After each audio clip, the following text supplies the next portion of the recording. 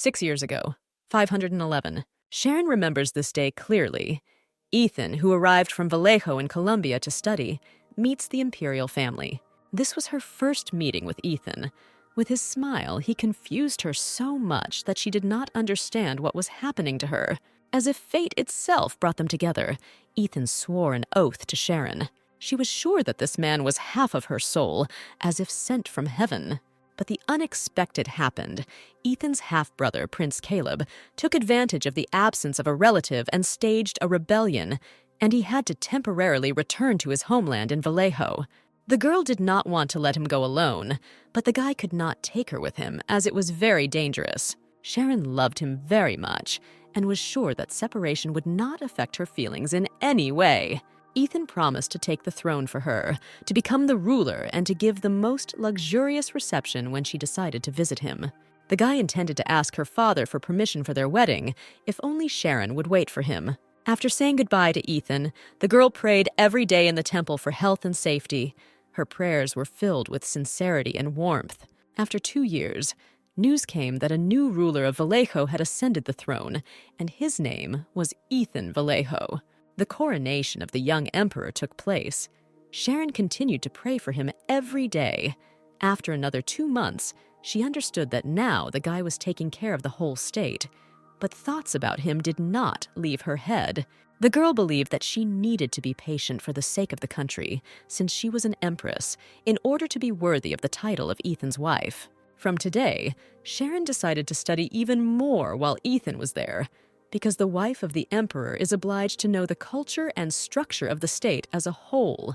She wanted to surprise the emperor with her knowledge. Sharon overheard a conversation that a message had arrived from Vallejo with an engagement proposal. They were talking about the wedding of Emperor Ethan. The girl immediately thought that they were talking about her. His Majesty the Emperor of Colombia also congratulates Vallejo and wishes happiness to the future imperial couple.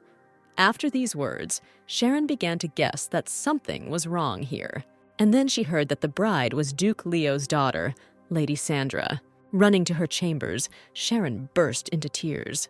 The nanny tried to bring the princess to her senses, but tears flowed from her eyes. All she could say was that Ethan would marry someone else. The nanny couldn't believe it. She tried to calm the girl down. Maybe she misunderstood, because everyone knows how long he looked after Sharon. The princess lost any meaning in love.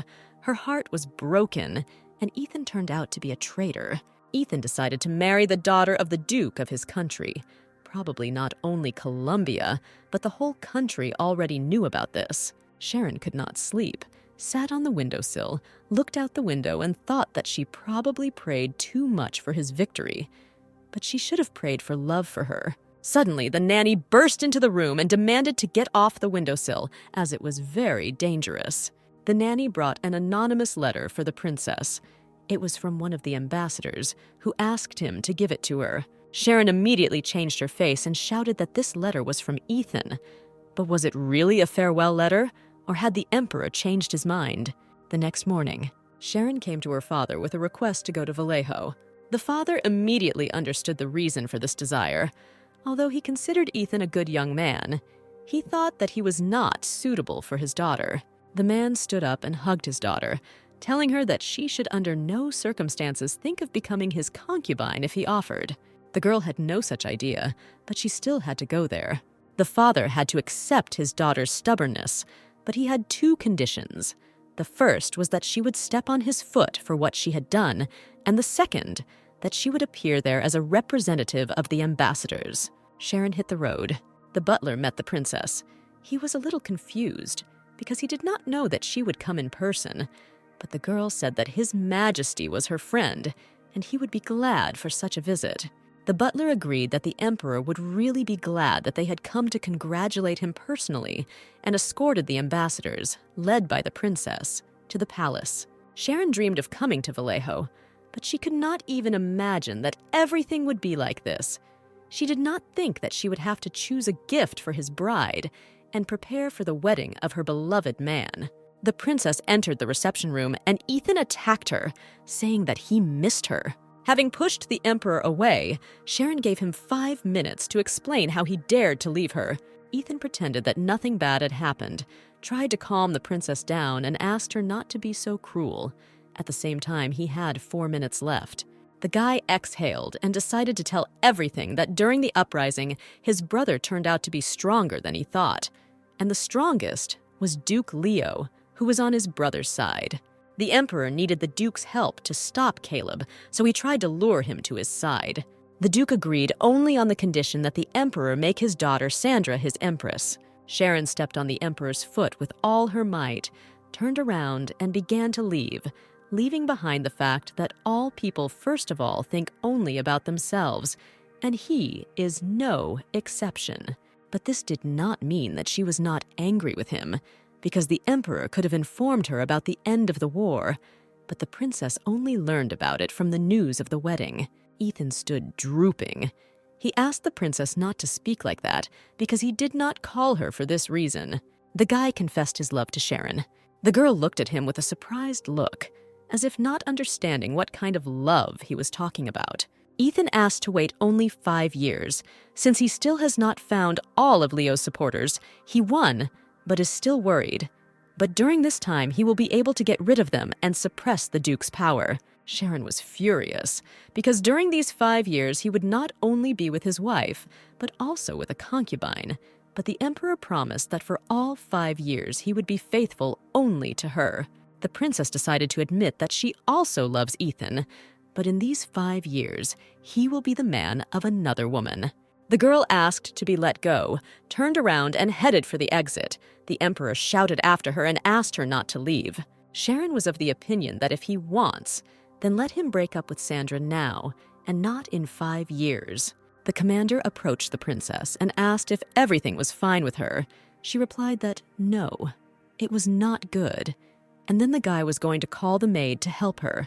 Before the commander had time to leave, he was informed that Sandra had arrived and wanted to see Sharon.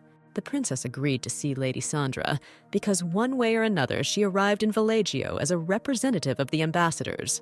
The same bride of the emperor entered her chambers. She introduced herself and bowed to Sharon. When the lady entered the chambers, the girl realized that she still had not changed her coat or changed her dirty shoes.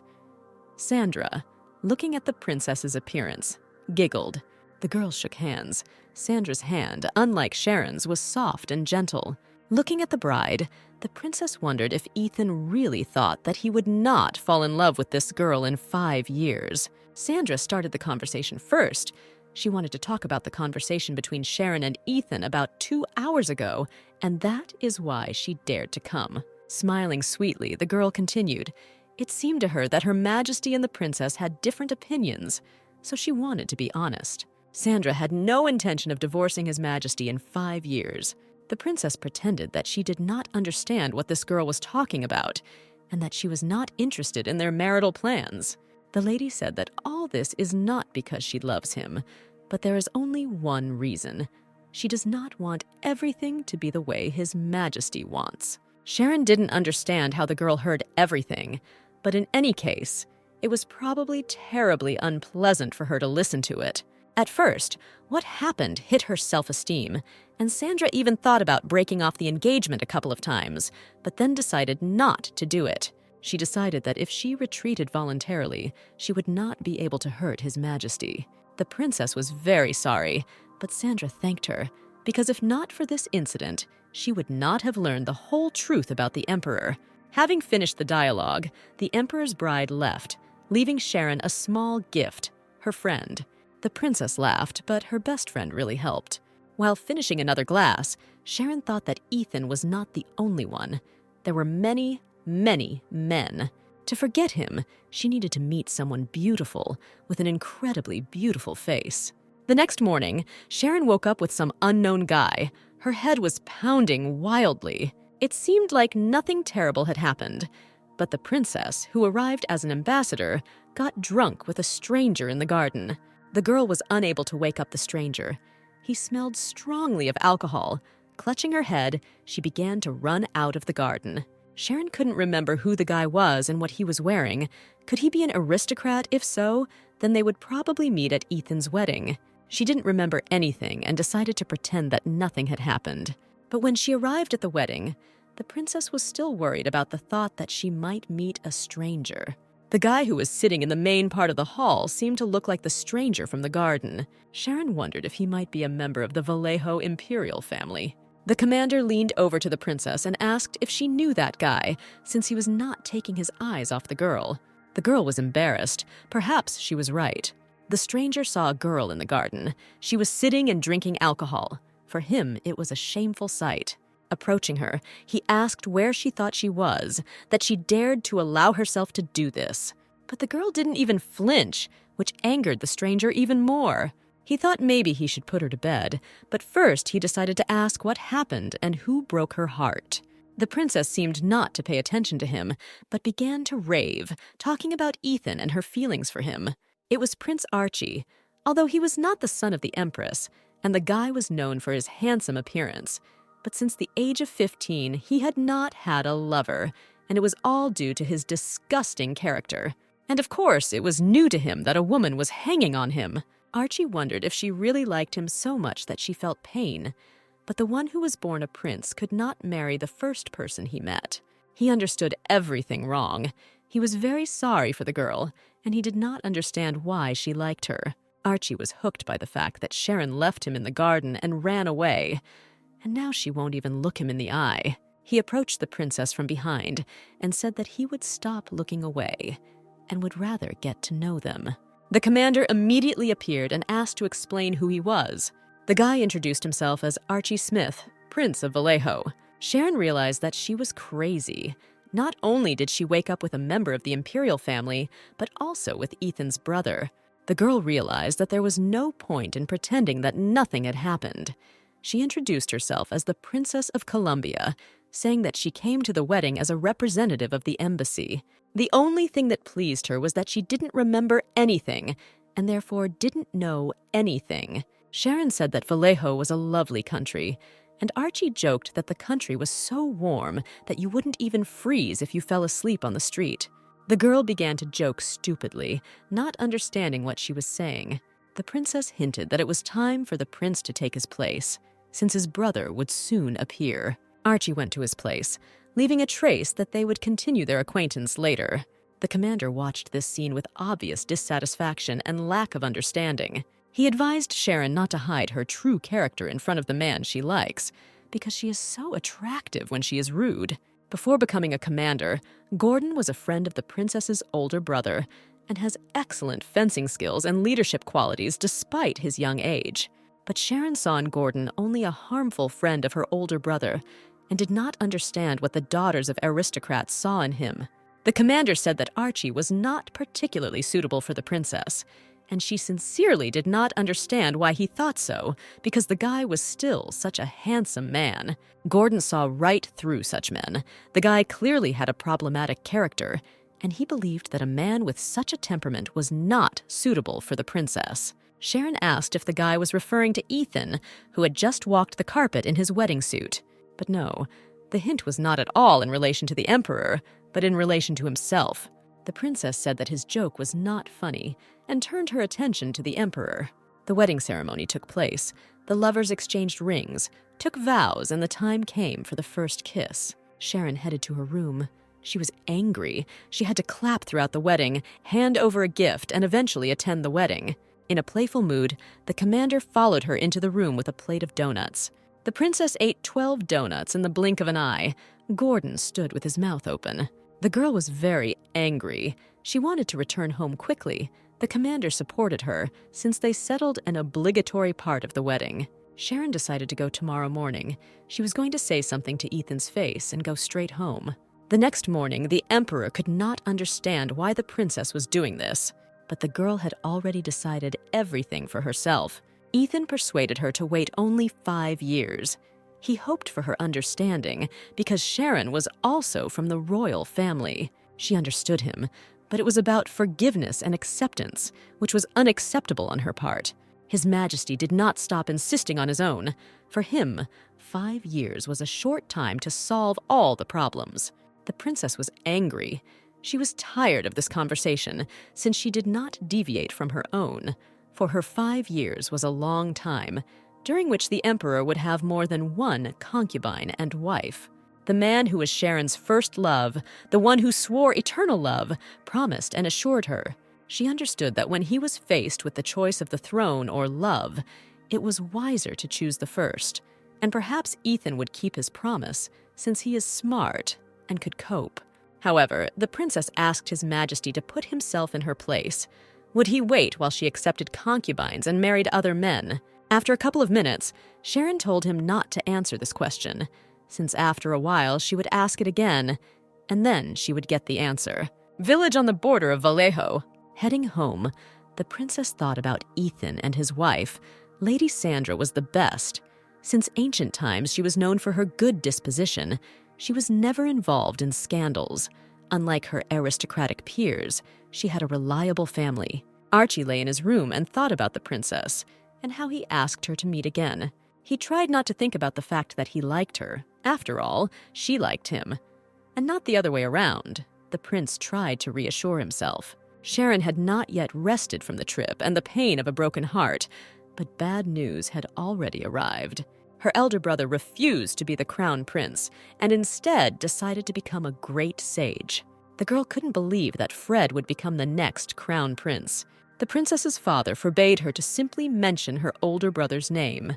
First of all, the throne is inherited by the son of the Empress. But there are many cases when after him, instead of the Empress's daughter, the throne is occupied by the son of a concubine, and Fred had a good reputation among aristocrats. Sharon's mother suffered so much at that time, so the girl did not want this guy to become the emperor. The father said that it would not be Fred, but she, who would become the crown princess. All aristocrats and people pinned their hopes on him, the son of the Empress from a princely family. After Sharon's older brother's conversation with the sage, the second greatly admired him. Everyone knew about it. The sage called her a person suitable for the throne, sighing heavily, but almost no one knew about it. The princess decided that as long as her father was healthy, she had enough time for formal studies. Fred was an idealist. He constantly taught impossible things. Since only the elder brother was worthy of the throne, she never envied him. But now that everything had turned out this way, during this time the princess had to make up for lost time. She would have to stand on ceremony with the teachers and make a schedule, but she couldn't lose to Fred. 2 years later, Sharon received news of His Majesty's death. He had been killed. They tried to prevent the princess from getting into the palace in order to save her life, since Fred had captured the palace and would try to capture her. Mellows, the estate of Commander Gordon's father. The commander found out that Fred had falsified His Majesty's will and was now forcing the parties of his supporters to start movements. Sharon decided that there was no time to waste. She needed to call the feudal lords and high aristocrats and ask them to take an oath of allegiance. The Guards Division was under the princess's command because Gordon was on her side, and she also had more soldiers she could call upon. However, they now had their father's body, so if a war broke out in the capital, they could lose the trust of the people. The Duke and Duchess were talking at their estate about their obligation to help the crown princess win the throne. The Duchess was determined, but her husband doubted whether to act now or wait until someone wins and then take his side. The woman was sure that the crown princess would not forget about them when they found themselves in a difficult situation. She gave her hesitant husband an argument why they should be on the side of the crown princess, because this was a chance to make their son the husband of the Empress. The Duke did not quite understand what his wife was talking about, and then the Duchess gave an example of how Duke Leo, who had previously supported King Caleb, now without any hesitation, went over to the side of the current ruler, Emperor Ethan, and thus making his daughter a princess. The Duchess dreamed that her son Jacob, recognized as the most handsome man in Columbia, would become the husband of the Empress. The Duke and Duchess arrived at the commander's estate to visit the crown princess. Sharon racked her brains, trying to lure him to her side, and he himself came, but she did not understand the Duke's intentions. The Duke brought his eldest son with him to introduce him to the princess. Jacob Mitchell, eldest son of the Duke of Mitchell. Sharon didn't think that he came of his own free will, especially since she usually didn't see him, and they never crossed paths in the imperial palace. The Duke broke into a smile and said that the princess and his son looked like a loving couple together, especially since their hair was a beautiful black color. While this didn't bother Jacob at all, Sharon was shocked by what she heard. The crown princess ordered merchants to be sent to spread rumors that Fred was forcibly trying to take the throne in her absence. Rumors spread at the speed of light, but people were confused. They did not know who was telling the truth and who was lying. 6 months later, the people's opinions about who would become the future ruler differed, and 3 clashes took place between Sharon and Fred. A dispute broke out in the crown princess's military camp over the use of outside help. Sharon's plan was to pretend to be a weak ruler and gain support from neighboring states, and this plan was successful. The princess managed to capture Fred, who had sneaked into the imperial palace. His mother fell on her knees before the princess and begged her to forgive her son because he was the beautiful child of the late emperor and her brother. Fred, who planned the uprising, was sentenced to death, and his mother was imprisoned. All those who hid the emperor's corpse and those who betrayed Sharon were sentenced to death or demoted. The sage believed that the crown princess had the character of a born ruler, and perhaps if she ruled, a lot of blood would be shed. However, only prosperity awaited Columbia. In the spring, the funeral of the former emperor took place, and Sharon Columbia became the 19th ruler of Columbia. Coronation Day. The princess decided to remind the nanny how 6 years ago she wanted to become Empress of Vallejo. The nanny began to cry. Sharon began to calm her down because it was still good, but the nanny imagined if the Empress had seen the princess that day. The girl assured the nanny that they would definitely go to the temple to their mother and arrange exactly the same coronation so that she could see everything. Sharon was upset when her father fired her nanny after she became crown princess, but it was thanks to this that the woman remained alive. She took the woman's hand and thanked her for always being there. Her Majesty was told that her elder brother had arrived, and her face flushed red. She rushed to him, asking if he really decided to see his cool sister, but the guy remained silent in response. The brother came informally to talk, and then got ready to leave. Her brother John was interested in only one question, whether Frida had to be sentenced to death. John believed that it was not at all necessary to shed blood, because in the first time of the reign, it is necessary to show one's kindness, especially since they shared the same blood. But his sister did not agree, because she believed that his brother was saying that only because he had no, there was opposition. Her situation was completely different. When she was crown princess, she was compared to Fred and other brothers and sisters. Several hundred aristocrats were against her and considered others better. It was better for the princess to see the blood of 1,000 enemies than the blood of hundreds of her own people. John could not understand his sister, but now everything has been resolved, and in the future she will also be able to cope with everything, unlike him. The elder brother hugged his sister with all the warmth and care. Her Majesty Sharon stood before her subjects. She became the Empress. That same evening, the Empress held the first meeting and determined how state affairs should be conducted and distributed people to positions. The people who supported her father, like Duke Mitchell, stayed with her, and there was no reason to fire most of them since they were in the midst of their careers. The Empress was asked when she intended to get married. Sharon did not understand why there was such a rush. The coronation had just ended. It was necessary to lay the foundation at the beginning of the reign to make it easier to conduct the affairs of the state, because unlike previous emperors who had a wife and many concubines with heirs, the Empress can only have one husband. Her Majesty could not understand why these people thought that she could not let the concubines in. Previous emperors and their consorts were in a hurry about their heirs. That is why the issue of concubines was discussed very vigorously. Sharon said with a grin that she had thought carefully about their words, and people were right, because the stability of the imperial family really depends on good heirs. She understood that she needed to find a good husband as soon as possible, so first she took care of finding concubines. Duke Mitchell already cried out that empresses had ruled before her, and they all had one single husband. Sharon did not back down. She turned to the Duke. Wasn't he the one who argued that when the Empress is alone, it is necessary to take concubines in order to balance power? Of course, according to rumors, empresses had lovers, but never a harem. The 5th emperor, good and blameless, had 5 concubines. The 11th had all 6 on average. The ruler of Columbia had 15 concubines. but the Empress did not consider herself inferior to them and at least have 5 concubines. This is what meant that the chances of having the Empress as a daughter-in-law increased. There was a heated discussion in the crowd that the son of Duke Mitchell was vying for the role of the groom, but if so, anyone could try. The next day, there was a discussion about changing the tax system, and prices in the city increased abnormally. And yet the prices were not comparable to those that were before the seizure of power. The battles took place only near the capital, so it was difficult to establish a balance without affecting the neighboring areas. State affairs were more difficult than Sharon thought, and she was exhausted. She was brought to her senses by the person in charge of the harem, who asked for a visit with the Empress at that moment. He brought a document that the concubines had to sign. Her Majesty said that there was no need to add anything else. The only thing was that she wanted concubines from other countries. Sharon was pleased with the work done. It would have been even better for Hoda if she had seen Ethan's face in person at that moment. The Empress asked her advisor whether Duke Mitchell would bring his son to her as a concubine. The advisor believed that he would not come to this, because the Duke would not be able to force his son until he himself wanted it.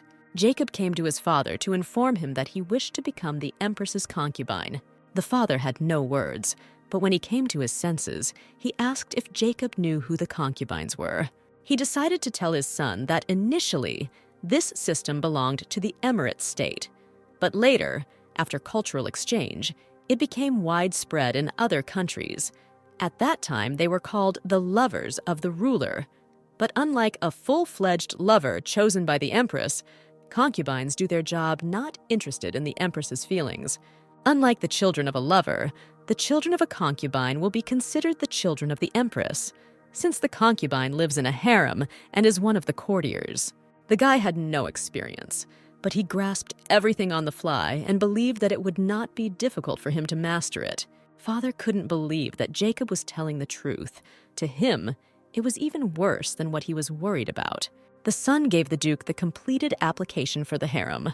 He was confident in his abilities and believed that within a year the Empress would marry him. Jacob demanded that his father prepare everything he needed, but the Duke did not understand what his son was talking about and what exactly he needed. The guy needed a book with night techniques. A carriage was heading to the Empress's palace. The man sincerely did not understand why he was chosen as the main ambassador. Count Maurice remained neutral until the capture. The chief ambassador came to Emperor Ethan's palace to express the Empress's desire to select concubines for her. The ambassador tried to explain that Colombia was always good-natured towards Vallejo, and wasn't it Vallejo who sent concubines to the emperor 2 years ago? The lady wanted to get concubines from Vallejo because she believed that this would bring their countries closer together. The Empress conveyed the message to Emperor Ethan. After reading the message, the emperor got angry. Sharon wrote that she felt bad when she thought about him and asked to choose concubines for her, since the guy knew her taste. Archie was in his chambers, and lying on the sofa, thought aloud about the absurdity of the Empress of Colombia. For the past 3 years, the prince had shown interest in Crown Princess Sharon, and now the butler was convinced of this again.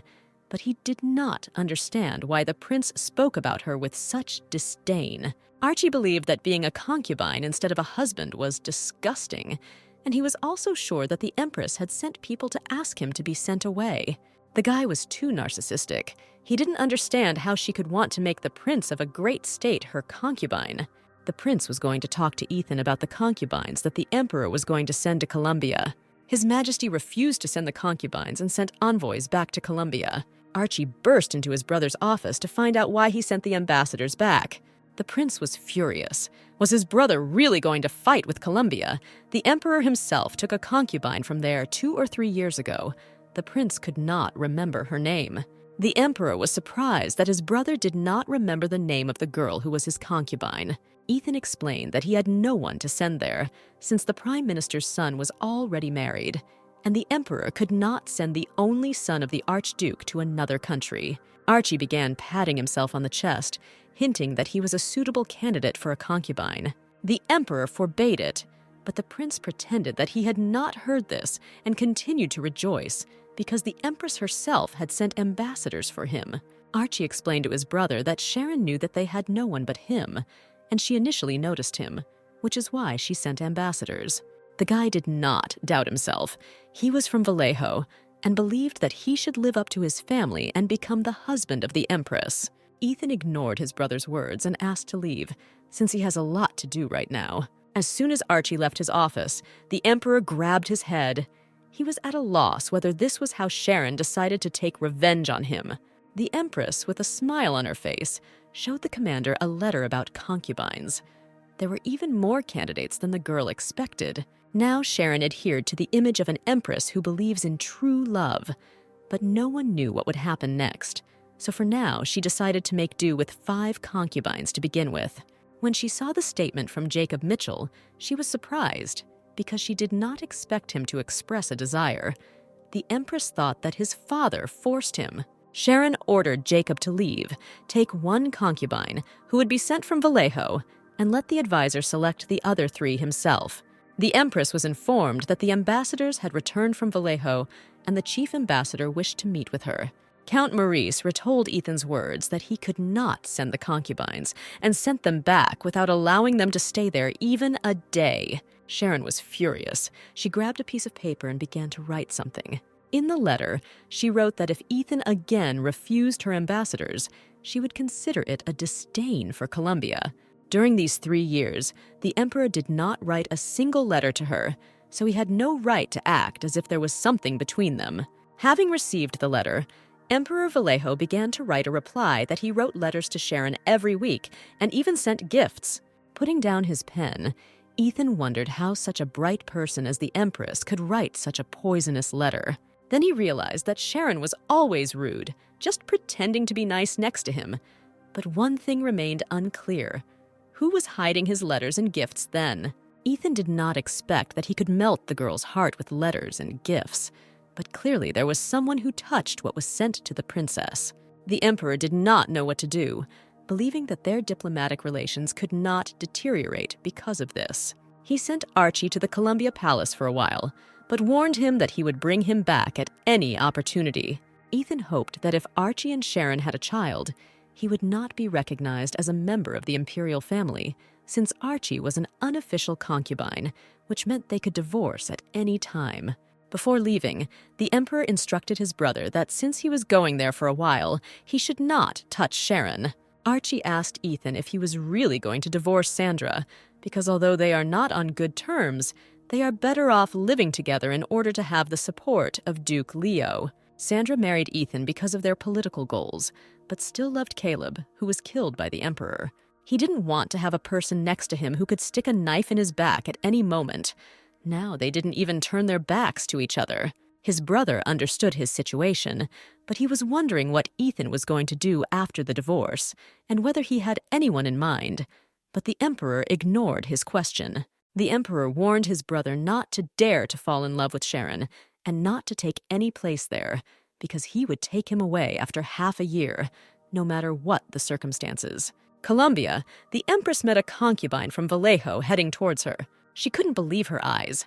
For her, this guy was just a companion, but not a concubine. Archie hugged Sharon and whispered that she was probably glad that he was hers now, but the girl should not relax, since he was here because he was sent, and winning his heart would not be easy.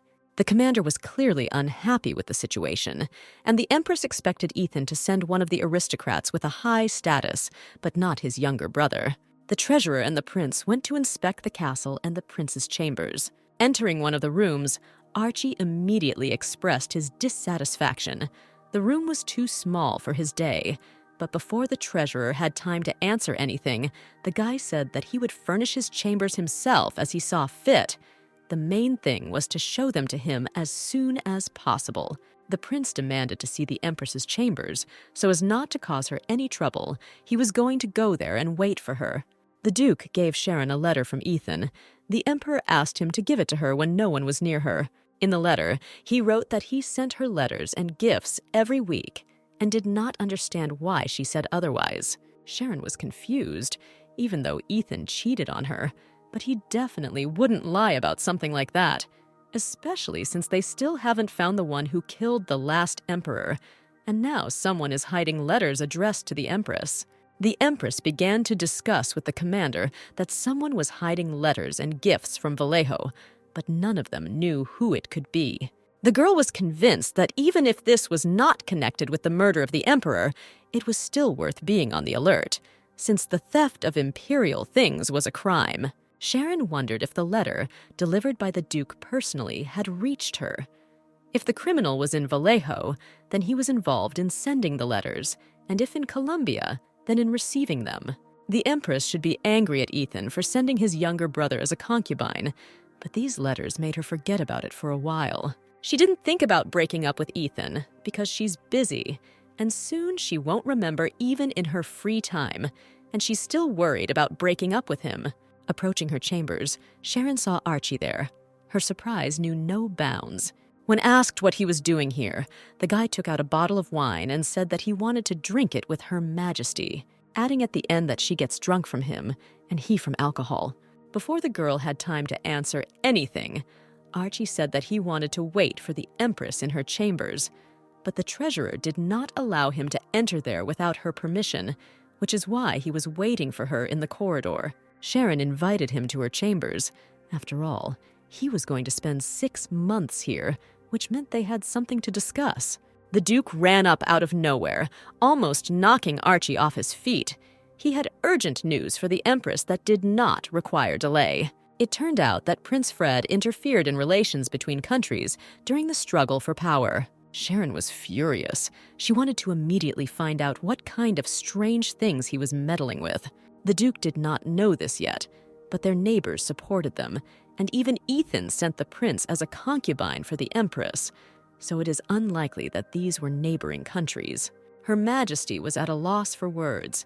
She was interested in the question of whether Fred used the monarch's seal, but as the Duke said, the seal is always in the palace.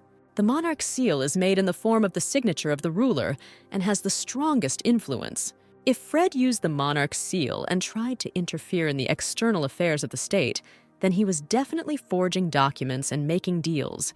Sharon was sure that they would pay for it. The Duke confirmed that soon the countries with which this traitor entered into treaties may demand fulfillment of obligations. Her Majesty wondered if their friends would not make such ridiculous demands, but only their enemies would cooperate with Fred. In order not to draw hasty conclusions, the Duke advised first to find out with which countries he signed agreements and what their content was. At the end of the dialogue, the Duke plucked up the courage to ask when his son Jacob could arrive at the palace. Sharon planned to choose all 5 and invite them to the palace together, and she gave temporary residence to Prince Archie, since he is a foreigner. But the harem has not yet been officially opened. Looking at his son, Duke Mitchell thought that, judging by his face, his son was no worse than Prince Archie. The father told his son the latest news regarding the arrival of the prince from Vallejo and reported the main problem that the prince was as handsome as Jacob. The guy became very interested in this prince and the fact that he had enough advantages, and decided that tomorrow he would go to the palace to personally look at him and find out what kind of person he was. Sharon reviewed the dossier of candidates for the harem, among them Brian Lord, the second son of the Chancellor of Colombia. The Chancellor remained neutral during the power struggle and therefore remained in his position, but he was behind Duke Mitchell in influence. Austin Anges was the successor to the main merchant. Most likely the guy was hoping to get a rich bride who would financially help and support him. Carl was the chief of the mercenary troops and had the pseudonym King of the Mercenaries. To the Empress, he seemed somehow strange. The last candidate seemed a little dubious to Sharon, and she decided not to take him just like that. Jacob and Archie were world-class beauties. Brian's beauty lay in his gentleness and gentleness. Austin had to charm everyone with his intellect. The Empress thought about what if the beauty of what remained was manifested in its wildness. Duke Mitchell was told that his first dream had returned. He was overjoyed.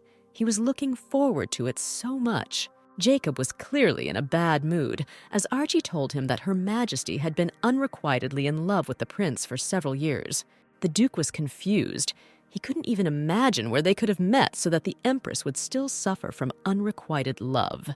Archie also told Jacob that if he became a concubine, he would be just another flower decoration against his background, after which the Duke was beside himself with anger. Although Jacob was upset, He told his father not to worry, since he would kick out the prince as soon as he became the Empress's husband. After meeting Jacob, Archie was furious that he would have to live under the same roof with him. The servant tried to calm the prince down, saying that he behaved very well because a month ago he would have attacked this guy with his fists. Archie demanded that the treasurer be told what had happened, and also be given a room at the other end of the palace from Jacob. The prince lay down and began to dream that as soon as he became the Empress's husband, he would immediately drive this impudent ferret out into the street. Columbia, feudal estate, underground post office. The Empress's subordinate found that 321 letters were sent to her, but 125 of them were censored. Letters sent inappropriately, or letters from other countries that did not bear the seal of the royal family were not examined. The letters that were not received by the Empress contained insults to Prince Fred's adherents. The feudal lord could not show them to Her Majesty. Most of these letters were sent anonymously or using pseudonyms, but sometimes there were brave souls who did not hide their names. Anonymous or not, the postal service was looking for every sender. Sharon's subordinates demanded to provide him with information about anonymous people and a document with all 321 letters from the Empress. His father approached the commander, wanting to talk to him. Feudal Lord of Columbia, Gordon's father. He was worried that the Empress would soon have concubines, and his son would have to be around all the time to watch this. But the problem was that he had been in love with Her Majesty since a long time. Gordon believed that love has many faces, and thought that for Sharon, he was not a man who gives joy, but a man who gives peace. He was convinced that while the concubines waited day and night for the Empress, he would have the opportunity to be nearby and protect her. This was the face of his love. The commander came into Sharon's office. He had information for her about the letters. The girl decided to be the first to show that she now had candidates for concubines. The documents did not contain Prince Archie's profile, since she did not choose him, but she wanted to show him the rest. The commander's eyes widened from the variety, but the Empress was worried about the question of whether he saw them as a bad person. It seemed to her that men saw such people. Without waiting for an answer, the treasurer suggested releasing the concubines in 10 days, since they had already arrived and were staying nearby. Sharon happily agreed. Her Majesty wondered how Ethan was feeling now, and why he decided to send his brother to her as a concubine. Gordon told her that the Emperor was probably furious now, and with these words he pleased Her Majesty. Sharon suggested that the commander go to dinner together, when an employee burst into the office and said that Milena had been refusing food for several days and demanded to call her. Little Fred asked his father to go fishing together. Sharon couldn't understand why this boy called her father Daddy. To her, he was only her daddy. Fred was the son of the Emperor's concubine and demanded that the princess listen to him, since he was her older brother. Since childhood, the Empress could stand up for herself. A concubine came to the aid of her son. She accused Sharon of having a bad character and making her look like her mother. The Empress came to the dungeon at the request of her father's concubine. It was hard for her to be there, as it reminded her of the past. The woman said that from childhood the princess was a smart but bad child. Milena, Fred's father's concubine, and Fred's mother. Her Majesty stopped the woman, saying that she was not a princess but an empress. Milena jumped up and shouted that for her there were only 2 emperors. These were her husband and her son. Sharon remained calm and said she became more generous. Previously, she would have been angry at the concubine for saying such things, but now she considered her a pathetic little person. Her Majesty asked why the woman wanted to see her. Milena still did not know what happened to her son. Sharon didn't understand what was the right thing to do, because the woman would still spend the rest of her life here. She could just lie to her and feed her false hopes. The Empress reported that Fred was dead and she had ordered his execution. The woman couldn't believe it. Sharon said Fred tried to kill her and take what was hers. Milena began to shout that if her son had become emperor, he would never have killed his sister. The Empress recalled that Fred, who interfered in the external affairs of the state, would really leave an eyesore like her. The commander came to Sharon's defense. The concubine did not stop screaming. She called him a traitor because he was a knight of the Emperor, and as a result, he helped kill his beloved son. Her Majesty asked the commander to leave the concubine. They still cannot kill her with a sword. Sharon turned around and began to leave. Melina shouted after her that she was an inhuman scum. The Empress did not care if the woman died from her hunger strike. The concubine shouted that Sharon would be betrayed by the person she loved most, and she had better be careful with those she trusted. The commander began to reassure the Empress that she should not take the woman's words seriously. Sharon might have considered her words simply a curse, but they had not yet caught the letter thief and the Emperor's killer. The girl offered to help Gordon deal with the Book of Letters. He would be very happy to work with her until the night. Her Majesty ordered to increase supervision over Melina and let these be the guys in whom he is confident. Also, Sharon decided that tomorrow they should go out. The commander seemed upset because the Empress wanted to visit her future concubines, especially since in his opinion they knew practically nothing about the merchant Austin and the mercenary Carl. After meeting Melina, Sharon thought it would be best if they tracked the concubines before she allowed them into the palace. After changing their clothes, Gordon and Sharon went for a walk through the streets of Columbia. The treasurer was furious how they could go out onto the city streets at such a time. Just a month ago, the situation in the city was unstable due to the war and the struggle for the throne, but now everything was much better. The Empress wanted to start a meeting with the successor of the chief merchant, which is why the commander needed to take her to the Grandier Hotel. Hotel Grandier.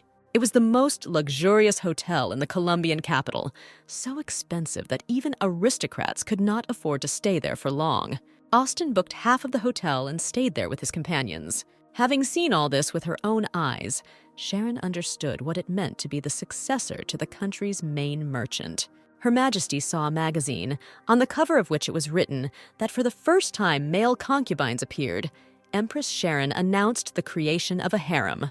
Sharon was so captivated by the magazine that she read it without any distractions. Finally, her attention was attracted by the appearance of Austin.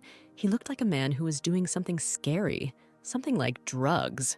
While descending the stairs, the merchant's successor pushed the man and moved on without even apologizing. The man called out to him, but when he did not receive any reaction, he approached the guy and took him by the collar. The Empress observed this scene. She was interested in the behavior of the candidate for concubine in such a situation. Austin turned around and insulted the man with a smile on his face. A fight began to break out between them, and knights came to Austin's aid. Grabbing the stranger by the collar of his clothes, he asked whether he deliberately pretended to be drunk in order to cause a scandal in front of everyone. The knights began to separate them, assuring the son of the chief merchant that they would take care of the drunken man. Austin was sure that the stranger pretended to be drunk on purpose, since he did not smell of alcohol. He began to choke the man, demanding to confess who ordered him to push him. Sharon covered her face with a magazine so that no one would notice her, especially Austin. But the guy still noticed her, and, coming close, he said that he should probably stop if he didn't want to be arrested.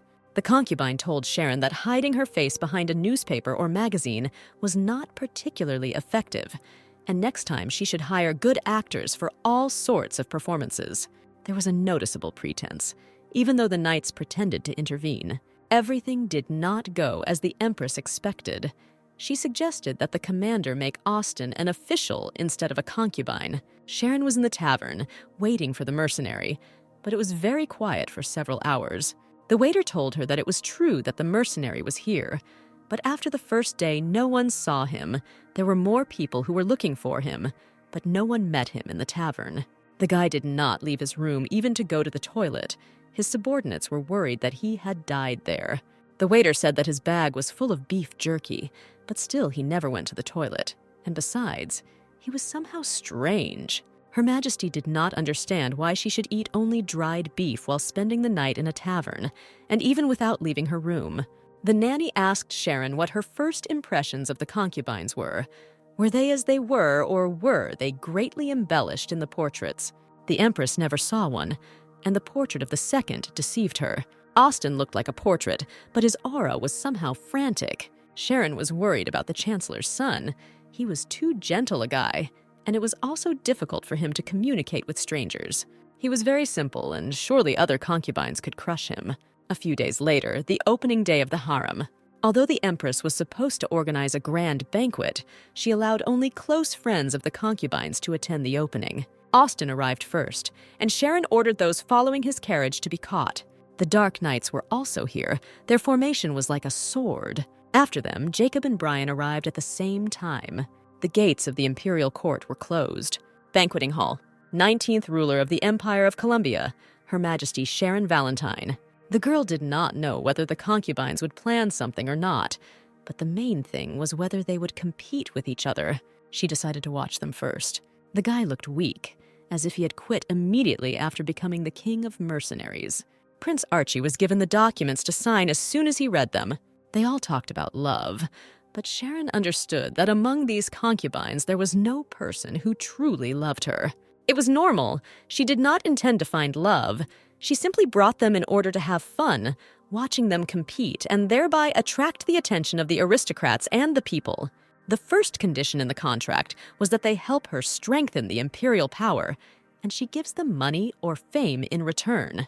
The Empress believed that at least as long as the throne belonged to her, her concubines would not betray her. The treasurer announced that the banquet would begin from now on.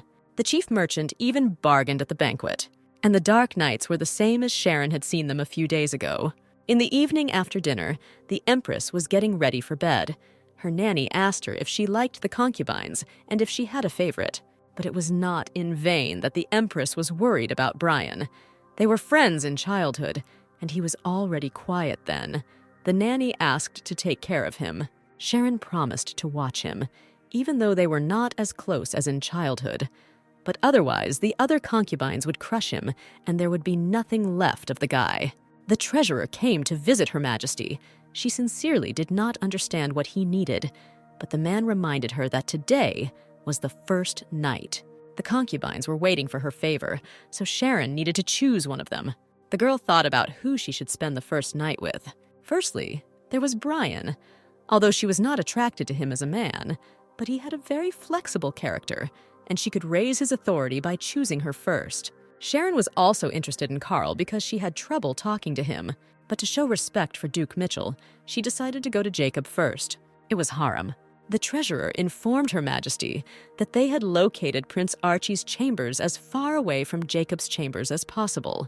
Starting from the entrance to the harem, counterclockwise there are Jacob's chambers, then Austin, Brian, Archie, and Carl's chambers. Sharon walked into Jacob's chambers, which confused her more than she thought. As the Empress, she should have spoken first, but she didn't know where to start. He took her hair and moved it aside, asking if she was worried, but without waiting for an answer, he said that he was worried too. Judging by his actions, Her Majesty did not notice that the concubine was worried. Jacob asked to listen to his heartbeat. Without expecting it from herself, the Empress leaned towards his heart. She didn't hear anything, and then the guy decided to unbutton his shirt. Putting her head on his chest with his hand, he asked if she could hear her now. Vallejo, Ethan was waiting for news from his brother, but still there was none. The Emperor suggested that if Sharon took out all her anger that had accumulated because of him on him, but his advisor put forward another version, that maybe on the contrary, Archie was torturing the Empress. For a moment, Ethan wondered what if Her Majesty and his brother's relationship improved and they became truly close. But then he pushed those thoughts aside. Having calmed himself down, he decided that they had probably just finished saying the vows, and the guys were sent to the harem. His wife Sandra came into Ethan's office. She came to report that she had heard that the Emperor was preparing to divorce her and wanted to hear it from him personally.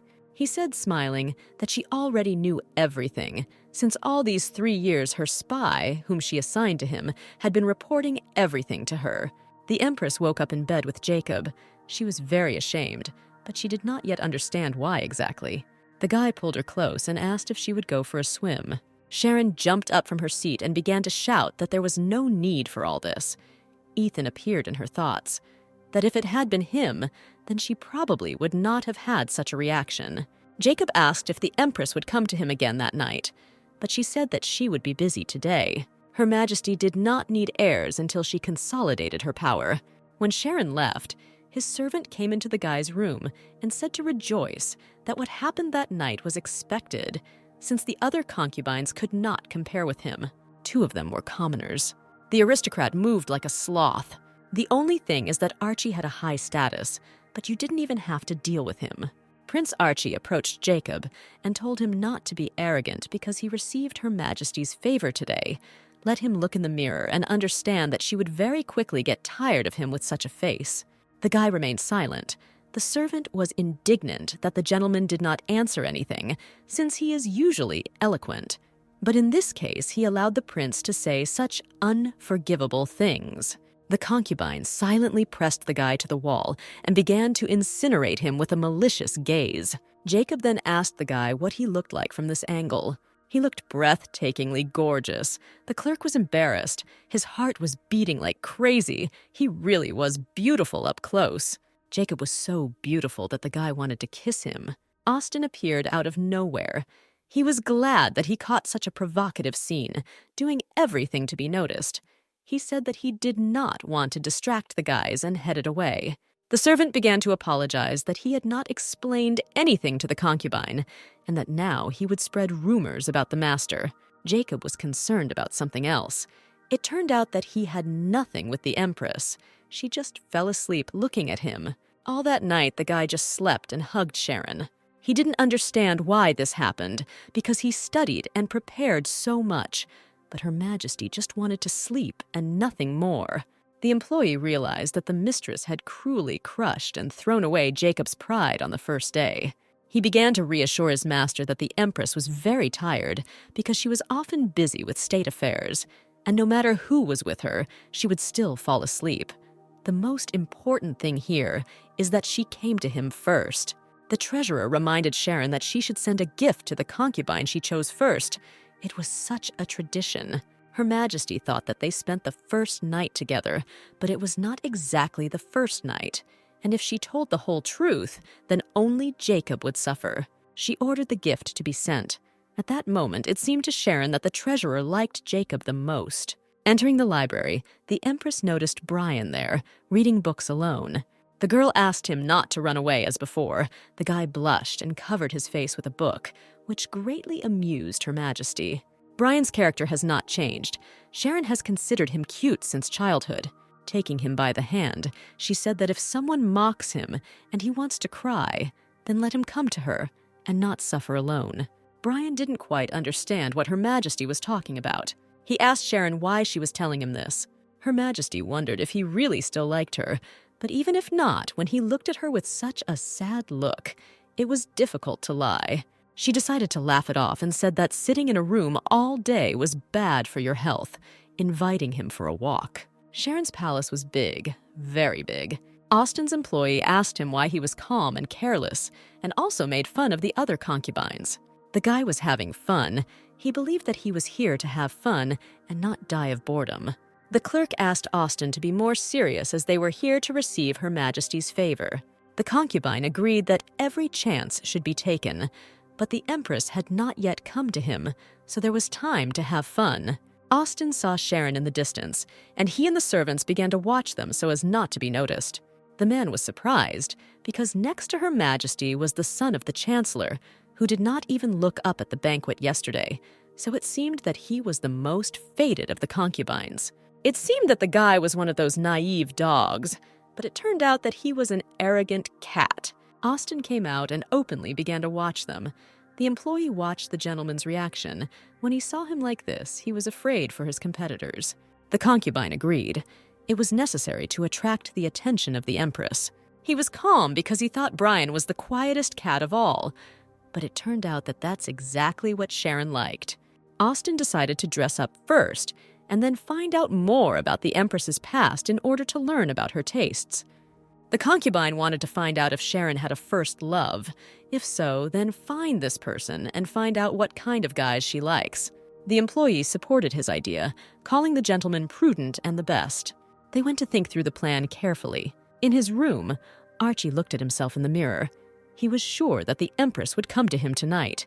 The guy believed that on the first night, Sharon went to this lizard for political reasons. But she loved him. At this moment, the prince was informed that today the Empress did not enter the harem at all. The girl worked all night in her office, deciding that she had only 3 hours of sleep left, and it was better to lie down in bed right now. These 3 hours flew by unnoticed. The nanny came to wake her up. While Sharon was getting ready, The maid came into the room and said that Mr. Jacob had come to see her. The guy received a gift from her and came to find out why she sent him. Her Majesty was surprised that the butler didn't tell him why she sent the gift. What rules did Jacob know? But that night she didn't choose him, and the gift then had no meaning. He believed that he did not deserve it and was going to return it. Sharon said there was no need to return anything because no matter how the night went, he was still her man. She just sent a gift to her man, and he is not the one with whom she was with on the first night, but the one with whom she slept holding hands. Jacob accepted her words and decided that then he would also give gifts to the Empress, and she would not be able to return them. The commander entered the room, a smile shining on his face. Sharon said that it is necessary to share your joy so that it increases, so she is waiting for a story from him. Gordon did not want to tell what was very dear to him. The Empress called him a scoundrel and changed the topic, asking what happened to the letters and when the commander would finish. She thought about it. Despite the fact that Gordon was already busy, he alone was investigating a case for which a bunch of people were usually hired, and therefore decided to offer her help. The commander flattered her by saying that her smile would be enough. Sharon still insisted on help. Then Gordon gave her the task of eliminating secret and 2 personal letters and adding to the others, from whom and for what purpose they were written. Seeing the amount of work, Her Majesty sighed heavily. There were 300 letters, but this was nothing compared to what the commander does. Opening her drawer to check if there was anything left, she found Carl's profile. Sharon didn't understand why there hadn't been any rumors yet, like how the mercenary king was so handsome that everyone turned around when they passed by. During the oath ceremony, Her Majesty looked at him for a second and was already speechless. She was thinking about visiting him. Walking near the lake, the Empress remembered how she and Ethan had fooled around here before, and the butler scolded them very strongly. Sharon was dejected as it turned out that this whole relationship did not make any sense. Her Majesty entered Carl's room and felt warm, so he was going to meet her since he warmed up the room. The portrait of the mercenary king did not convey even a little of his beauty. The concubine leaned towards the mistress's ear and said that he had been waiting for her, really waiting. Sharon didn't know what to answer him and decided to just say hello. The guy looked questioningly at the Empress. His breath was very cold. She asked him if 2 days of waiting was really that much. But Carl replied that he had not been waiting for her for 2 days, but much longer. The concubine leaned even closer and kissed the Empress on the collarbone. She was struck by his assertiveness. She pushed him away from her and demanded that he take his time. This guy looked like a wild wolf. As if nothing could stop him, he even bit her finger. Sharon was furious at this, but this did not scare the king. He licked her fingers. Grabbing Her Majesty by the waist, Carl threw her onto the bed. Sharon demanded that he get off her. When he got down, she drew a line between them and asked not to break it, since she remembered that the line was drawn evenly. Carl was at a loss. He hoped that they would not just sleep, but Sharon insisted on something else. Sleep. Period. The next morning, the concubine reported that he did not dare to touch Her Majesty. Sharon got dressed and was about to leave. The guy stopped her and began to tie her coat so that it would not fall off. The Empress drew attention to his long fingers. Carl said that whatever he did with them, he did it well. She remembered that the concubine said that he had been waiting for her for a very long time, so she decided to ask how long he had known her. Carl said that he knew her even before the moment of birth. Sharon turned around and left. She walked and thought, what a strange guy, he behaves strangely, and does not answer her questions properly. But Carl was much hotter than Her Majesty thought. Prince Archie ran after Sharon and asked her to stop. He was angry, shouting that she was playing with his feelings, and if Sharon wanted to make him jealous, then she succeeded. The Empress froze. The prince, of course, was a smug fool, but so handsome. The guy was a real mystery to her. She would really like to look into his head at least once. Her Majesty ordered the treasurer to send gifts to Prince Archie and Charles. Otherwise, the prince would be very offended. Sharon also asked to find out more about Carl's past. The treasurer promised to carefully check all the information and report to her. The Empress was taking a bath when an employee ran in and said that someone had left a mark on the palace of the deceased. The Palace of the Dead, in appearance, it is a simple village with cute houses, but under each building there is a burial place for some imperial couple. Some impudent person desecrated the tomb of the late emperor. This happened at 6 in the morning, when the guards were changing shifts, and no one appeared here for 7 minutes. None of the sentries saw anything suspicious. Sharon was furious that this happened in less than 10 minutes, and no one noticed anything. She ordered the commander to find out if the sentries were involved in the incident.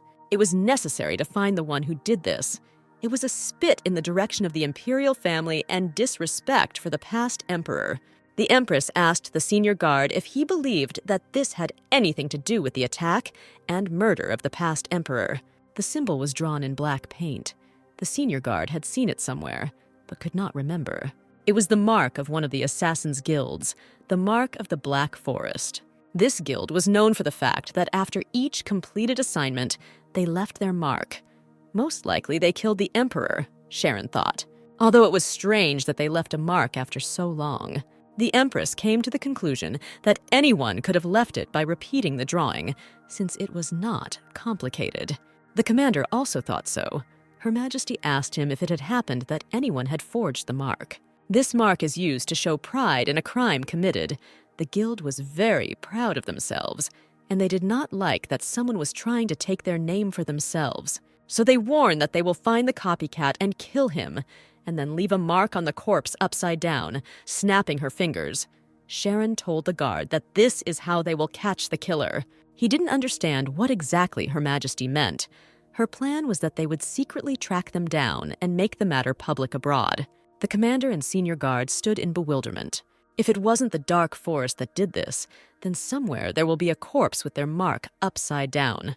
They will want to say that it was not they who did this, and will find the criminal themselves. After these words, the guard understood the Empress's plan. Therefore, just in case, Sharon ordered increased security at the palace. If her father was killed by professional killers, then someone must have ordered the murder. Her Majesty bowed down, since the hired killers could not be broken by any torture, and it would be difficult if the Dark Forest really did it. Sharon remembered that she had an anonymous letter. The Palace of the Dead is not located inside the imperial court, but is still located on its territory. The Empress did not understand how it was possible to reach it unnoticed in 7 minutes and leave a mark, and then disappear. Sharon opened the letter. Surprise appeared on her face, turning into laughter, and she handed the letter to the commander. The letter stated that the Empress herself killed her father. Gordon said that he wanted to see how they cut off this madman's head. Otherwise, he had too much garbage in his head. Sharon laughed. She really liked the way he was thinking. She ordered the commander to conduct an investigation and find out if the letter with the mark left was somehow connected. Training ground for the imperial family. Sharon and Gordon decided to compete with swords so that the Empress would be a little distracted from what had happened and state affairs. For the first time in a long time, Her Majesty has cheered up, and again thanks to the commander. It seems the time has come to thank him. Gordon noticed that she wanted to say something, but fell silent. He asked if Sharon wanted to tell him something good, but the girl pretended that she did not understand what the commander was talking about. Austin noticed how the Empress walked with Gordon and burst into laughter. The concubine wondered if his seduction plan had failed precisely because of the commander. The employee did not understand what was going on. Austin explained that Gordon was a friend of the Empress's elder brother, and the former emperor treated him very well. Thanks to this, he became close to Sharon, and he is also excellent with a sword. The employee realized that his master was jealous, but this was surprising, because this feeling was unusual for him. Brian's advisor asked him if the Empress didn't treat him better than anyone, so he didn't understand why his master felt so depressed every day. Sharon was nice to Brian, but they only met once in the library, so the guy wasn't sure. The Empress gathered all the concubines to report that someone had thrown a stone at Brian, and it happened in the harem. The treasurer reported that the footman and part-time bodyguard of the gentleman said that he wanted to catch him, but was afraid that during this time his accomplices might attack the gentleman, so he could not budge. Sharon was not going to order them to live together, since she knew that was impossible, but she demanded that the concubines do without bloodshed. She warned that if this happens again and they cannot find the culprit, then perhaps everyone will be punished.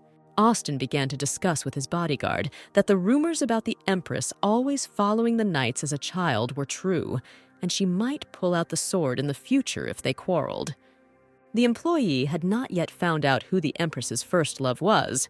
There was no exact information yet, but it was clear that the enemy was strong. Having asked if her first love was the ruler of a country and received a positive answer, Austin immediately realized that we were talking about Ethan. Judging by the concubines, Sharon did not like the big age difference, and her face had to be beautiful. Austin suggested that if the emperor had not been married, they would have been together a long time ago, and since she opened a harem instead, then their opponent is now occupied with another lady. Now the question was to find out what Ethan's character was like. Previously, when the heir of the chief merchant traveled to Vallejo on business, the emperor was attractive and had a pleasant voice, and he did not seem like a harsh person. Paying attention to Prince Archie passing by, Austin decided that he would find out everything on his own. He decided to suck up to the prince, starting with the fact that they didn't really talk to him. But here he had such a chance. The prince didn't understand what they wanted from him and what they could talk about. Austin directly asked why he became the Empress's concubine, since he could easily have become her husband, but became just a concubine. The guy was not taken aback, and replied that Her Majesty was unrequitedly in love with him before she became Empress, and when she couldn't get him just like that, she came up with a cunning plan. The heir to the chief merchant realized that the prince clearly did not know about Her Majesty's relationship with his brother. And then Austin decided to turn the topic towards his older brother, but Archie didn't understand what his brother had to do with it. He asked to talk about his character, since their guild makes deals with many states, and recently they have directed their forces towards Vallejo. Archie immediately began to talk about how Ethan was very selfish. If he wanted something or needed something, he would never miss it. And he was also a heavy smoker. Emperor Vallejo was in his office and thought that even today he had not received a letter from his brother. Every day, Ethan missed Sharon more and more.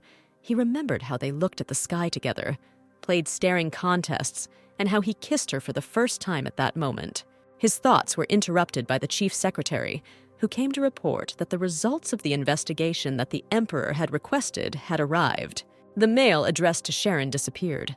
Most of them were quietly sent, and half were seized back in Vallejo. It was assumed that the one who stole the letters and gifts was Duke Leo, even if he did not do it. Then the Duke was definitely the one who ordered the Empress's things to be stolen and hidden. This fact was confirmed by the people who lost their gifts. Duke Leo had kept an eye on Ethan from time to time since he became ruler and became much more powerful, but still did not recognize his daughter as Empress. The Duke waited until Sandra gave birth to heirs so that he could kill the Emperor immediately afterwards. Sandra became Ethan's wife for only one reason. She was the daughter of Duke Leo. The Emperor decided to reveal everyone at once, but first he had to collect everything. He began to write a letter to Sharon, saying that he had received a report, and one part of the letters and gifts he had sent was lost in Vallejo, and the other in Colombia. At the end, he warned the Empress that she should also prepare. Ethan ordered the chief secretary to deliver this letter personally into the hands of a person who could be trusted. In the morning, the Empress woke up in bed with Brian. While the guy was sleeping, she got ready, stroked his head, and headed out of the room. Prince Archie was waiting near her chambers. The girl was surprised by such guests in the morning. It turned out that he was waiting for her because she does not visit him at all. Sharon laughed. The concubine was not at all like his brother. The Empress invited him to have breakfast together. At breakfast, Her Majesty asked the prince if he knew who could have thrown a stone at Brian. The concubine said that he was not interested in other people's affairs. Sharon laughed again. Although the guy was a fool, he was interesting. Her Majesty warned that next time he too might become a victim. Isn't he scared? Archie said that he is not a doormat, and if he is attacked, he will defend himself. The prince asked Her Majesty about the results of the investigation regarding the leaving of a black mark on the emperor's tomb. Archie expressed his speculation that the Black Forest might be the emperor's assassins. When Sharon asked why he thought so, the prince said that in the past, his brother wanted to order a murder from them, but was refused. Her Majesty was interested in this story, and even more so because Ethan wanted to kill someone. Dark Forest said that they did not want to be associated with the imperial family in any way. After Archie's words, Sharon thought that the criminals were definitely not a Dark Forest. But then why did the real criminal want to turn the arrows on them? After the unexpected information from Archie, the Empress thought that the idea of asking those who could also know the external circumstances well was not a bad idea. 10 minutes ago, Sharon called Austin and Carl to her, asking them if they had heard about what happened in the palace of the deceased. They were both aware of what was happening. Since one was a famous mercenary king and the other a merchant, Her Majesty was sure that they were somehow connected with these groups, in a good or bad way. Carl was once hired to protect a man who had become their target. The King of Mercenaries completed only half of the order. He found it difficult to tell the details, but half survived and half did not. Austin said that the Dark Forest is known for the fact that if one of their people is killed, then 100 of them will come out to take revenge. Sharon was interested in his words. Because apparently the concubine knew them well, she asked if he had any connections. Austin smiled mysteriously and replied that the Dark Forest was an enterprise that he managed. The Empress angrily took out her sword, pointing it at the merchant, and angrily asked that since when did merchants become murderers? Or was her guess at the first meeting justified and he was a drug dealer? The concubine, with a smile on his face, began to tell that this enterprise collaborated with the former emperor the year before and the time before that. Sharon didn't understand what that meant, but it meant that they weren't the ones who committed the murder. Usually, when someone abdicates the throne or writes a will, the chief of the Dark Forest is called to meet with the person who will receive the throne, and this is kept secret. For example, if you know exactly who the criminal is, but he was one step ahead of you and destroyed all the evidence, then the trial will be useless. The Empress still did not understand why the enterprise was then called hired killers, but Austin explained that they distract society from their activities. They leave a mark after the murder on purpose so that people, on the contrary, will be fixated on it. To prove that the guy was telling the truth, he asked Sharon to show her documents bearing the seals of previous rulers. The ruler's seal was created by infusing sacred power into it so that it could not be counterfeited. Her Majesty was troubled by the question of why Austin did not simply approach her during the coronation, but approached her in this way. It turned out that it was difficult for them to believe her, since the Empress was one of the suspects in the murder. Sharon wanted to know why she was suspected, so she asked Carl to leave the office and invited the commander. When Gordon entered the office, the Empress gave the go-ahead to report now. Austin was embarrassed, but the girl said that the commander was the person she trusted the most. The concubine said that they suspected her of murdering the emperor, since the latter had ordered an investigation into his daughter. Her Majesty was amazed. She couldn't wait to find out what he wanted to know and why he asked to do it. The former emperor did not tell the group about the purpose of the investigation, but he probably wanted to find out everything before she became Empress. After this, the former emperor was killed, and naturally, Sharon began to suspect. But then why Austin became a concubine, there were many ways, even if we exclude the coronation. Her Majesty suggested that this was an order from the chief merchant, but the guy denied it, since his father knew nothing about his relationship to the Dark Forest. Austin's clan was associated with the Dark Forest, but the status of head was transferred to him by another relative. Although they swore allegiance, the enterprise was not subordinate to the emperor, but had close cooperation. Sharon couldn't wrap her head around the fact that her father had ordered an investigation into her. This conversation shocked her. However, she believed that the son of a merchant who was connected to the entire state like a spider's web would not lie. Her Majesty demanded that Austin take an oath of allegiance to her. The guy smiled, stood up, and left the office. Sharon laughed. Wasn't it amazing? But the commander didn't understand what she meant. It was about concubines. They came here together, and their characters were visible from their gate. It's so interesting. Summoning Austin to her office once again, the Empress demanded proof that the Dark Forest did not kill her father, since she could not believe everything the concubine said. Sharon said she suspects everyone, not just them, absolutely everyone. She handed a letter to Austin, in which it was written that it was she who killed her father. The Empress was suspected of murder not only by the Dark Forest, but also by someone else. After looking at the letter, the concubine said that it was not from their group. Someone clearly wanted to blame them for the murder of the Emperor, the mark on the tomb, and the accusation of murder on the Empress. Austen did not know who to suspect, since there were many enemies. Sharon was torn apart. Not only was she busy strengthening the state border, but she also fell into this trap.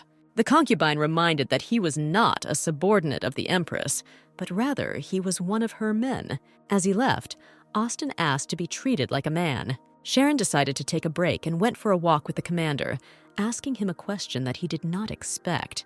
She asked why he was still not married. The guy froze, but after a few seconds he still answered that his first love was unsuccessful. Her Majesty wondered when Gordon had his first love, since he spends all his free time with her. It turned out that his first love was already married, but many aristocrats did not pay attention to this, and the commander was not like that. Sharon wished him to meet someone better. The guy sighed sadly and replied that there was no one better than her. Time passed, and the investigation slowed down. A dark forest, a mark on a tomb, an anonymous letter. These strange events and affairs of state were so exhausting that the Empress became accustomed to falling helplessly into bed at nightfall. Fortunately, the courtiers became calmer, and so did the atmosphere in the palace. The treasurer came to tell Her Majesty the news that the deputy commander of Emperor Ethan's knights had arrived. The emperor ordered his younger brother to be guarded because he was concerned about his well-being. Sharon laughed that for this reason he sent the knight to such a distance, and it is still unknown how long he can stay here. The Empress asked the treasurer if it seemed to him that Emperor Ethan had sent a knight to keep an eye on them. The treasurer didn't really like Ethan, but even he couldn't call the guy a spy. Hearing a noise in the corridor, Sharon and the commander went out to check what was going on. Archie and Brian's footman got into a fight, and Brian himself was sitting nearby. When asked what happened, the Lord clarified the situation that it seemed the footman got angry and said something that His Majesty Archie could not ignore. Out of nowhere, Travis, the same knight from Vallejo, appeared. He explained that the footman came to the prince to sort things out. Allegedly, someone on the second floor poured water on Brian. The footman said that with a character like Archie's, Sharon would soon leave him, and that he was so violent because he was from Vallejo. And he also insulted him in every possible way, saying that there was a reason why people thought he was stupid. Sharon thought that when the concubines got to know each other properly, she would be able to let them figure it out on their own during quarrels. But the guys were not fighting in secret, but openly waving their fists. The concubines were given a choice. Either they let them go and leave everything as it is, or they punish Archie for beating Brian's footman and the footman for insulting the prince. Brian said that they wanted to leave everything as it was, although Archie was not happy, but supported him. Gordon suggested that knights be assigned to these two so that they would always be nearby and watch over them. Sharon thought this idea was good, but it was not necessary. Her Majesty was on her way to talk to Archie when she was stopped and informed that the killer of the past emperor had been detained. Archie went into his room and fell face first into the pillow. Travis asked if everything was okay with the prince. The prince quipped that a man who had just arrived could not know anything. But the knight was experienced and could understand everything just by looking into his eyes. If the Empress was in love with Archie, she would have taken his side, Travis said. The prince was outraged by such impudence. He believed that deep down Sharon loved him. She just didn't know how to express her feelings. The knight did not recognize the prince. Usually he was always full of confidence, but clearly not now. He decided to cheer him up, saying that His Majesty looked respectable. Emperor Ethan would definitely be proud of him. Archie shrugged it off and changed the subject, wondering why Travis had come. The knight was surprised that the prince did not know and explained why he was here. The concubine laughed. His brother sent someone weaker than himself to guard him. Archie still didn't believe that his brother sent the knight to guard him and not to keep an eye on him, but Travis was unshakable. The prince thought, even if Ethan was worried about him, it was unlikely that he would send a person with excellent espionage skills just for security. Underground dungeon. The interrogation was not carried out. in which case the Empress did not understand how they found out that this particular man was the killer of her father. The guards began looking at each other, and one of them said that the man had confessed himself. Sharon went down to the second basement floor, and in front of her sat the man who allegedly killed her father. When the Empress asked if he killed her father, the man began shouting that it was he who did it. The stranger's body seemed strong, but Her Majesty did not think that he did it. Neither in appearance nor in character could one say that he was a murderer. Sharon thought that maybe the real killer had blackmailed the man into confessing. But then the question arises. What is it that they are so afraid of to admit to killing the emperor? The Empress asked how he killed the emperor. The man replied that he did it with a dagger, which he plunged straight into the heart. Since it was not reported how Sharon's father was killed, many assume that he was just poisoned, and judging by the fact that the man knows all the details, then he has at least some connection to the murder. After the invasion, the knights did not find any evidence. The Majesty was not interested in how the stranger managed to do this unnoticed. Without getting confused, he replied that he simply crossed the fence and then hid from the eyes of people in the shadows. The alleged killer even knew how many people were in the palace, giving exact numbers that there were 52 guards and 3 shifts at the main gate. Sharon asked how many people were inside when he sneaked into the bedroom. The man replied that there was no one and it was not a bedroom, but an office. And this was also the correct answer. The Empress said that the killers of rulers are tortured to such an extent that they themselves beg to kill themselves, and even after death, they are not left alone. In the best case, their families become slaves, and they serve far from rich families. They could even find a relative whom the man does not know or punish friends or a loved one. This information got the stranger talking, and he shouted out that it was not he who killed the emperor, but the question of why he admitted this remained unanswered. Sharon ordered the commander to loosely tie the man's hands and allow him to escape. The Empress was sure that he was not a real criminal, but he was probably familiar with the real one, and it seemed to her that the stranger almost took the bait. After some time, Gordon reported that the criminal had escaped from prison. Her Majesty broke into a smile. She knew this would happen. Her plan worked. Since the man ran away as soon as he was given the chance, it means he didn't confess because he wanted to die, and he's definitely not the real killer, Sharon thought. Her Majesty ordered to pursue the stranger for now, and then catch him only when he leaves the capital. The treasurer, who had worked for the Empress and her father for a long time, said that the late emperor always described his daughter with only one phrase, and it turned out to be true. The late emperor said that when Sharon wants something, she tries to get it by any means and means. He always said this with a face of pride for his daughter. At night, Her Majesty, through her sleep, felt the gentle and sweet aroma of perfume, which she would like to always feel. She suddenly came to her senses and woke up, not understanding where she smelled the scent from, because she was sleeping alone today, without a concubine. The window, she left it open, looking down. Her Majesty thought that no one could climb here, but what was it then? Was it really a dream? The Empress was informed that the criminal had been arrested again. She, along with the guards and the commander, went to the dungeon. Sharon asked the stranger why he confessed instead of the real killer. The man was clearly surprised that she understood everything. Her Majesty explained that, firstly, he himself admitted it, but as soon as he had a chance to escape, the man immediately took advantage of it. Secondly, he does not have the skills necessary to escape.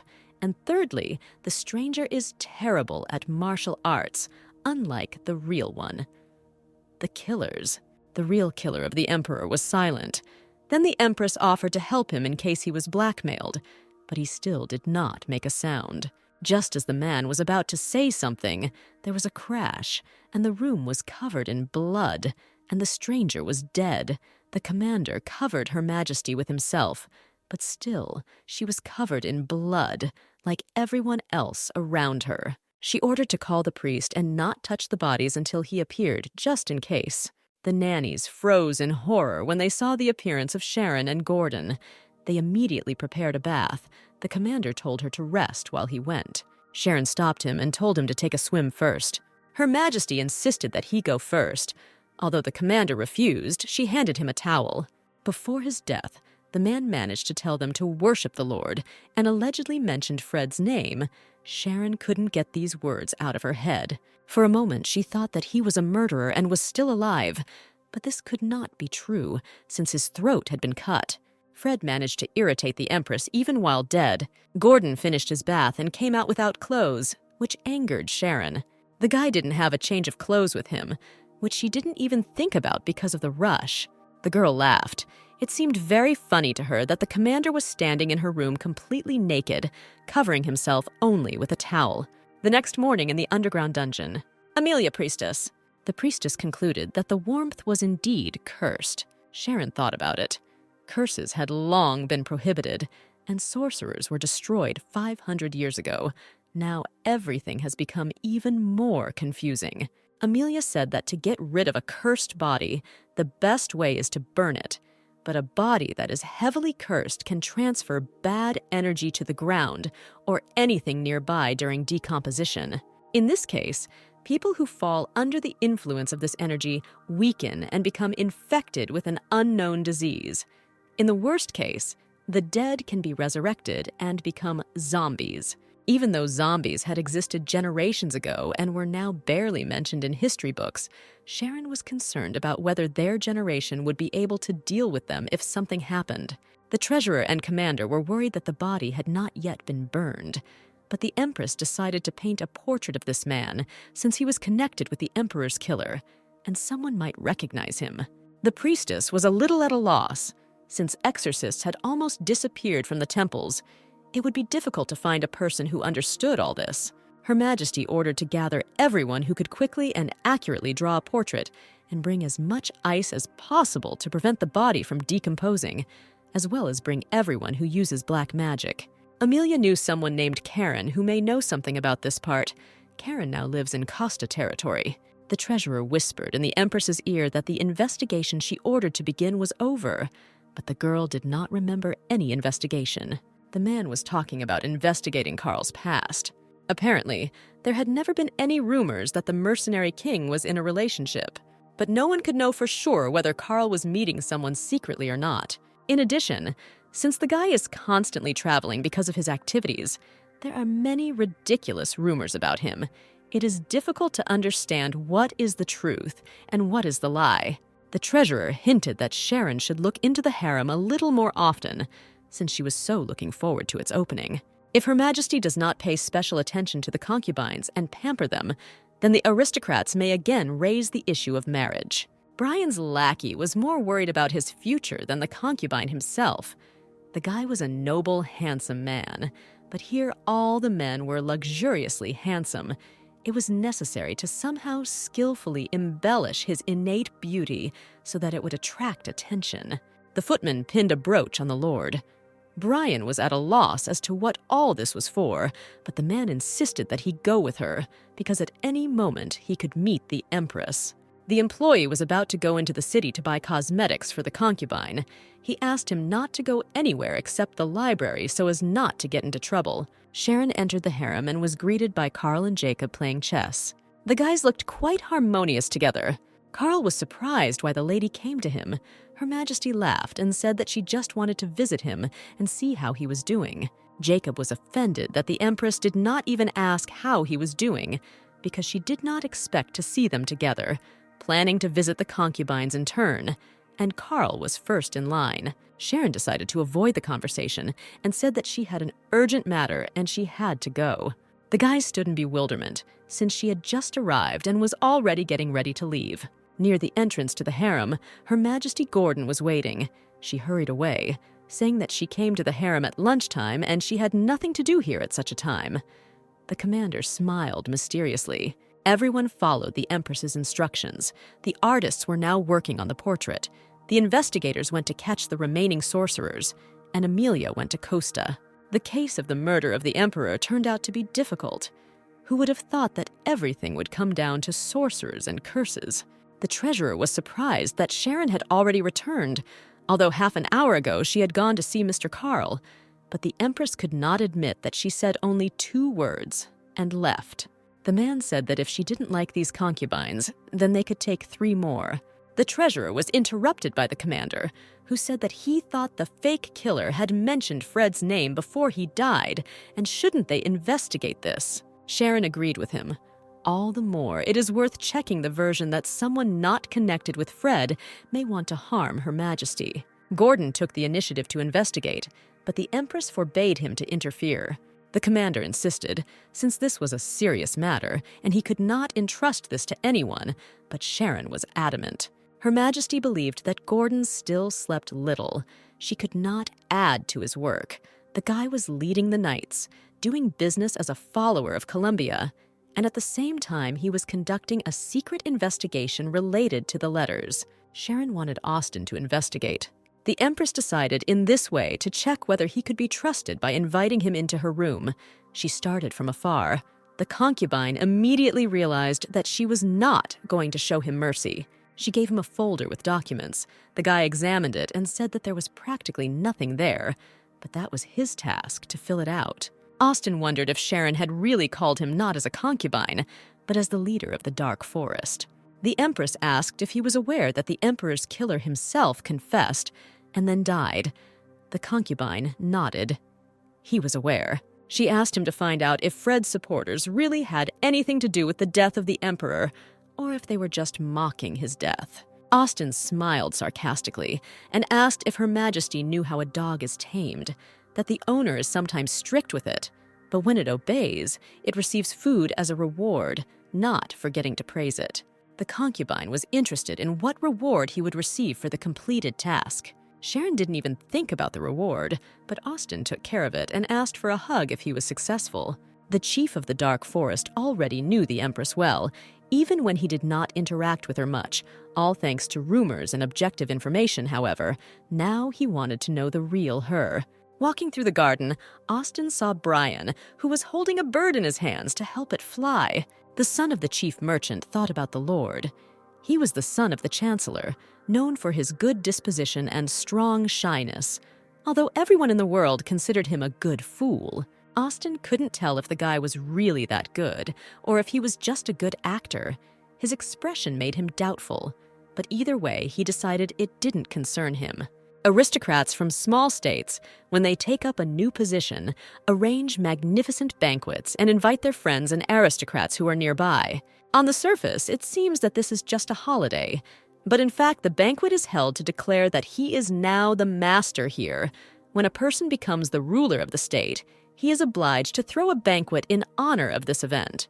The treasurer told the Empress that she too should arrange a banquet in honor of the coronation, and should invite honored guests from other states, thereby strengthening her authority. There was one problem. Usually, a banquet was hosted by a couple of rulers. Hosting a banquet alone was quite problematic, since Sharon was busy with work and couldn't even cope with the harem. If you are organizing a banquet, then you need to prepare everything down to the smallest detail. This is not an ordinary chore, especially when celebrating the coronation. The ruler invites foreign guests for the first time and is appreciated by them. Sharon wondered who she could rely on. Her mother now served in the temple, so she could not ask her. She was not on such good terms with her stepbrothers to trust such an event. And then the idea came to her to ask one of the concubines to take care of this event. If tradition dictates that the banquet must be hosted by her husband, then there must be a lot of appreciation for it, no matter who the Empress chooses. Looking at the commander, Sharon thought, he was calm, wise, and reliable. It would be good to have at least one concubine like him. The treasurer suggested choosing Jacob. Her Majesty knew that he would vote for this candidate, but she decided to ask the concubines themselves and headed to the harem. In the harem, everyone was actively looking for something, and the instigator of the uproar was none other than Prince Archie. Sharon sometimes felt like Ethan had sent him to get on her nerves. Sharon asked what it was this time, and why the prince was making a fuss again. Archie lost his amulet, which he brought with him from Vallejo. The thing was very expensive, since it was made by the high priest himself. The prince suspected Jacob of what had happened, but in his defense, the guy said that he saw the other concubine leaving Archie's room. All three sat in the office and waited for the arrival of the one whom Jacob called. Carl entered the room. Sharon immediately asked him if he stole Archie's amulet.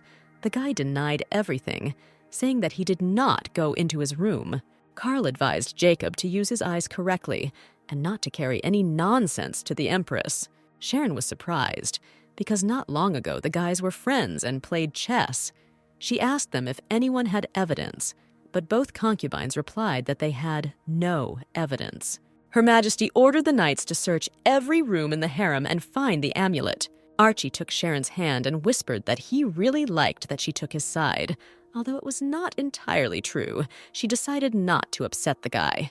Jacob stopped Carl and asked why he lied, because he was leaving the prince's room, but he heard nothing in response. After hearing nothing in response, Jacob grabbed the mercenary king's hand, but in response, the latter dodged, grabbing the concubine's face and said that for a partner for night festivities, it is enough to be handsome and smile, so he should close his mouth and eyes, so how he doesn't need it. Carl was clearly not himself. Through gritted teeth, he said that he was already suffering and was trying his best not to kill his concubines. Jacob decided to ask his father to investigate the mercenary king. The whole situation seemed murky to him. There was pressure on Sharon.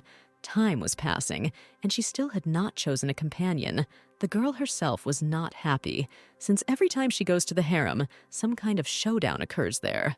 The Empress summoned Austin and Brian to her, deciding to inform her that it had been decided to hold a banquet in honor of the coronation, and she wanted them to lead it.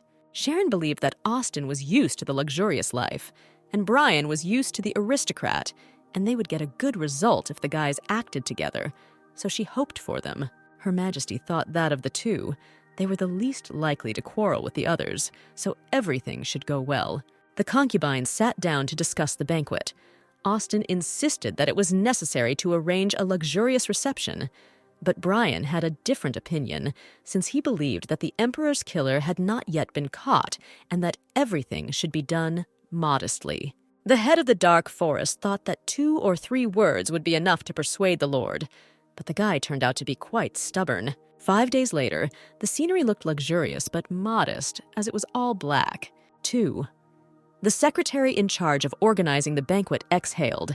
With these guys, even choosing a few sheets of paper was difficult. 3.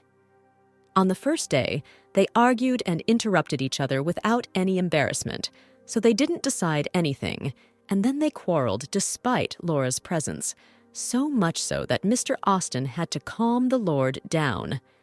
4. The Empress was informed that a priest had arrived from Costa, but the priestess remained there to replace him in business. 5. Sharon asked to tell everything that the priest knows about the current situation and the outcome. In case the man is cunning, she will understand everything. 6. The priest answered rather sharply, but as it is, he asked Her Majesty if she really didn't know that 1,000 years ago, witches and sorcerers were executed en masse. 7. The stories about this refer many to events that happened half a century ago, although in fact, the records say that it happened as much as 1,000 years ago. Few such cases themselves were recorded, and most of them occurred in distant countries. 8. The priest noticed that this already happened 1,500 years ago, and perhaps sorcerers are reborn every 500 years. 9. Sharon was interested in how to get rid of them, but this could only be found out by turning to the chronicles. 10. The man knew only one person who performed exorcism.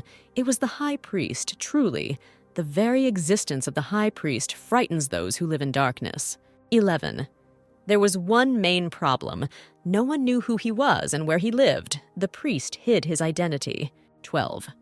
Fortunately for the Empress, the priest knew where the chief priest was hiding, but if someone else went instead of him, he would refuse to meet. Sharon couldn't sleep in either eye due to her nerves, so she needed to talk to someone who could cheer her up. Entering Archie's room, she saw him in clay. The guy was making himself a face mask, which greatly amused the Empress. The prince ran to the bathroom, asking her not to leave, since he would immediately wash himself and return. Sharon was glad to come here, but she still wasn't sure that Archie had come from Vallejo not as a spy. Even though he seemed stupid, it was worth remembering that he was still Ethan's brother, and maybe even his image. On the prince's bed, Sharon noticed a small bear with a tag on it that said Her Majesty. The prince returned from the bath with a wide smile, but did not notice anyone in the room. The Empress ran away as she had urgent matters to attend to. He was furious, not understanding what urgent business Sharon could have had in the middle of the night that she had to leave him. The servant could not say anything intelligible. The only thing he knew was that the commander of the knights had come for the Empress. The priest, who was heading to the main one, was killed 15 minutes after his carriage left the capital. The commander reported that there was no evidence. The coachman and attendant were dead, and the identity of the killer had not been established. The letter that the Empress wrote to the chief priest has disappeared. One thing was clear.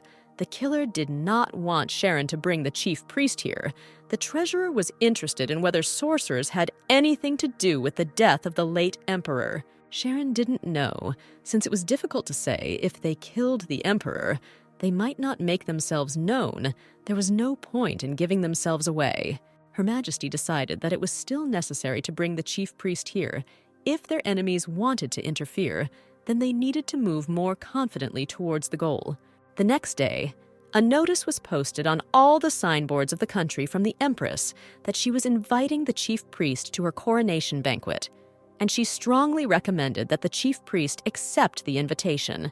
Invitations for the priesthood were posted all over the country, but the supposed sorcerers were still being sought. In the garden, Sharon saw a fight between Prince Archie and Brian. Holding her head, she thought, is it really some kind of twister again, and Archie is in charge again? The girl stopped the fight and ordered Brian's footman to take him away immediately. Her Majesty was outraged that the guy was doing all this in front of everyone. He, in turn, began to make excuses that Brian was the first to start everything. The Empress lost her temper. She started screaming, shouting to the concubine that if he could not use his tongue instead of his fists, then he should leave.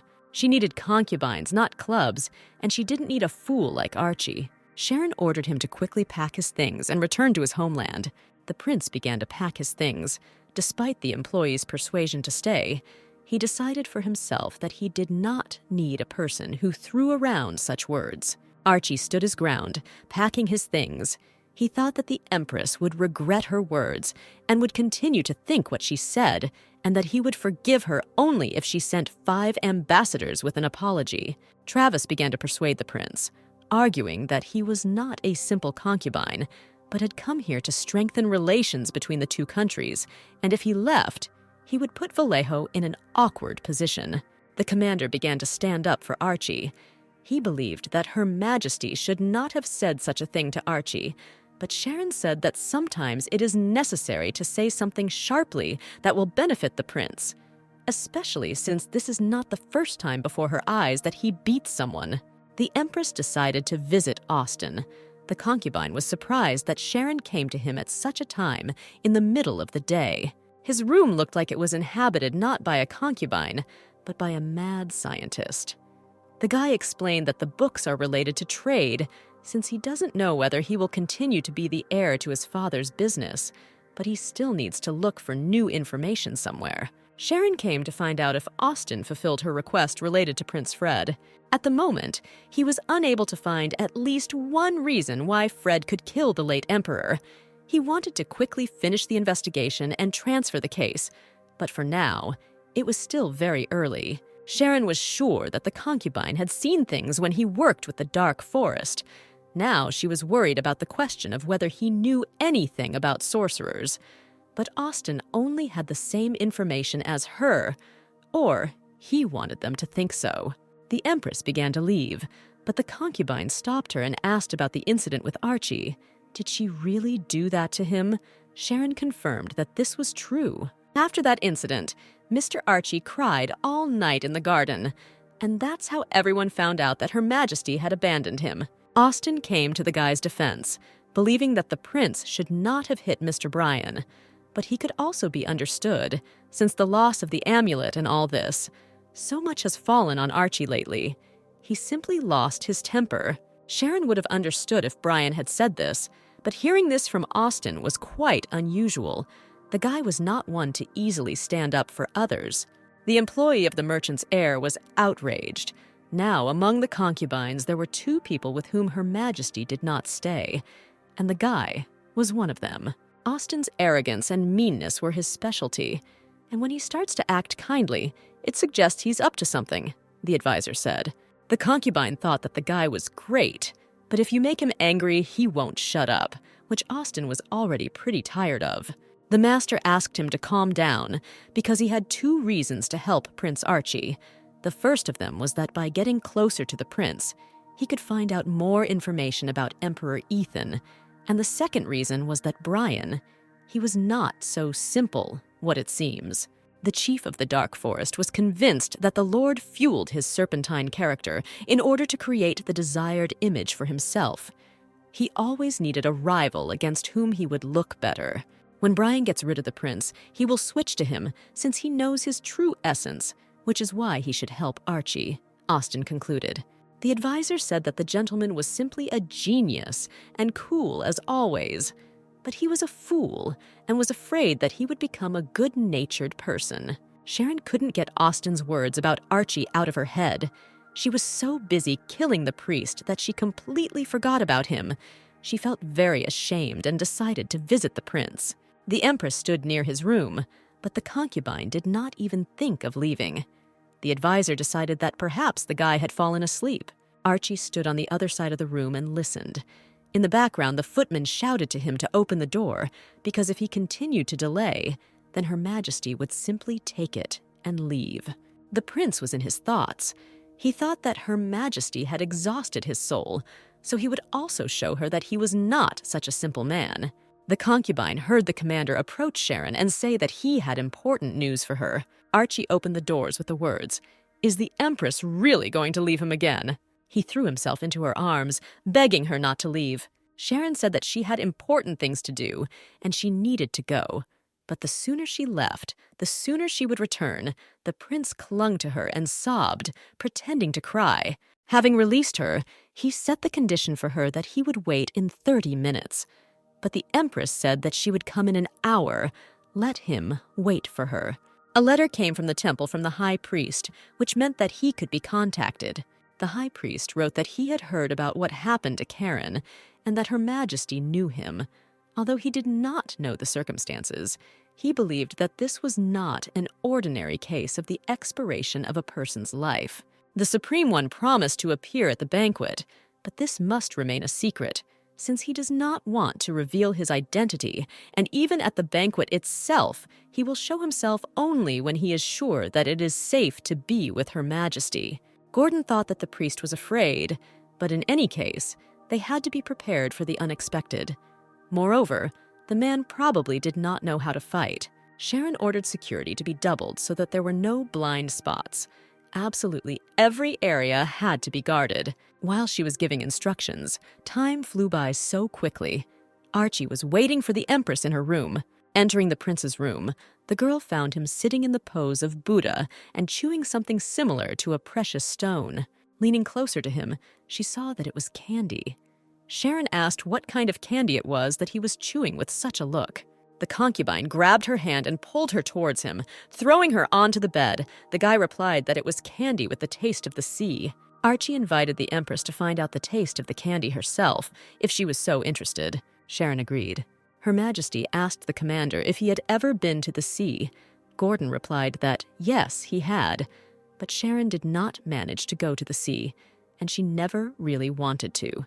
The guy invited her to go to the sea with him someday. She agreed, since she still had an interest. Over a glass of wine, Sharon wondered how Ethan and Archie were raised in the first place. They were brothers, but so different.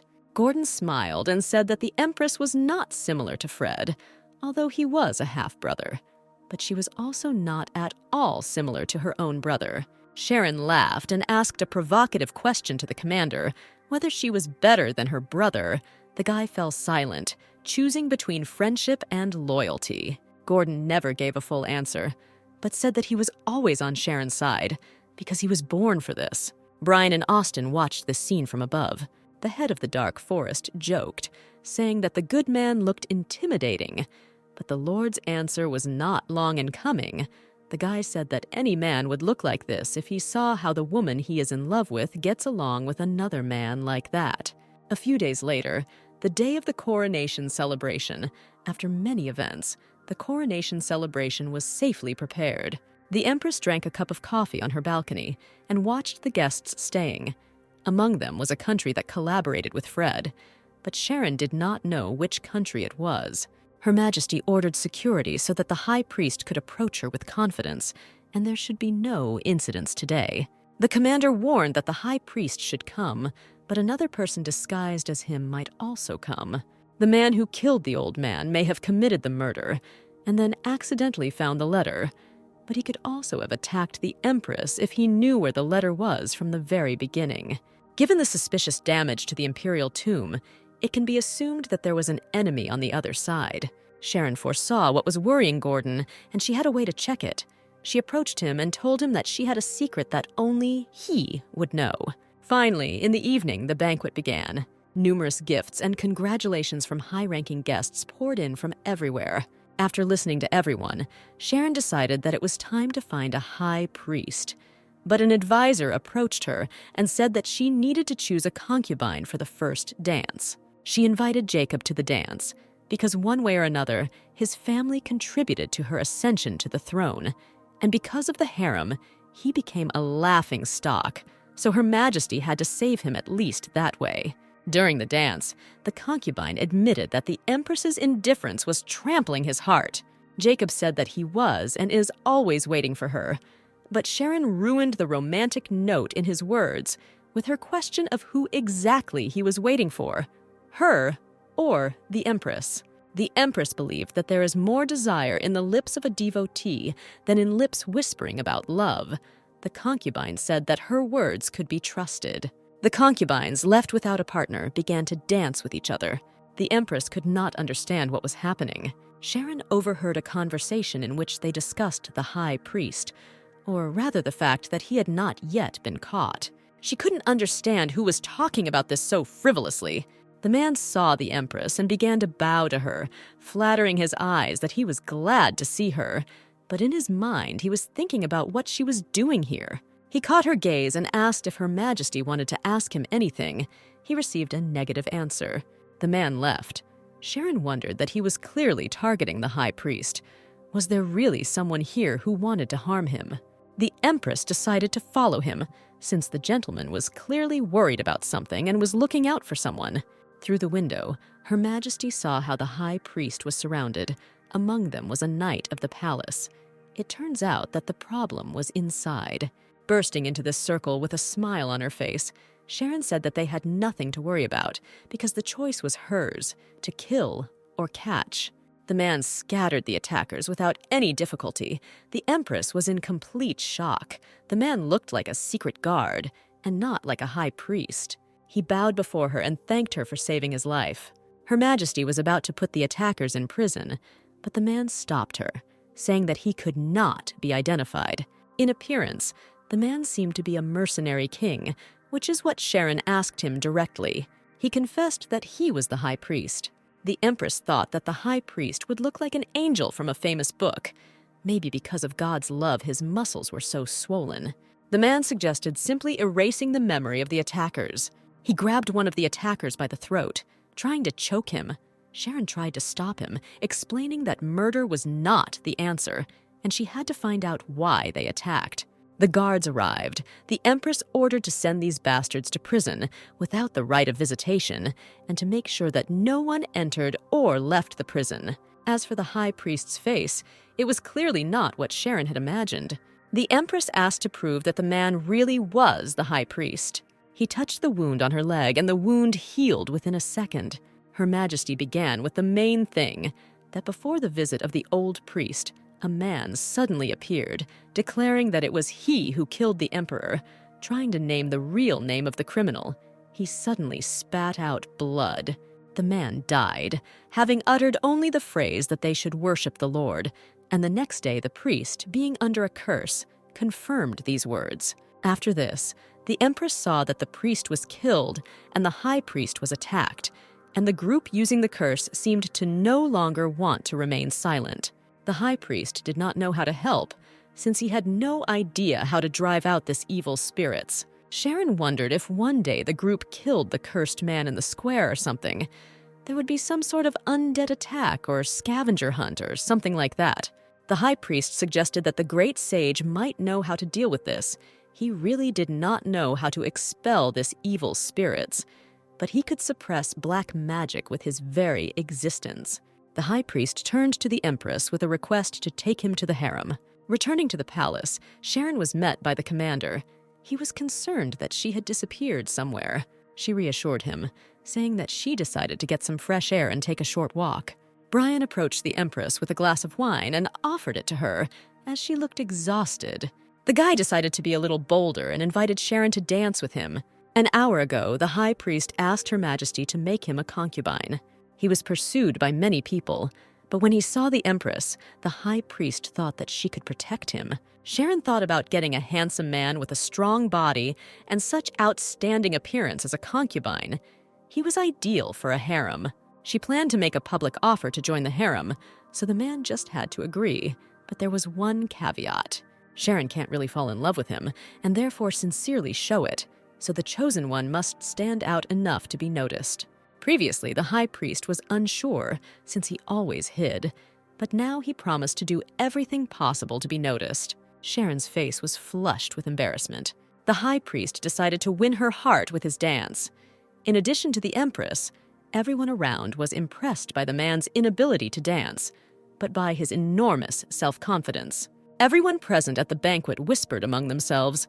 They were amazed at the guy's courage and the way he allowed himself to behave in front of the Empress. Brian tried to distract Her Majesty with conversations, but she did not pay attention to him, not taking her eyes off the priest. When the guy finished his performance, Sharon rushed to him, admiring the strongman and his dance. The Empress publicly said that a stranger broke the lock on her heart and entered it. Duke Mitchell was furious at Her Majesty's carelessness. Austin began to make fun of Brian, thereby pissing him off. Then the concubine switched to the king of mercenaries, but there was no face on him. The guy said that he felt bad and left the banquet. Austin stood in confusion. Either this was the new rival's effect on him, or something really happened. Her Majesty was informed that Carl was not feeling well, so he left the banquet. She came to visit him and find out what was the matter. Sharon entered his room. The guy was sitting on his bed. His face was paler than usual. The guy admitted that he was not sick, but did it out of jealousy. Night dungeon. The treasurer and commander were going to accompany the Empress, but Sharon said that she would go alone and her order would not be discussed. Waking up the prisoner, she said with a smile on her face, before they start talking, she would like to make an offer to confess on her own, since she is still a merciful Empress. Sharon asked the next question why the prisoner hit her man at the party. If anyone has an excuse, then she can let them go. None of the detainees opened their mouths. During interrogation, it was assumed that the answers given later were closest to the truth. Her Majesty promised to take into account the criminal she catches next time, so it turns out that 9 out of 10 still open their mouths. Coming out of the dungeon, the commander ran up to the Empress and began to wipe the blood from her cheek. The girl calmed him down, saying that it was not her blood.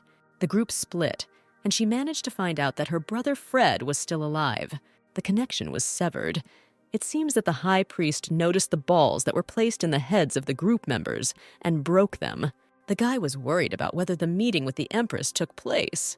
The masked man asked if the gentleman was satisfied, but he had no reason to be dissatisfied because his brother does everything so smartly. If he was so easily hurt, then even this guy's touch would probably be painful for Fred. Sharon could not understand what the reasons were, because this time she definitely heard the truth. One of the prisoners asked if the Empress knew about the fox, but this was the first time she had heard this name or title. Fred, who was executed, is actually alive, and with the help of Fox, who is his sage, he does all the work. As long as Fred had these beads, he could know the whereabouts of the high priest. After Fox put them on the high priest, they began to emit something strange. Sharon remembered that when the high priest was nearby, her head hurt so bad that she couldn't even say anything. But what kind of beads were these? This question tormented her Empress. Her head was filled with thoughts about Fred, whether he was alive, whether he had used black magic, or whether he had been a sorcerer from the very beginning. If Her Majesty's half-brother could use his ability to read the truth at will, he would immediately know who was loyal and who was traitor. To begin with, Sharon decided to contact her brother and ask him to meet with her and the Great Sage. Because if he is a Great Sage, he can definitely know something. The next day, everyone was heatedly discussing the Empress's new concubine. The Empress's advisor escorted the High Priest to his room. The guy was delighted with his new room, which could not be said about his servant. At first, his master had to pretend to be a casino dealer. Now he is in the role of a concubine, and then the unknown awaited them. High Priest Jared decided that in order to avoid enemies, it was necessary to stay in the shadows. Besides, the Empress had strong hands and a powerful sword. Besides, she had the greatest power in the world, so that was quite enough to protect him. The treasurer entered the room to inform Jared that Her Majesty was waiting in her room in the evening, since his dance was sincere, but the people were serious. Although the High Priest pretended to be a concubine to hide, he did not really intend to be one. Entering Jared's room, Sharon saw the following picture. The guy, covered with only a blanket, was lying on his bed completely naked. She wrapped him in a blanket and demanded that he quickly get dressed. The guy seemed to have forgotten what he said earlier. He saw that he was dissatisfied with the fact that he was refused. The Empress reminded him that he was not a real concubine. Her Majesty quickly changed the topic. She came here for something else, to find out if the High Priest had subordinates whom he could control undercover. Sharon was worried about subordinates who could do a less-than-clean job without any objections. And even if they were caught, they could take care of everything themselves during interrogation. Jared spoke about the existence of an organization consisting of first-class warriors, which is called the 100 Warrens. The Empress thought about it. It seems that she heard this name somewhere. This organization will do whatever the High Priest says, but this is probably not exactly what the Empress wanted. They were more like an influential escort group. The Huarong respected the guy due to the fact that he was a High Priest. Sharon was not interested in respect, only unconditional loyalty. She also wanted to know as various abilities began to appear and disappear if Jared knew anything about it. The guy had never heard of this. The Empress was a little disappointed, since her new acquaintance did not help in any way. Sharon decided to find out everything on her own. The first person she wanted to talk to was Jacob. His expression did not change, and his voice was cold and reserved. This guy could be the perfect person to spy on. After some time spent in complete silence, Her Majesty stood up and was about to leave, when the concubine stopped her and asked her to stay. But Sharon left anyway. Jacob looked upset after the situation. Next in line was Austin. The guy smiled broadly as usual, but there was some mystery hidden in this smile. He approached the Empress, hugging her. He kissed her head, saying that he was hungry for love. The Empress stroked his shirt as it unbuttoned, and a man with a gorgeous figure stood before her eyes. Austin became embarrassed, his face turning red as Sharon stared at him so intently, his heart starting to race. Changing the topic, the concubine asked why the Empress really came here. Did she really want to ask him something? The girl said displeasedly that no, she was just passing by and began to leave. Entering the prince's room, Sharon saw a picture of him, the knight and the footman having a party and dancing. Archie said that he had long wanted to learn to play musical instruments, and now the time had come, in which case Her Majesty decided not to interfere with him. The prince ran after Sharon, stopping her. When asked what he wanted, Archie stood and looked at her. Her Majesty felt the beating of his heart. She invited him to take a walk together. The concubine was beside himself with happiness because of such an offer. Having seen the report of the conflict between the palace official of the Western Estate and the Lord's son-in-law, the Empress began to suspect the treasurer of being a spy. But it was not so simple. Sharon was informed that the Holy Father and His Highness Prince John had arrived. The Empress was very glad to see her elder brother. At that hour, she rushed into his arms. Having treated the guests to lunch, Her Majesty began by saying that the reason why she wanted to see the Holy Father this time was connected with something serious. She needed to find out if the man knew anything about exorcism. Recently, strange things have been happening in the Imperial Palace. Someone left a trace of black magic at the Imperial tomb, After a while, the person who confessed to the attack and murder was cursed and died suddenly.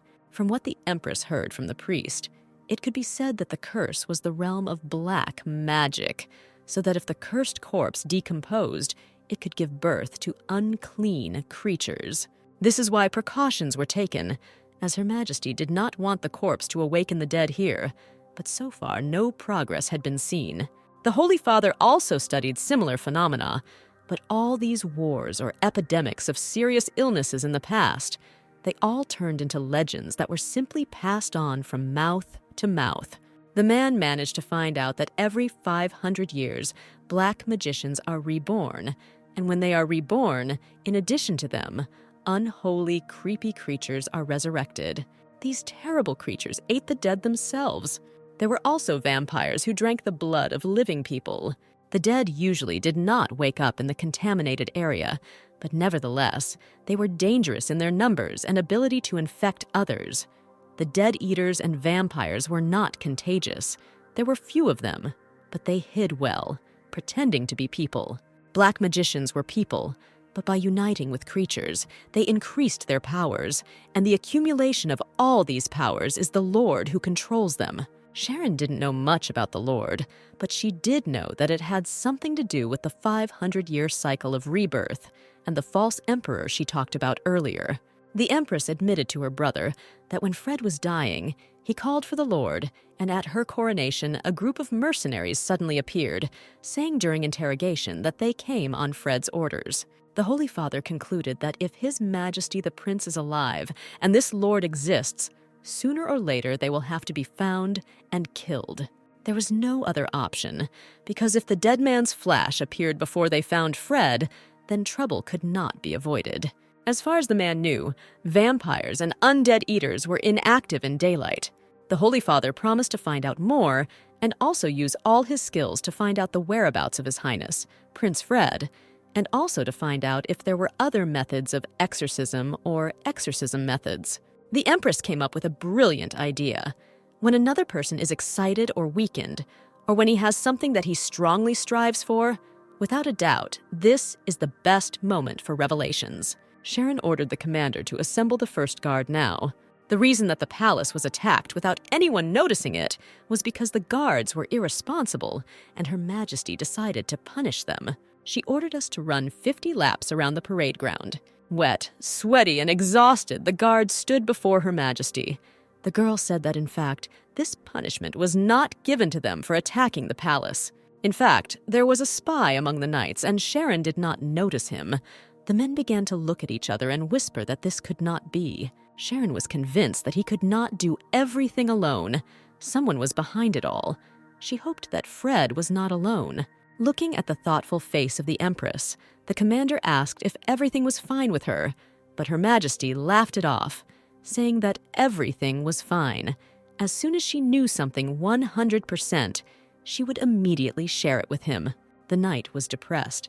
He had the feeling that he had been excluded from the Empress's close circle of trust. But this was not entirely true. Sharon did not completely trust even her own determination. The Empress decided to meet with Austin again to give him a task.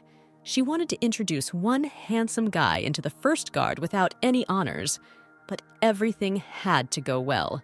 When the guy realized that we were talking about espionage, he suggested to the Empress that it would be better to introduce 2 or 3 people to make it more reliable. Sharon refused. She only needed one spy, since it shouldn't take much time.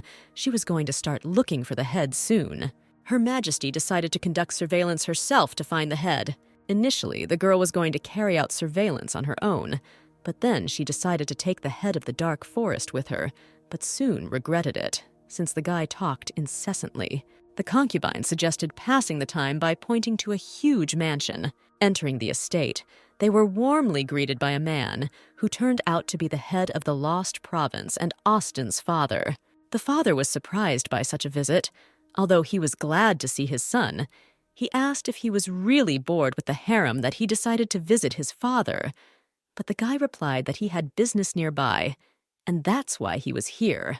Austin, in the eyes of the Empress, was magnificent, like the head of an entire country. For a moment, she even forgot that he was the head of the dark forest. The gentleman noticed that someone was following them. He asked his son who it was. The guy laughed and replied that it was Her Majesty who assigned a servant to him. At dinner, the father asked his son if, since the time he was in the harem, he still had not slept with Her Majesty. Having received a negative answer, the gentleman was indignant. Couldn't his son take advantage of his excellent appearance and make Her Majesty fall in love with him? The concubine laughed and agreed with his father that this was a good idea. Sharon found it amusing to talk about her in her presence. The father prepared for his son a special powder that makes the skin pearly, as well as clothes that look quite obscene, even if you do not take them off. He handed Austin a couple of outfits and ordered him to sneak a peek at Her Majesty and take her to the park. After dinner, Sharon and the concubine left the palace. The guy was all red with shame, and in the girl's hands was a bag with the very things from her father. The girl was going to get rid of these strange things with her own hands. After leaving the palace, the Empress and her concubine continued surveillance, and finally, a man who behaved quite suspiciously and looked around went into some alley where company was waiting for him. The Empress burst into a smile. She was sure that they would soon be able to find out who made these inscriptions on the emperor's tomb. The chief of the Dark Forest was going to take revenge on the impostors by writing something humiliating on their faces and hanging them upside down. Sharon allowed him to do whatever he wanted. On the roof of the house, the Empress saw a man in a fox mask. Sharon decided to follow the fox and ordered Austin to follow the stranger in the alley. In one of the courtyards, Her Majesty managed to catch up with a stranger in a mask, she thought. Take off his mask and find out who is behind it, or first make him worry. Just as she was about to pull off his mask, they were surrounded by people with clubs.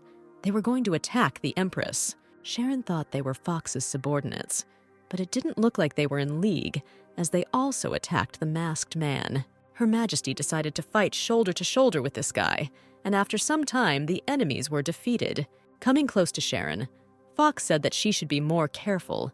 It is not safe for her to walk like this alone, and she should value herself more. The Empress asked who he was. The guy replied that he was a lord.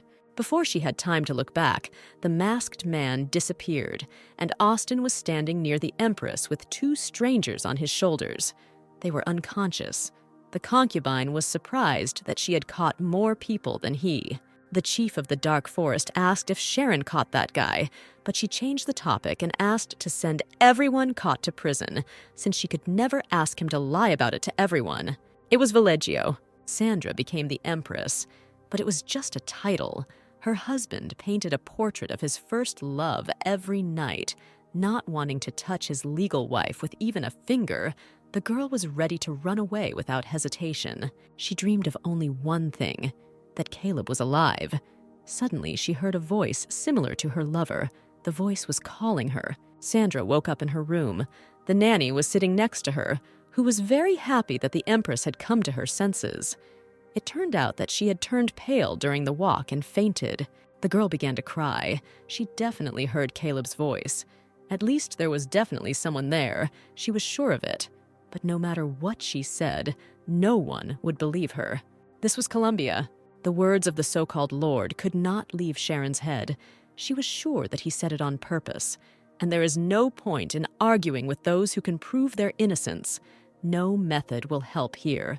However, Austin had aroused the Empress's suspicions before, but if she again hears something that raises doubts, then it's worth conducting a thorough investigation, Her Majesty thought.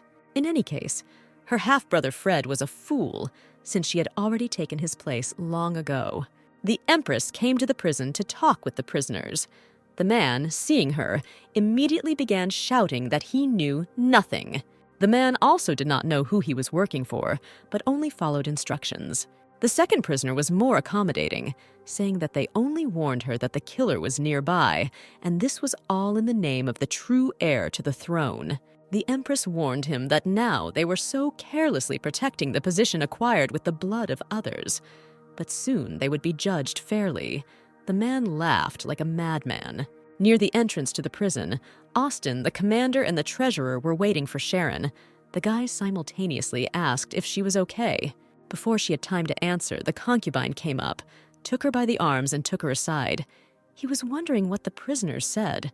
At that moment, the treasurer and commander stood in complete confusion.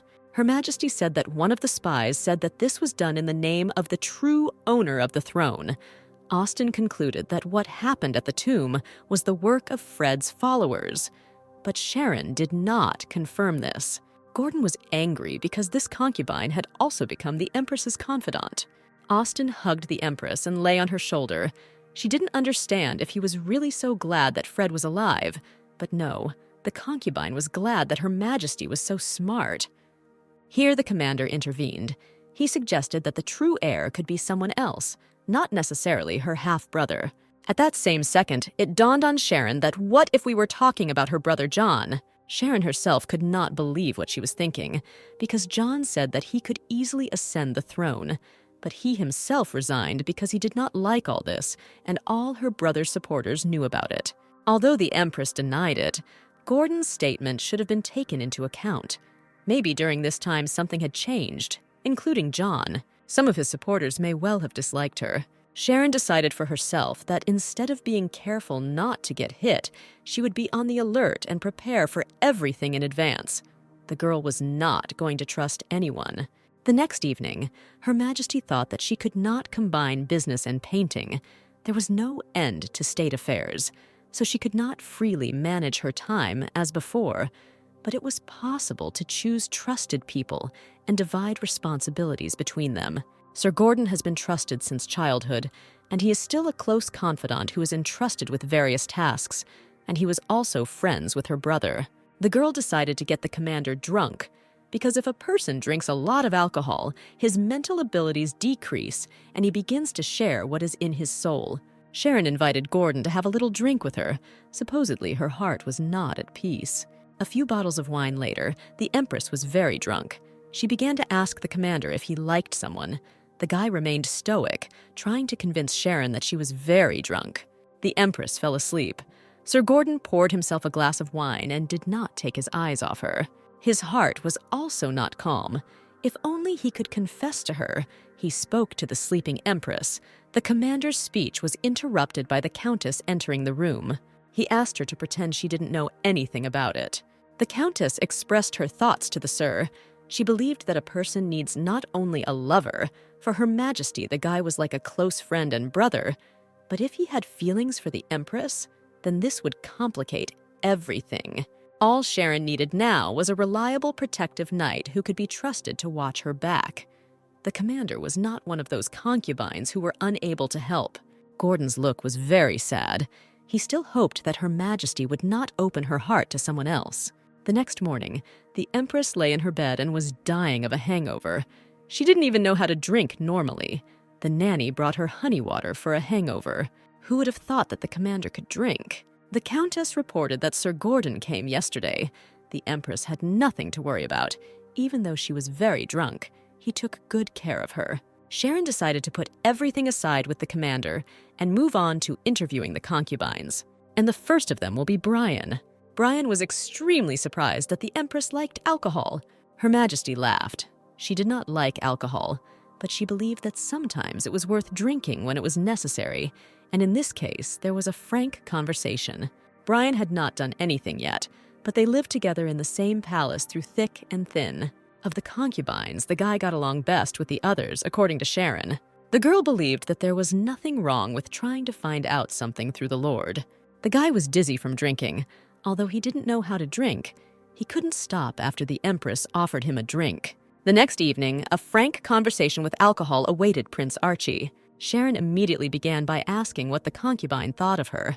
The prince admitted that he is in love with her, adores her, and would really like to reveal his feelings. But he cannot yet, since his love is unrequited. Her Majesty was delighted. It turned out to be not as difficult as she had imagined. The next question concerned the death of the Emperor, or rather Archie's opinion about it. The concubine was very sympathetic to Sharon and understood how hard it was for her when she lost her father. His brother also suffered greatly when his father died and could not come to terms with it. And when Archie tried to console him, Ethan said that the Emperor did not need consolation. One way or another, the prince could not console Her Majesty because he was afraid that he would hear the same thing. The concubine believed that if a person cannot open up when he is sad, then it must be difficult. Until now, Sharon hadn't even thought about it because she was focused on hating Ethan, and when he was in trouble, she couldn't be there for him. It seems that Archie completely passed out from drinking wine, and Her Majesty had to stop. Sharon came to the High Priest's room. She had a request. She asked him to make her something like an amulet. She asked the guy to make an amulet for Archie, since he had recently lost his. After some time, the Supreme One provided Her Majesty with 2 talismans. Having put it around the Empress's neck, he said that she also needed a talisman, especially since it was quite effective. Sharon took out a bottle of wine for them to drink together, but the priest refused, since priests were forbidden. Her Majesty was surprised. Wasn't he just recently waiting for her in the room naked to sleep with her? And wasn't he working as a dealer in a casino? The priest stopped her, saying that there is no ban on sleeping with Her Majesty, and there is no ban on working as a dealer in a casino, but there is a ban on drinking alcohol. Last in line was Carl. The concubine was very pleased with the Empress's mercy. He had been waiting for her arrival for a very long time. At some point, the king of mercenaries began to lose consciousness and fell straight to the floor. Sharon began screaming for help and calling for a doctor. The guy came to his senses and began to insist that the Empress not call the doctor, since he was fine. The doctor finally came. Carl's heartbeat was slow and the force was very weak. The guy looked very weak. The doctor prescribed medicine for the mercenary king to improve his heart function and told him not to overexert himself as he was very weak. Carl asked Her Majesty not to leave, but to stay with him as he was ill. Sharon stayed with her concubine. She looked at him while he was sleeping. The guy was sexy, even with his eyes closed. The mercenary king could not drink alcohol because he was not feeling well, but the Empress needed to find out everything. Her Majesty wondered if he could be sincere while he slept, because his thoughts were free and his body was weak in sleep. Sharon, I don't understand how, found herself in an unfamiliar place. There were people around in strange clothes, and among them stood Carl with some red-haired girl. The girl argued that he should move on with his life, but the king of mercenaries, with tears in his eyes, begged to take him with him. But the red-haired one begged him to move on with his life. Her Majesty was touched. She did not know who this stranger was, but she would like Carl to do what she is talking about. There was a farewell kiss with tears in our eyes. Sharon was able to see everything, falling asleep. The concubine sees nightmares and experiences pain. The next morning, this red-haired girl could not leave the Empress's mind. It was a heartbreaking love story that spanned thousands of years. Today, Sharon couldn't finish it anymore. She was too confused about everything. So she first decided to deal with things according to the official schedule, and the rest had to be postponed until tomorrow.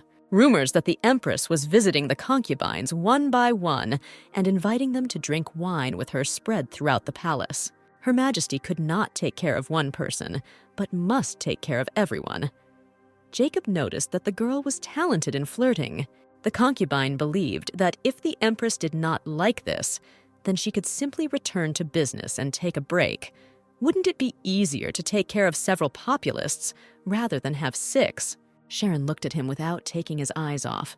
Jacob's gaze could freeze to death. She invited him to drink and not be angry. The concubine asked why he was forcing them to drink with her. The Empress replied that it is easier to make friends this way. It promotes sincerity. She cannot come to everyone since she has a lot to do after the coronation, but she would like to get to know everyone better. The guy looked especially suspicious. Sharon decided to talk about his youth. Jacob said that he lived in the temple for some time, but before she could finish speaking, the guy stood up, as if intending to do something. The concubine headed towards the exit, as if the Empress had started a topic that he did not want to talk about at all. He went and lay down in bed and fell asleep. Her Majesty was in complete shock. Sandra's father could not believe his daughter's words, because Caleb was dead. There were witnesses at the execution site, although there were not many of them.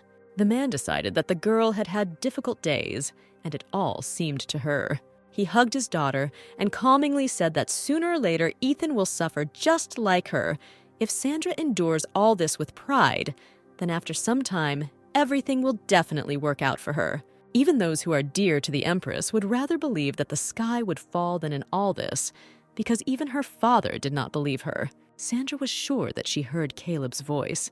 Suddenly, the music that her lover liked started playing. The girl decided to take a walk. The guards did not hear this melody. It turns out that only she heard it. She ordered the guards to remain in place. Sandra wanted to go on alone. The Empress followed the sound. Opening the doors of the room from where it came, she saw a silhouette in the shadows playing the piano. Could it be Caleb? But he's dead, Sandra thought. She asked to prove that it was him. The silhouette said that when she was 10 years old, she wanted to run away from the temple with him. But he stopped her. For Caleb's 30th birthday, Sandra wanted to give him a special blade made of glass. But then her father got angry. The Empress could not hold back her tears. She could not believe that he was alive and how he managed to return. The silhouette asked her to come closer because he didn't want to scare her, but Sandra was already scared enough. Caleb really returned alive. But how did this happen? The Empress could not believe her eyes. The next morning, the high priest was enjoying his body. He ordered the servants to bring him ice cream to eat and bask in the sun's rays. The Empress was not making any progress. It was strange that everything was going so smoothly. Even Austin was quite talkative. She couldn't just give up and decided to change tactics. Her Majesty was informed that the high priest had been seriously injured by falling down the stairs. Sharon rushed to him. The doctor smiled, saying that it seemed that the guy was waiting for her. Despite the fact that his servant was screaming and crying, he had no reaction. The priest overheated in the sun, so he stumbled, although the Empress already thought that one of the concubines was guilty. Austin approached Brian, calling him an innocent gentleman, and said that the next time someone pushes Mr. Brian, they should think that he did it. The Lord pretended that he did not understand what was going on and why he was considered cute. Archie, seeing how the two concubines were getting along so well, told them after them that they could continue to hold hands and then leave the harem in an amicable way. Because who knows, maybe the two of them will suddenly be pushed together and their necks will be broken. Austin looked at the prince with confusion, because just a few days ago they had excellent communication about life abroad. Archie, in a commanding voice, ordered Austin to follow him, otherwise he would break his neck. Brian was confused because Austin was talking to him now. The head of the dark forest was not at a loss. Hugging the guys, he suggested that the three of them go for a walk. Sharon entered the high priest's room. The guy was standing upside down on one arm, as if there was no fracture, and he had not fallen down the stairs. The guy assured the Empress that she should not worry, as he was completely fine. He could easily fix everything except instant death, including merging the bones back together. It's just that before that people came to him for something else, and he couldn't do it right away.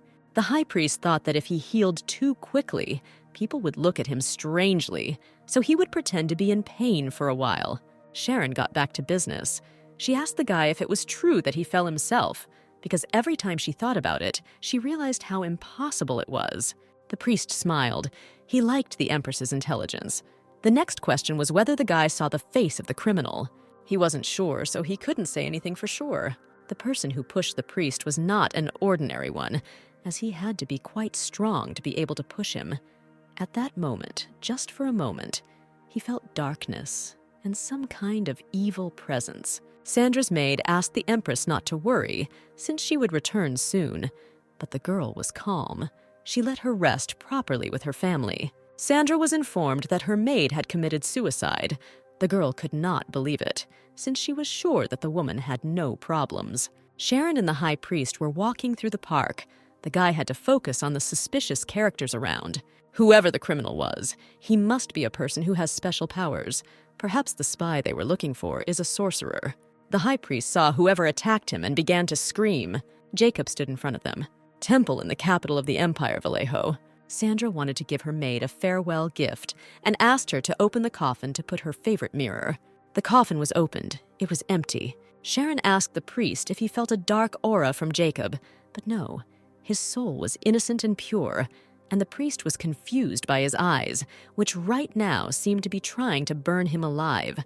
The guy found everything somehow confusing. Jacob wondered if the Empress really trusted this man so much. Sharon admitted that he is one of the few who is worthy of her trust. The concubine asked if the guy was really that sick. The high priest laughed loudly, saying that Her Majesty forbade the concubine to approach her closer than 5 steps, and if he did try, he would personally kill him. Sharon began to cover his mouth, pretending that the guy had not yet fully recovered from the fall and was talking all sorts of nonsense. Jacob assured that everything was fine, and he would be happy to listen to whatever this casino dealer had to say. Her Majesty thought that the concubine is an ideal type. Just looking at him, you feel as if he sees right through you. Since the deceased was from a noble family and was a maid of honor to the Empress, soldiers guarded the morgue as a sign of respect, and no one could steal her body. But Sandra had an assumption that the corpse stood up and came out on its own, especially since this would not have surprised her. The Empress ordered the carriage to be prepared. She was going to visit the Marquis, on the outskirts of the capital Villaggio. Sandra arrived at the Marquis's estate, but he was not at home. She decided to ask the butler if he had seen anything suspicious before the incident with her maid. The man didn't tell her anything new, only what everyone already knew. The Empress was about to leave the estate, since it was awkward for her to be there without the owners. But on the way to the carriage, a maid stopped her and handed her some kind of bag. There was an amulet in it. The girl said that among her relatives there was a priest, and he received this amulet from the high priest. And when the lady saw it, she said that she would make a necklace out of it and would definitely give it to the Empress. Therefore, the deceased herself prepared it for Sandra.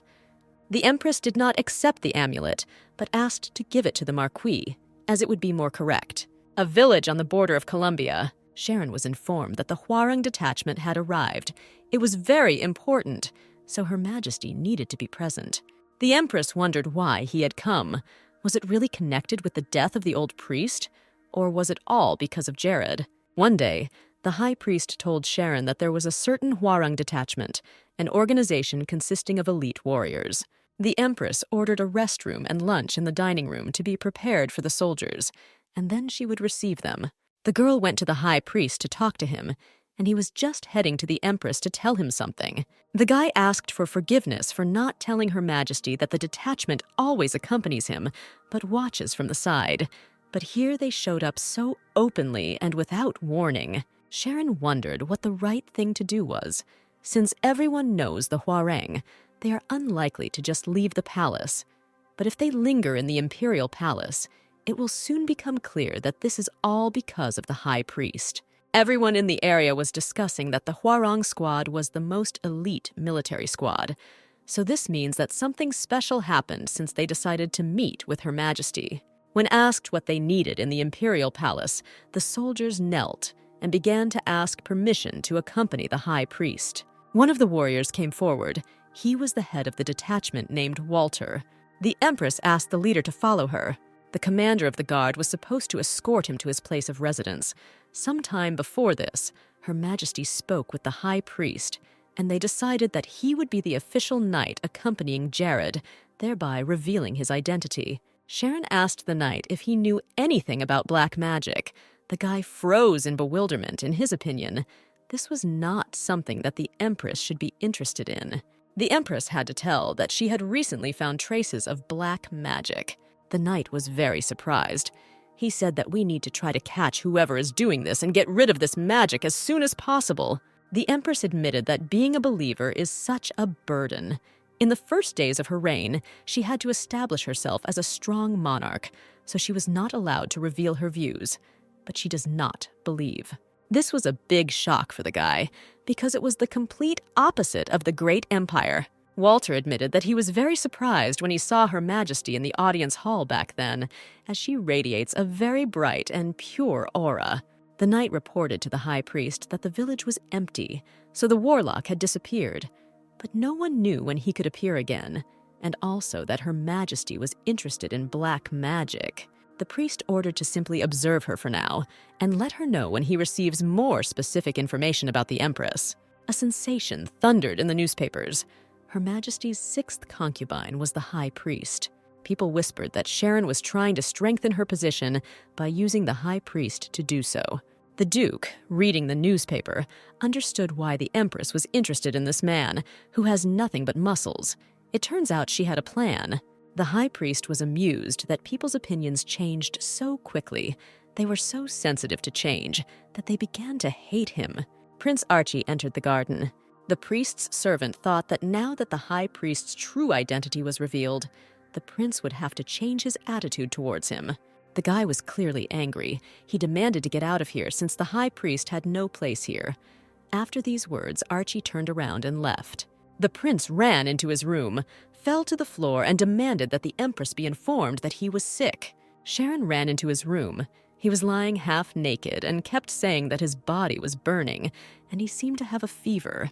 The Empress demanded that the prince get dressed. This was clearly not what he expected to hear.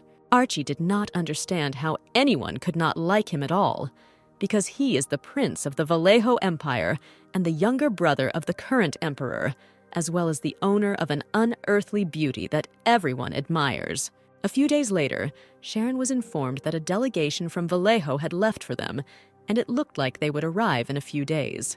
The Empress thought that after that incident, she and Archie did not see each other again. He probably felt awkward now, and she was also interested in the question of how other concubines reacted to the news about the high priest. Everyone said the same thing. At first glance, the idea of a harem seemed to be one of Her Majesty's simple desires, but now it became clear to everyone that, in fact, each member of the harem was either part of the imperial family or closely associated with officials from different walks of life. This was all reinforced by the fact that the high priest was in the harem. Now everyone admired the insight and extraordinary decisions of Her Majesty. Lately, even the dark magicians had been hiding, which meant that Sharon could now calmly take care of government affairs. The high priest and the knight were training to meet Her Majesty when she arrived here in her best form. A few more calm days passed. The treasurer reminded that a delegation from Vallejo would arrive very soon, and most likely Her Majesty should visit Mr. Archie. Suddenly, an ambassador from Valen arrived. The treasurer reported that having learned about Her Majesty's relationship with the high priest, it was almost impossible not to react to it in any way. It was quite difficult. Although Valen is friendly to powerful countries, they have always been despotic and merciless towards countries weaker than them. They were always looking for an opportunity to stab Columbia in the back, even though they acted as friendly as they looked from the outside. And no matter if it was Fred or the threat of black magic, if they found a weakness, they would definitely take advantage of it. Seeing that something was bothering the Empress, the commander began to reassure her that she had safely ascended the throne and was already ruling the country, especially since the people were happy with her rule. Columbia has a strong people. They have their own power, Gordon believed. Her Majesty ordered the Marquis to make every effort to have the two delegations arrive at the same time so as to face them all at once. The Empress decided that if Archie accompanied her during her visit, then at least Vallejo would definitely be satisfied. Valen knew nothing about Fred, and besides, the relations between Columbia and Vallejo are quite close, so they could think of what to do, or useless against them. The treasurer was delighted with her idea. The maid, with a look of horror on her face, reported to Sharon that Prince Archie was not feeling well and would not be able to attend the audience. The Empress burst into the concubine's room. Grabbing his hand and approaching him closely, she asked why people can be so cruel. The Empress began to press on the pity that a delegation was coming from the prince's native country, and he so cruelly refused to even come out just to greet them. The concubine, unexpectedly for the Empress, fell on her shoulder. Sharon thought that he had finally given up. She promised him that they would definitely discuss their relationship later, but she would still have to pretend in front of the delegation that everything was fine. After some time, the prince was in full combat readiness to meet with a delegation from his native country. Sharon said that the delegation from Wallen had not given any notice of their visit, so they had to receive them all together. The representative of the delegation from Wallen took the floor, saying that he and Columbia were longtime allies, and since the Empress had just recently ascended the throne, and as soon as the situation after the coronation had stabilized, they came to officially greet. They also learned that now, in addition to His Majesty Prince Archie and the heirs of the noble families of Columbia, A high priest has also appeared in Her Majesty's harem, so they expressed their congratulations. Volin's spokesman warned that dynastic marriages are a very convenient way to consolidate power, but it can also have negative consequences for future generations, and there will be consequences if the relationship goes sour. Archie couldn't understand what this guy was talking about. The Empress said that this had already happened in Volin, and she remembered everything, but Volin had already taught them from his mistakes.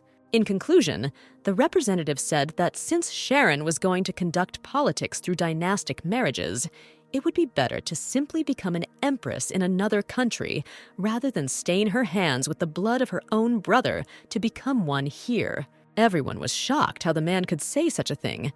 Had he really gone crazy?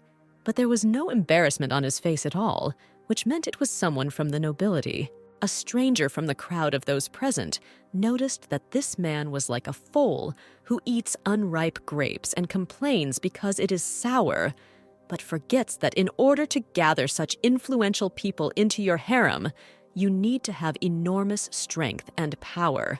But Volin is a country that, for the same purposes, had to grovel before the rest. Perhaps that is why they are not even able to understand how strong and powerful Her Majesty Sharon is in herself. The man was furious. The painfully familiar voice of the stranger seemed to the Empress. She was left alone with the guy and asked him how he could think that she didn't recognize him. The stranger took off his hood, and standing in front of the Empress was her former entrusted Emperor Ethan. The Empress was angry that Emperor Vallejo had come. She believed that the guy had lost all shame since he came. If he got married, then let him take care of his wife, and she should take care of her harem. How Sharon wished he would leave here right now, but since Ethan came here with the delegation, his goal was not only to see her. The conversation was interrupted by a delegation from Volin. The Emperor immediately hid, in the hope that he would not be recognized. Ethan laughed when the delegation went to rest, and began to reassure Sharon so that she would not be nervous, because the ambassador was still watching them. His knight ran up to the Emperor, who was stopped by one of the gentlemen and asked to carry his luggage. He strongly apologized for leaving the Emperor. The guy was worried about Ethan, believing that the Duke would not leave everything like this, and it was unknown what he would do. But most of all, he was worried that the gentleman would not be safe for long. The Emperor said that for some reason the snake couldn't even move, which was probably why he allowed Ethan to tell him everything he wanted. Plus, the Emperor actually came here to see Sharon. Emperor Vallejo went to the harem. The knight ran after him. He was not sure that it was safe, since Her Majesty might get angry if her former lover suddenly met with her current one. Empress Sharon was known for ordering the execution of her half-brother as a traitor. She is also known as a ruthless beauty who can easily lock a person in a tower. Ethan saw a guy in the garden. He had an angelic face and tiger muscles. It seemed that this was the high priest. The Emperor left the knight in the bushes, and he himself went to the priest. They talked about something, and then the high priest raised his majesty. The knight could no longer look at it. He went to help, when a voice behind him stopped him. It was Prince Archie, who recognized him. The prince was wondering what happened. He did not see the knight among the delegation. The guy was at a loss. He could not tell the prince the whole truth. Archie mockingly began to whisper, "Since it is a secret that the head of the Imperial Guard is in Colombia, then he must hide it." The knight was confused. He must call His Majesty for help. Sharon tried to de-stress after meeting Ethan and ended up working too hard. She didn't want to do this, but there was a lot of work, and it was certainly better than wasting time. The Empress entered the room where the delegation from Vallejo was staying and asked how their emperor was doing. Those who served him tried to pretend that they did not understand what they were talking about, but Her Majesty demanded that they not deny it, since she knew that he had arrived. His Majesty was sleeping now. Sharon didn't know what to do. She couldn't say that she hadn't heard anything about His Majesty since the High Priest took him away. She met Brian in the corridor. He tried to talk to her, but she was furious and said as she passed by that they would talk later. The servant began to calm the concubine because the Empress probably had urgent business, so she said so. Brian ordered to follow Sharon and find out where she was going. Entering the High Priest's room, she saw Ethan there. They were talking nicely. It turns out they had the feeling that they had known each other for a long time, so they started talking about everything.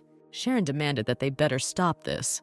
The high priest came close to her and took her hand, asking what had happened to her, since he was worried about the unhealthy complexion of the Empress. Her Majesty looked into Ethan's eyes, thinking that this guy had decided to turn everything in her heart upside down. She pulled Jared close and kissed him.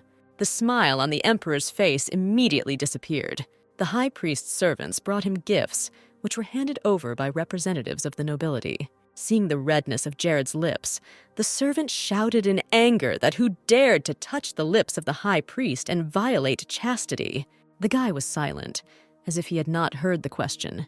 He looked embarrassed, which was not typical for the high priest. Sharon blamed herself for touching the high priest, because unlike other concubines, he would leave the harem as soon as the danger was over. At the same time, she had 6 concubines, and Ethan should also live happily with his wife and concubines because there was nothing left of their relationship, the Empress told her former lover. The guy was clearly not happy with what was happening because she took his brother as a concubine and, most likely, kissed him too. Austin climbed high up a tree to see something. Not even a minute had passed before the guy fell from that very tree. The concubine was clearly pleased with what he saw while in the tree, but his servant was rather dissatisfied with what he had to see. Austin said that he saw Emperor Ethan. Unfortunately, he could not hear him, since he was far away, but the concubine roughly understood what was being said. The head of the Dark Forest knew that the Empress and the Emperor had an affair in the past, and for sure the guy was here on an unofficial visit. He was sure that even though it was all in the past, something remained, although he doubted that it was of any great significance. Whatever feelings there were between them, Ethan was now married to someone else, so it was most likely over. The servant reassured the concubine, because lately there have been a lot of strange rumors about Vallejo, for example that the Emperor was going to get a divorce and the like. A new rumor appeared. Members of the delegation discussed that Empress Sandra had gone crazy. Austin was very surprised. Even his organization did not have such information, and he had the best informants. The servants even knew such details that the Empress Vallejo saw a dead man, a dead prince who allegedly ate his friend, because only a madman could say something like that. Sharon couldn't sleep. He kept thinking about the Emperor. From a practical point of view, she was best off with Ethan, simply because they had been through a lot. She also felt good with Archie. On his lips, Her Majesty felt the taste of the sea, and it was delicious. The Empress thought that Ethan would stop paying attention to her because of the situation with the high priest, but on the contrary, he turned out to be so sweet. Sharon blamed herself for kissing both her brothers. The Empress had to get out of bed and put herself in order because Austin came to report the rumors he had just learned regarding Empress Sandra. The chief of the Dark Forest believed that Prince Fred and Prince Caleb had nothing in common except that they were both dead. But it was quite surprising to hear 2 identical stories about 2 different people in 2 different countries. Sharon was amazed how this could happen, because Empress Sandra seemed to her to be a completely adequate person when they met. The concubine reproached the Empress that her gratitude for his work was only in words, but she would like more. Her Majesty laughed it off, saying that until the guy gets clothes that can be removed with a click, he will not receive anything. Austin had more news. The rebels who had been captured in connection with the murder of the past Emperor of Columbia were trying to buy something. On the piece of paper that the concubine handed to the Empress, it was written about the secret auction and the 12th thing. If this was the first time Her Majesty had heard of such an auction, then the head of the Dark Forest was aware that this was the name of an illegal auction house, not far from the capital. It is true that even under a lamp there is a dark place, and in this case, everything happened under the Empress's nose, and she did not know what to do. It was simply impossible to close her eyes, but Austin was sure that she could benefit from this. Some madman grabbed Austin by the sleeve of his robe and demanded that he give it to him. The Empress suspected something strange. Sharon thought that there would be some kind of tense atmosphere here, due to the fact that the auction was illegal, but everything was quite calm. The presenter announced lot number 12. This was why the Empress came with her concubine. Under this lot was presented an ancient map found in the ruins of a lost city, a lost country. The Empress was a little upset. She hoped that it would be something like an unusual piece of jewelry or a weapon. The auction ended. Her Majesty sat in silence, without ever raising her number to redeem the card. The concubine was very surprised by this act. Sharon's plan was to follow the buyer so they could immediately check whoever bought her to see if she belonged to a stormtrooper gang. Austen believed that the girl was definitely the type of monarch who could easily make independent decisions and not just beat confessions out of people. After all, he was not mistaken about her. The Empress approached the buyer's carriage to offer to buy the lot, but the man immediately said that no matter what she offered, he would not sell the lot.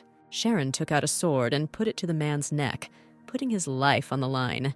She didn't care that she was doing the wrong thing, since it was an illegal auction.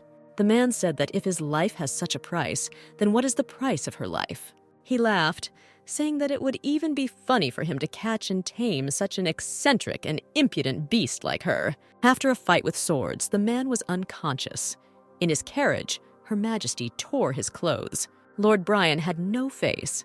He was thinking that after arriving, Her Majesty immediately ran to meet the High Priest. The servants began to calm him down. Supposedly, everyone knew that each of the concubines came to the harem only for power, money, or for family connections. But only his master was the only one who loved the Empress. Brian was sitting there very upset about the whole situation. Clutching some incomprehensible thing in his hands, he whispered through his teeth that he had not saved Her Majesty so that she would treat him like that. The employee was interested in what kind of incomprehensible thing his master kept in his hands all the time. The concubine said that his father gave it to him, a drug that makes men weak. The servant began to snatch this drug from the Lord's hands, since this thing was very dangerous. Brian said that the effect of this drug is temporary. It lasts for about a year, and that he has not yet had a need to use it. The employee smiled, taking the drug. He said that as long as he had it, and as soon as he had the opportunity, he would get rid of it, especially since the gentleman himself said that he could not just throw it away. If so, the Lord decided to rely on him. The man woke up. He didn't understand what the stranger was doing and why she needed his pants. The Empress found nothing in either his coat or jacket, which means there must be something in his pants. The man shouted that he was the Empress's confidant, and she couldn't get away with this just like that. Her Majesty was in shock. Taking off his mask, she realized that the man was lying. As far as she saw, his face was not that important. He was neither a concubine, nor even a close associate of the Empress. Having received several blows from Her Majesty, the man whimpered. Sharon could not believe that he was such a shameless liar, and how many times he impersonated others. Finally, she found something valuable.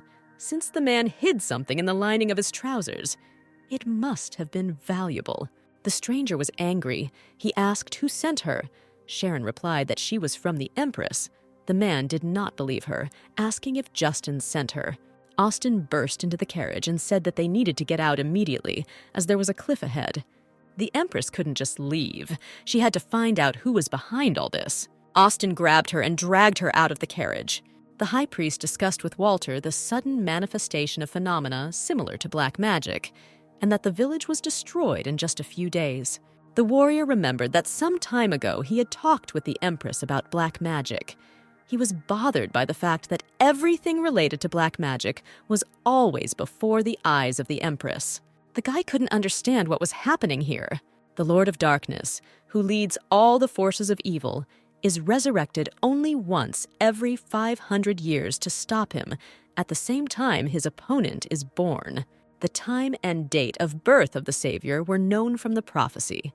So one day, all the children who were born on the same day and at the same time were gathered together, but no one knew how to determine exactly which of them was the Savior.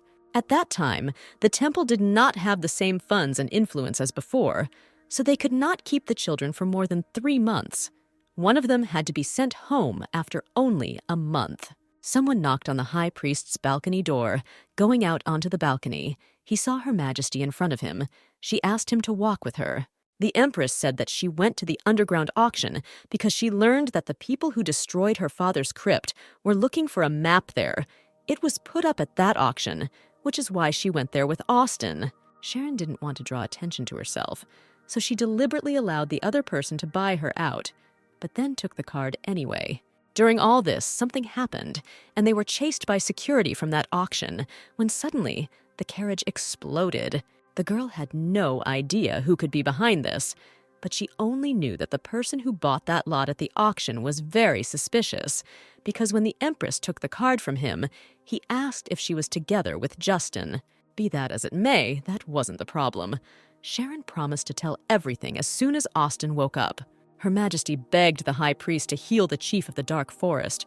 He was seriously wounded. Not even a minute had passed before Jared, with the help of his magic, healed the wounds on the concubine's body. Sharon leaned her head on the High Priest's shoulder.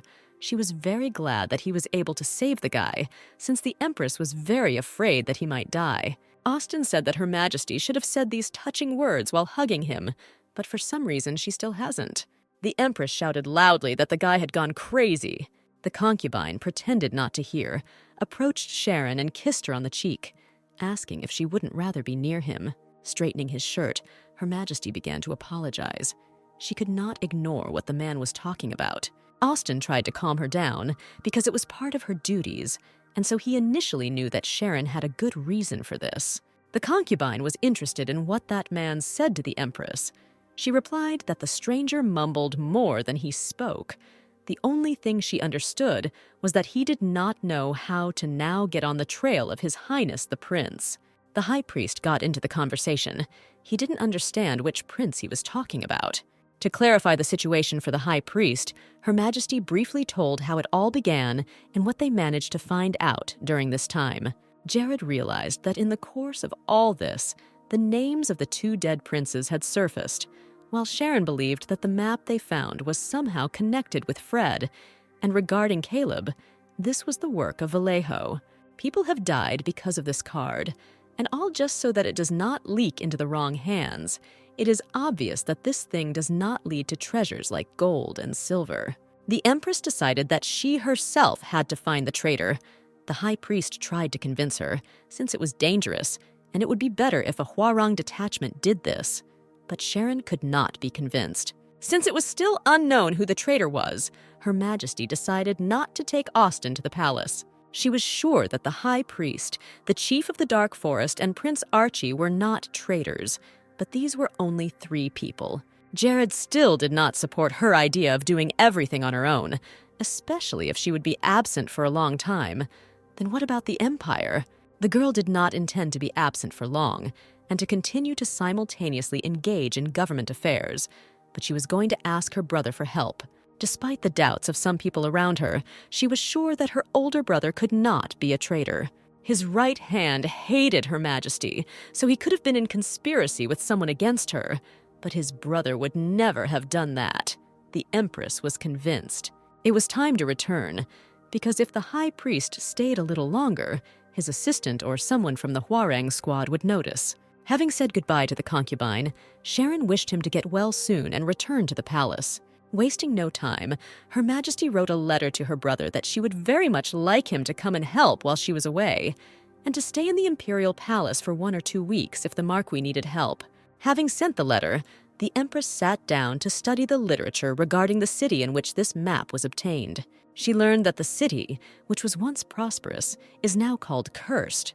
While other states were built and collapsed, no one was able to take possession of this city, and everything in it is in the same state.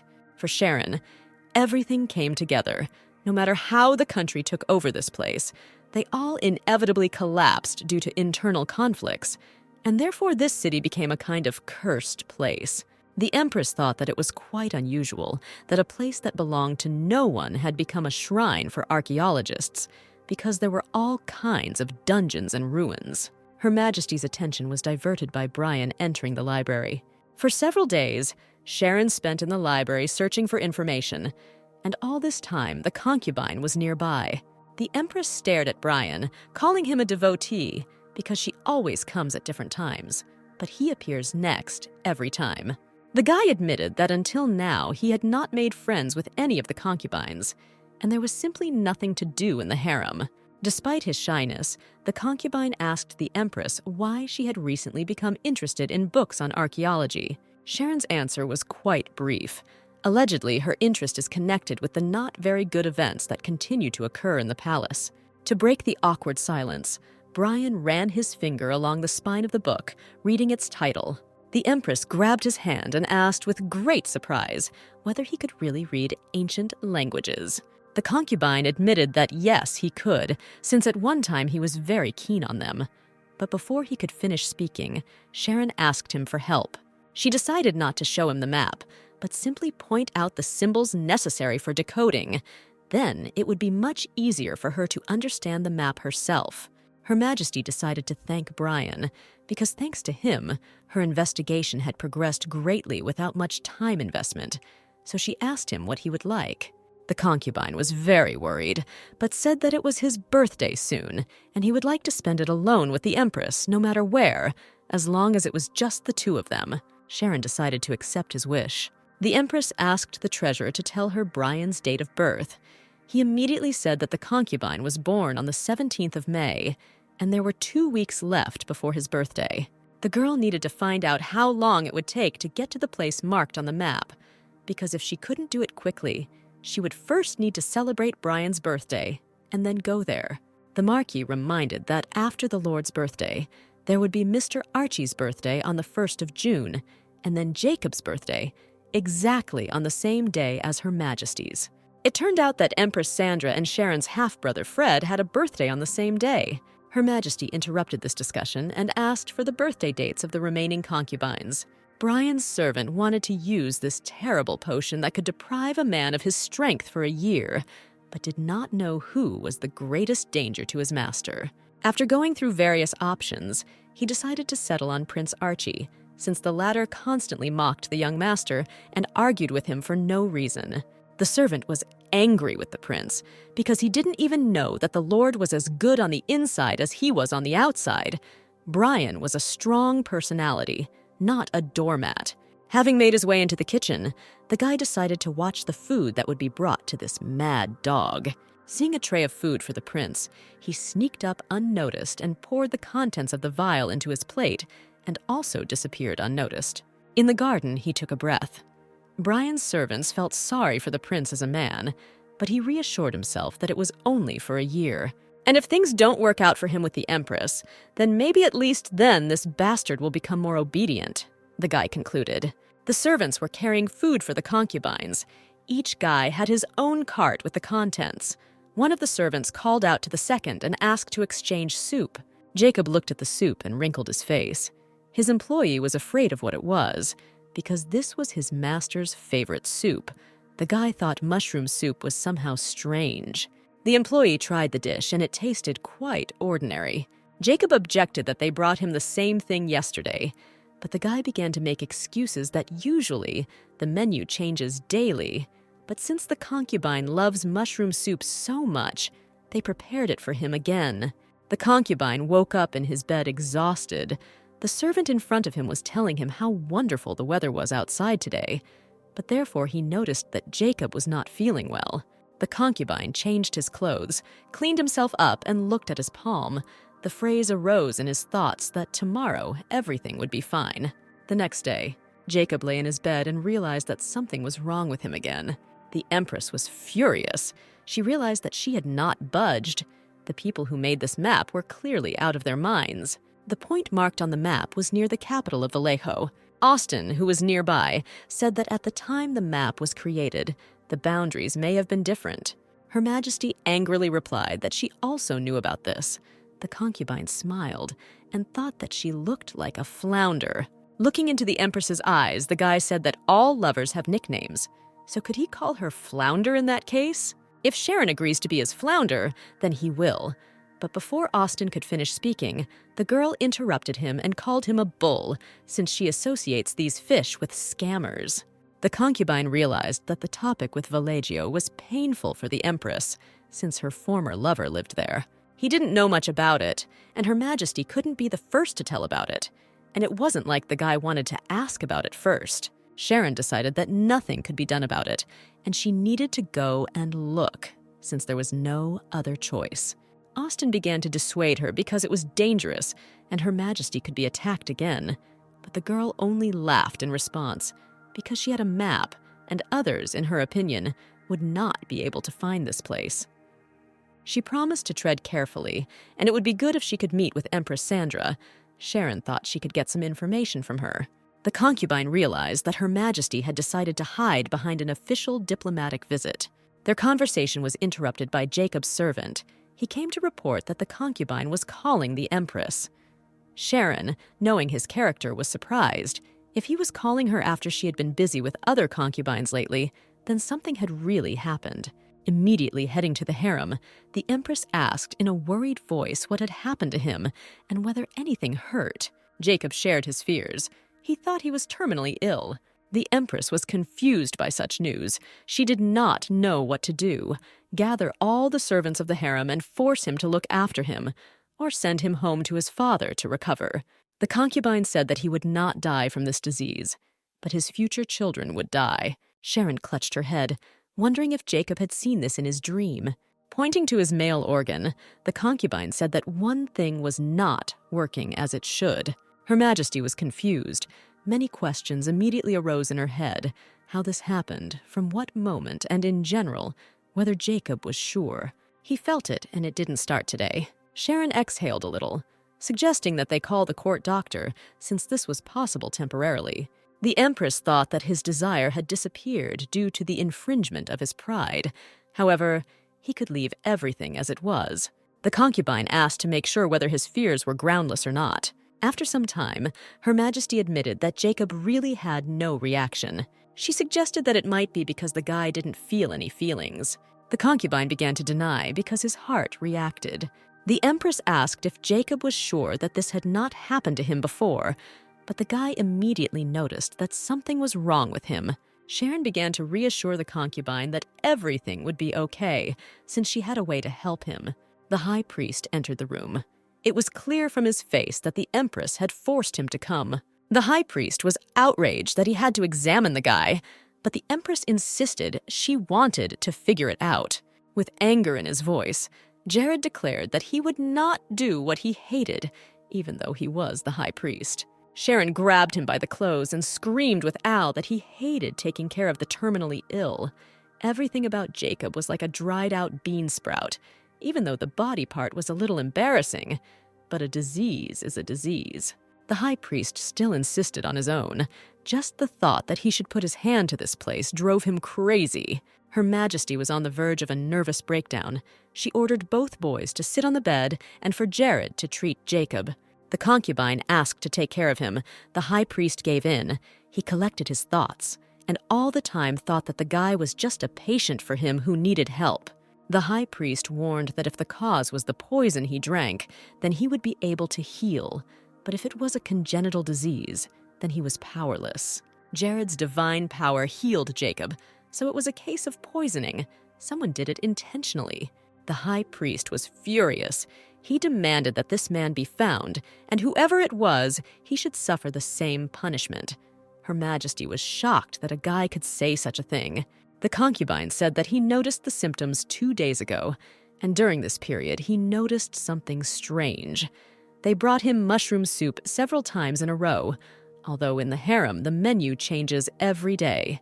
Jared could not understand why this was the focus, since the person in the temple ate the same thing for a week. Sharon proposed to gather all members of the imperial palace and ask them to confess who gave the poisoned soup. But the high priest was against this idea, as he believed that it was necessary to preserve the reputation of Mr. Jacob. The Empress agreed with the guys and decided to conduct a secret investigation. First of all, she came to the kitchen to find out for whom the mushroom soup was originally prepared. The cook said that it was intended for Prince Archie. The girl wondered if someone intentionally changed the soup that contained poison, or if it was originally intended for Archie. But perhaps the soups were accidentally changed along the way. Her Majesty began to guess who it could be. Mr. Bryan came to her mind, but then she decided that he was not capable of something like that. But his servant could well have done such a thing, or one of the concubines did it. Sharon ordered the chef to prepare the same mushroom soup as that day and let it cool so that it looked like it had been made days ago, not just now. A rumor spread throughout the palace that a couple of days ago, Jacob ate mushroom soup and fell ill, and Her Majesty was so angry about the situation that she took the remains of this soup for herself to study. These rumors also reached the servant Brian. The guy was scared, because the Empress was known for her ruthlessness towards the guilty. Moreover, Mr. Jacob was the son of a high-ranking official. The guy was afraid to even imagine what would happen to him if they found out that it was he who tried to harm. The treasurer reported to Her Majesty that the rumors had been spread, and the entire harem was discussing what had happened. The Empress asked to invite all the concubines, except Jacob, to the celebration hall. Harem, hall for celebrations. The concubines acted as usual, seemed to have grown closer after the time Jared healed Austin, and the servants were as friendly with each other as the masters. Brian was as uncomfortable as always in a crowded place. The Empress entered the hall and began to say that those gathered had probably heard the rumors that were circulating around the palace and knew why she had gathered them here. She called Austin and asked him to open the lid of the dish. There was mushroom soup in front of the guy. Sharon said that each of those present should eat 2 spoons of this soup. The crowd began to be indignant. Remember what happened to Jacob after that. The Empress insisted on her own, arguing that Jacob did not die, but was just sick. Austin was the first to try the soup. Then Her Majesty called Carl. The concubine also ate the bickering. Prince Archie winced a little, but also ate his 2 spoons. The last person to eat the soup was Lord Brian, but he too ate without further ado. After all the concubines tried it, the Empress even gave this soup to all the servants and other courtiers to try. But everyone was either afraid that they would get sick like Jacob, or were grimacing from the taste of the spoiled soup. None of them behaved suspiciously. Sharon had no idea who the traitor was. The girl decided to walk alone. No matter how Ethan tried to pretend to be a foreign ambassador, it was his duty to be the emperor first. Even when he saw his beloved's concubine so obediently helping him carry his luggage, he felt completely at ease, because the emperor was really good at self-control. Austin really wanted to know as much as possible about the Empress's former lover. The concubine suggested that Ethan come in and have a cup of coffee. But if he doesn't drink coffee, then he can drink tea. And if he doesn't want to drink tea, then there is alcohol. The emperor thanked him for the offer, but politely refused, citing the fact that his people would be worried about his sudden absence. Austin was persistent, not accepting the foreigner's refusals. He decided for him that they would go and have a cup of coffee. Ethan began to list all the tastes and habits of Empress Sharon.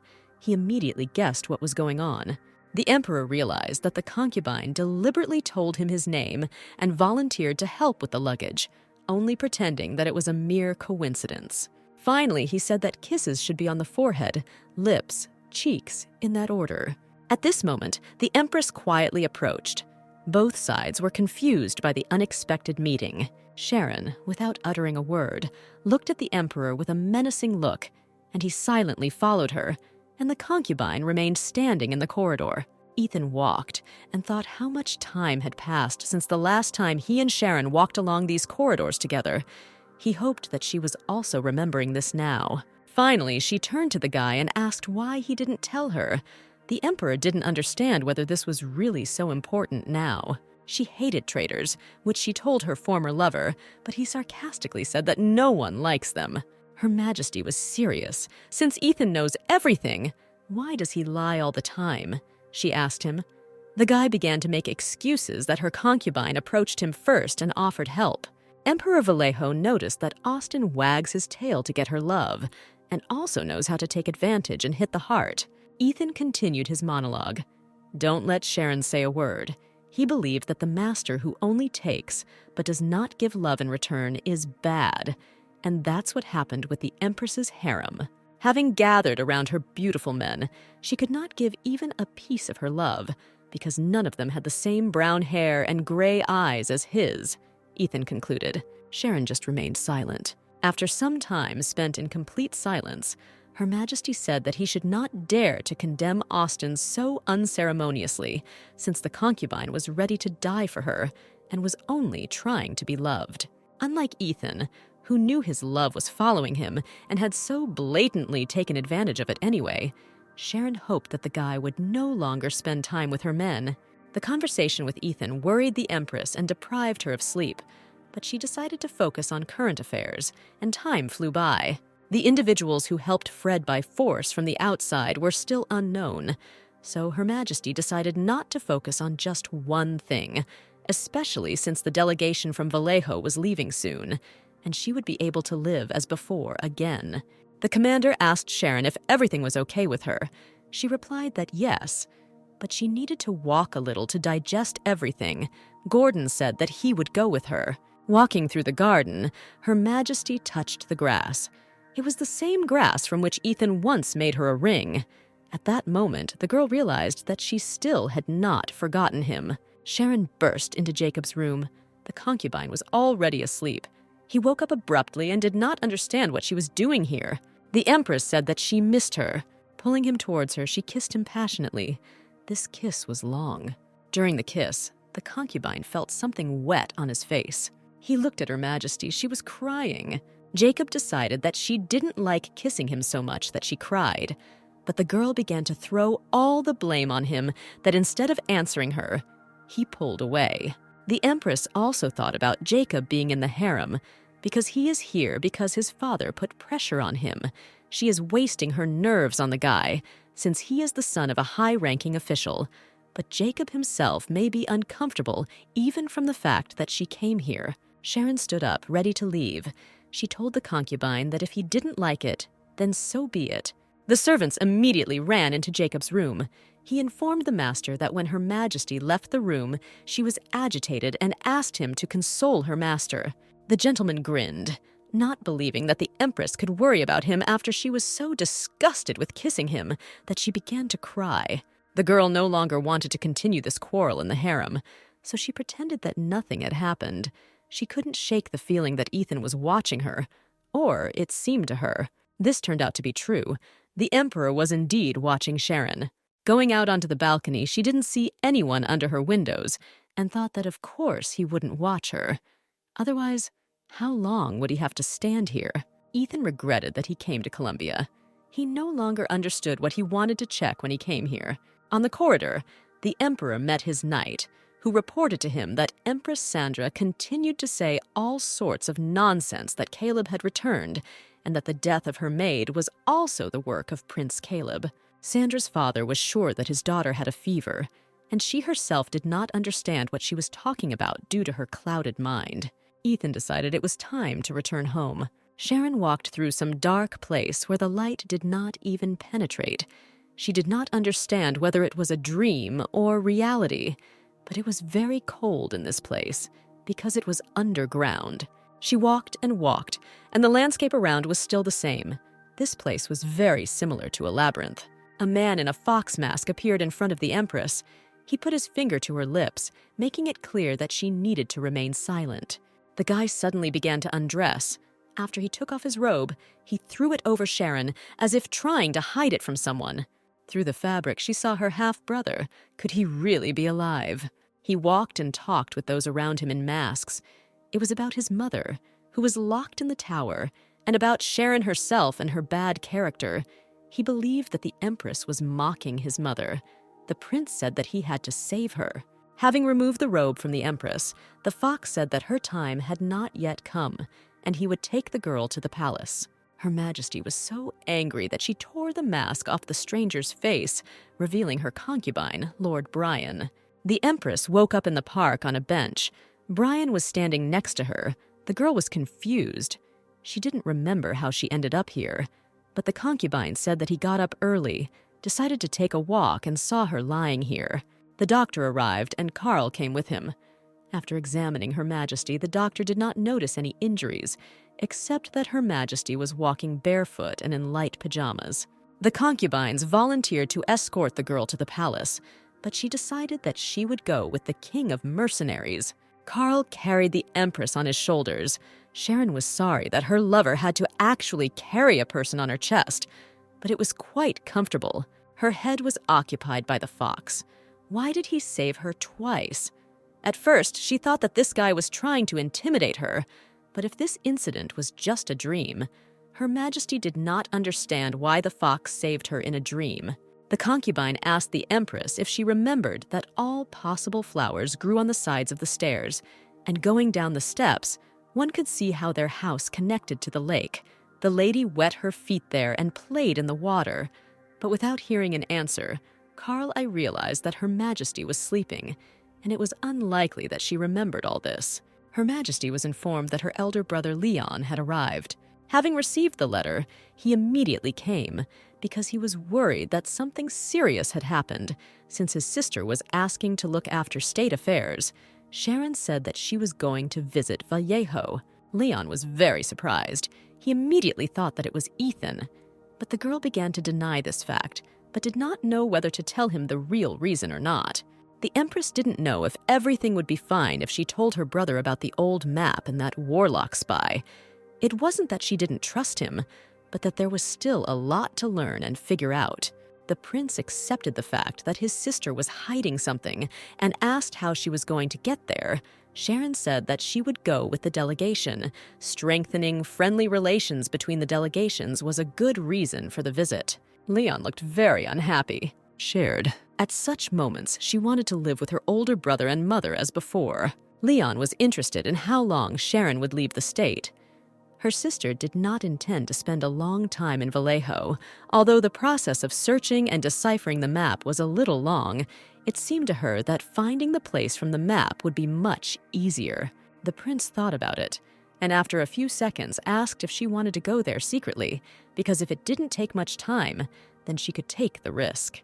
If you think about it, Ethan also came secretly, disguised as an ambassador from the delegation, and this was not for long. So this was not a bad option. Leon believed that if the Empress, who had just ascended the throne, went with an ambassadorial delegation without any particular reason, then her authority might be shaken a little, especially since she still had not dealt with the remnants of Fred's followers. There was something else that the prince thought the Empress should be wary of. If she finished in a few days, how was she going to return secretly without causing problems? With less than 2 weeks until Brian's birthday, Sharon decided to take up this issue upon returning from Vallejo. The prince approached the knight guarding Her Majesty's chambers and asked his attendant to help with the luggage, since it was too heavy. The knight, fearful that he would have to leave his post, agreed. Sharon sneaked unnoticed through the corridors of the palace and jumped out of the window.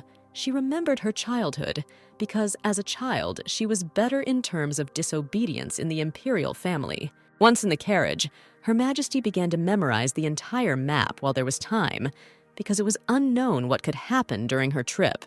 She found the number 3 on the map. Brian helped her decipher almost the entire map, but she didn't even think about this number, especially since it would be difficult to understand its significance. There was some kind of sharp break. The road was very steep. Sharon thought that at this rate, the wheels would fly off before arriving at their destination. A few seconds later, it happened again. The knight who was transporting Her Majesty said that the wheel had fallen off. He had a spare one, but he needed time to change it. While waiting, the Empress enjoyed the night sky. The last time she allowed herself this was a long time ago. The sound of hooves was heard. Sharon decided to hide so as not to be accidentally noticed and recognized. Judging by the sound of their hooves, there were 2 of them. The knight suggested asking them for help. If they were not enemies, Her Majesty agreed, but judging by the pace at which the horses were rushing, people were in a hurry somewhere. The riders slowed down. Seeing the predicament, they offered to help. The voice of the man who spoke seemed very familiar to Sharon. She certainly could not even think that in such a situation, she would end up in the same carriage with Ethan. The Emperor was ready to hear her story about what she was doing here, since only those who urgently need to get to Vallejo drive along this bumpy road at night. The guy suggested that Sharon was going to hide her trip to Vallejo until the very end. The girl muttered displeasedly that it had nothing to do with him, and certainly she did not intend to cause him any harm. Ethan smiled, saying that even if she hurt him, he could somewhat overlook it. Her Majesty asked him to stop talking nonsense and that she would leave here very soon. The Emperor was surprised that she was not heading to the capital, but Sharon asked to borrow his carriage and try to find out everything along the way. But still, she would not tell anything. A village near the border of Vallejo. Although the Empress was helped with the repair of the carriage, she still did not want to leave traces here. It was unexpected, but from now on, Sharon decided never to ride in the same carriage with Ethan again, and she didn't want to sit face to face with him on the trip either. Or maybe the fact that they were traveling together was an opportunity given to them for the last time, Her Majesty thought. As an Empress, she told him everything she was going to do, and now she needs to quickly find the thing that was marked on the map and return to Columbia. As it turned out, the climb was quite a long process. Sharon thought that she might have to set up camp here today. The knight found the entrance to the cave and then got a fire to light it. The man was not only good at flattery, but also did an excellent job. The Empress was definitely lucky to have him. If you believe fairy tales or legends, then all kinds of traps should be installed in the dungeons, because, as they say, only after passing difficult trials can you get treasures. The knight noticed that there was a lot of humidity in the cave, but in general, everything was in order. The cave seemed quite ordinary, but an old map of a destroyed country put up for auction, and the attackers trying to get it haunted Sharon, so the dungeon could be as dangerous as in the old fairy tales. It seems that Her Majesty has found what she was looking for. She was surprised. Was this really all? She got here and nothing happened to her. She didn't want to be a little naive, but it was even good. Even if you pretend that it is an old thing, it seems that no one has been here to replace it. Opening the box, the Empress was even more surprised. A mask lay in front of her. She noticed something strange. Unlike the box itself, it looked like something new, just made. Had her enemies gotten ahead of her and replaced the contents? The knight asked to see the mask. Most likely it was already dark outside, so we need to find a place to rest here inside, Sharon thought. The knight called out to her. Turning around, the Empress saw a completely different person in front of her. The guy began to ask for forgiveness, justifying that no matter how you looked at it, this mask looked completely normal, so he decided to try it on. Finally, Her Majesty understood the essence of this mask. The knight's face changed as soon as he put on this mask, but he didn't even understand anything. The mask was a face-changing one. Its location really should have been hidden on a dubious old map. Her Majesty did not show that she understood the meaning of the mask, saying that it was worth taking with her and showing it to scientists. The next day after the night in the cave, Sharon was going to show this mask to scientists, but she couldn't immediately give them something so interesting. She didn't even know if she could somehow use this thing to identify the intruders. The Empress thought about Gordon that he would be angry when he found out that she had gone so far in all this and had not told him anything. So upon arrival, she decided to tell everything. Upon returning, everyone in the palace went crazy after looking at the Empress, and she could not understand what was happening. In the corridor, she saw in front of her a completely different girl, but very similar to her. At the same time, Vallejo, the first thing after his secret return with a delegation from Columbia, Ethan began to look at the updated interior decoration of the Imperial Palace in honor of the change of season. The brilliant sculptor, who decided to make himself known for the first time in a long time, created this masterpiece for 5 whole years. Having removed the cape from the statue, in front of the emperor was his love, Empress Sharon. The sculptor immediately hesitated. Something was wrong. This was clearly not what he created. It looks like the dye didn't wash out well from Her Majesty's hair, but she was making it in a hurry, so it will most likely take a few more days to wash it off. The emperor didn't understand. Even after washing off the makeup, his face looked different. Sharon said that magic had changed it. Ethan wondered what had happened to make her disguise herself as a statue and look for him, because after their meeting at the Vallejo border, he believed that Sharon would finish her business and return to Columbia. She returned, but her brother betrayed her. About 2 weeks ago, when she left the carriage for the emperor at the Vallejo border, and they went their separate ways. After that, Sharon, as she said, finished her business and returned to the palace. But something happened. There was some kind of turmoil in the palace. It turned out that at the same time, a fake empress with exactly the same face was pretending to be Sharon. They couldn't recognize her like that. So first of all, she met with the knight who accompanied her. They went to where Her Majesty had stayed just before entering the palace. While they were gone, Your Majesty's servants learned that Sharon was ill and would be resting alone. Everything was exactly as she said before leaving. When Prince Leon left the room, the warlock bewitched Her Majesty with his magic. It seems to be a witchcraft in which one steals the appearance of a weakened person and tries to take his place. The other day, a spy who visited that old man who died from violent death was cursed and killed. The Empress's desire to prepare for atrocities has now tied her hand and foot, and it was precisely Leon who prevented her from the official diplomatic visit on which Her Majesty was going. The knight was amazed whether the Empress's brother had really been planning everything from the very beginning. Sharon didn't have time to be angry now. She had to act one step faster than Leon. Her Majesty warned the knight that if her brother and the false Empress were at the same time, then they would try to arrest him too, because he was the very person who could prove the real whereabouts of the Empress that day. Therefore, she ordered him to immediately leave the capital and find Gordon. He must meet him before her brother does. Sharon herself decided to return to the Imperial Palace to check something. The girl pretended to be a servant.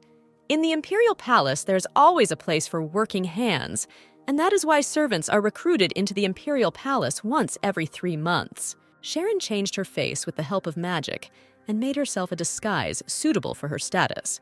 It turned out to be easy, since she knew the whole hiring procedure, so everything was captured. Asking someone to write a letter of recommendation, preparing the necessary documents before an interview, all this was done in one fell swoop. But this fake Empress knew a lot more about her than Sharon thought. It felt like she was looking in a mirror. As a result, the interview passed without incident. Her Majesty received notification of the appointment. The head of the maids gave Sharon instructions. Recently, Her Majesty had suddenly become unwell, so there was no point in getting on her nerves. She brought a wet towel into her room and found her concubine Carl on the bed next to the impostor. The impostor said that it was necessary to bring the criminal to his senses as soon as possible, but she did not know what to do, because there were no records on this case. The concubine took her hand and assured her that she could rely on him and that he was always on her side. Sharon now realized that Carl knows that the Empress is a fake. Previously, she reproached him for this, but he only insisted more on calling her Madam. The Empress lying in bed, the concubine exclusively called Your Majesty, and even several times. Carl met with Prince Leon. The latter asked how his sister was feeling. Right now, Sharon would like to tear this shameless muzzle into pieces. But it was not yet the time to clash heads with her brother. The Empress needed to meet with Carl as soon as possible. She came to the garden where he often walked and began to wait for him. Someone called out from behind her. She turned around and saw the mercenary king in front of her. She was amazed how he found her and recognized that it was her. The guy said that he recognized her by her smell. Taking his mistress's hand, the concubine kissed her. Be that as it may, she had to adapt, because the guy was the only one who knew about her secret. Sharon asked to go away and sit down because they needed to talk. Carl put his arm around her and led her. Prince Archie watched this. He was furious, because he did not know the truth, and took it to mean that the Empress's concubine was flirting with another. Carl asked where Her Majesty had been all this time, but she did not tell the whole truth, saying only that she had business. Having embraced Sharon, he asked what she wanted to tell him. The Empress asked to take off the impostor's shoes. After the concubine left, the fake Empress and Leon called her over and asked her to take off her shoes, as if there could be something special in a pair of cheap shoes. The prince really examined these shoes, which means that that's why they told Sharon to take off her shoes, so there's also something special about the impostor's shoes. Perhaps she changed her face using a magic item. Therefore, if you remove the shoes of the fake Empress, you will be able to find out who is impersonating her. Carl said with confidence that Her Majesty could completely leave this to him. The concubine said this so confidently that Her Majesty trusted him without any doubt, but she was worried whether he would be able to persuade the false Empress, this arrogant, impudent shrew. The king of mercenaries invited the imposter to get comfortable.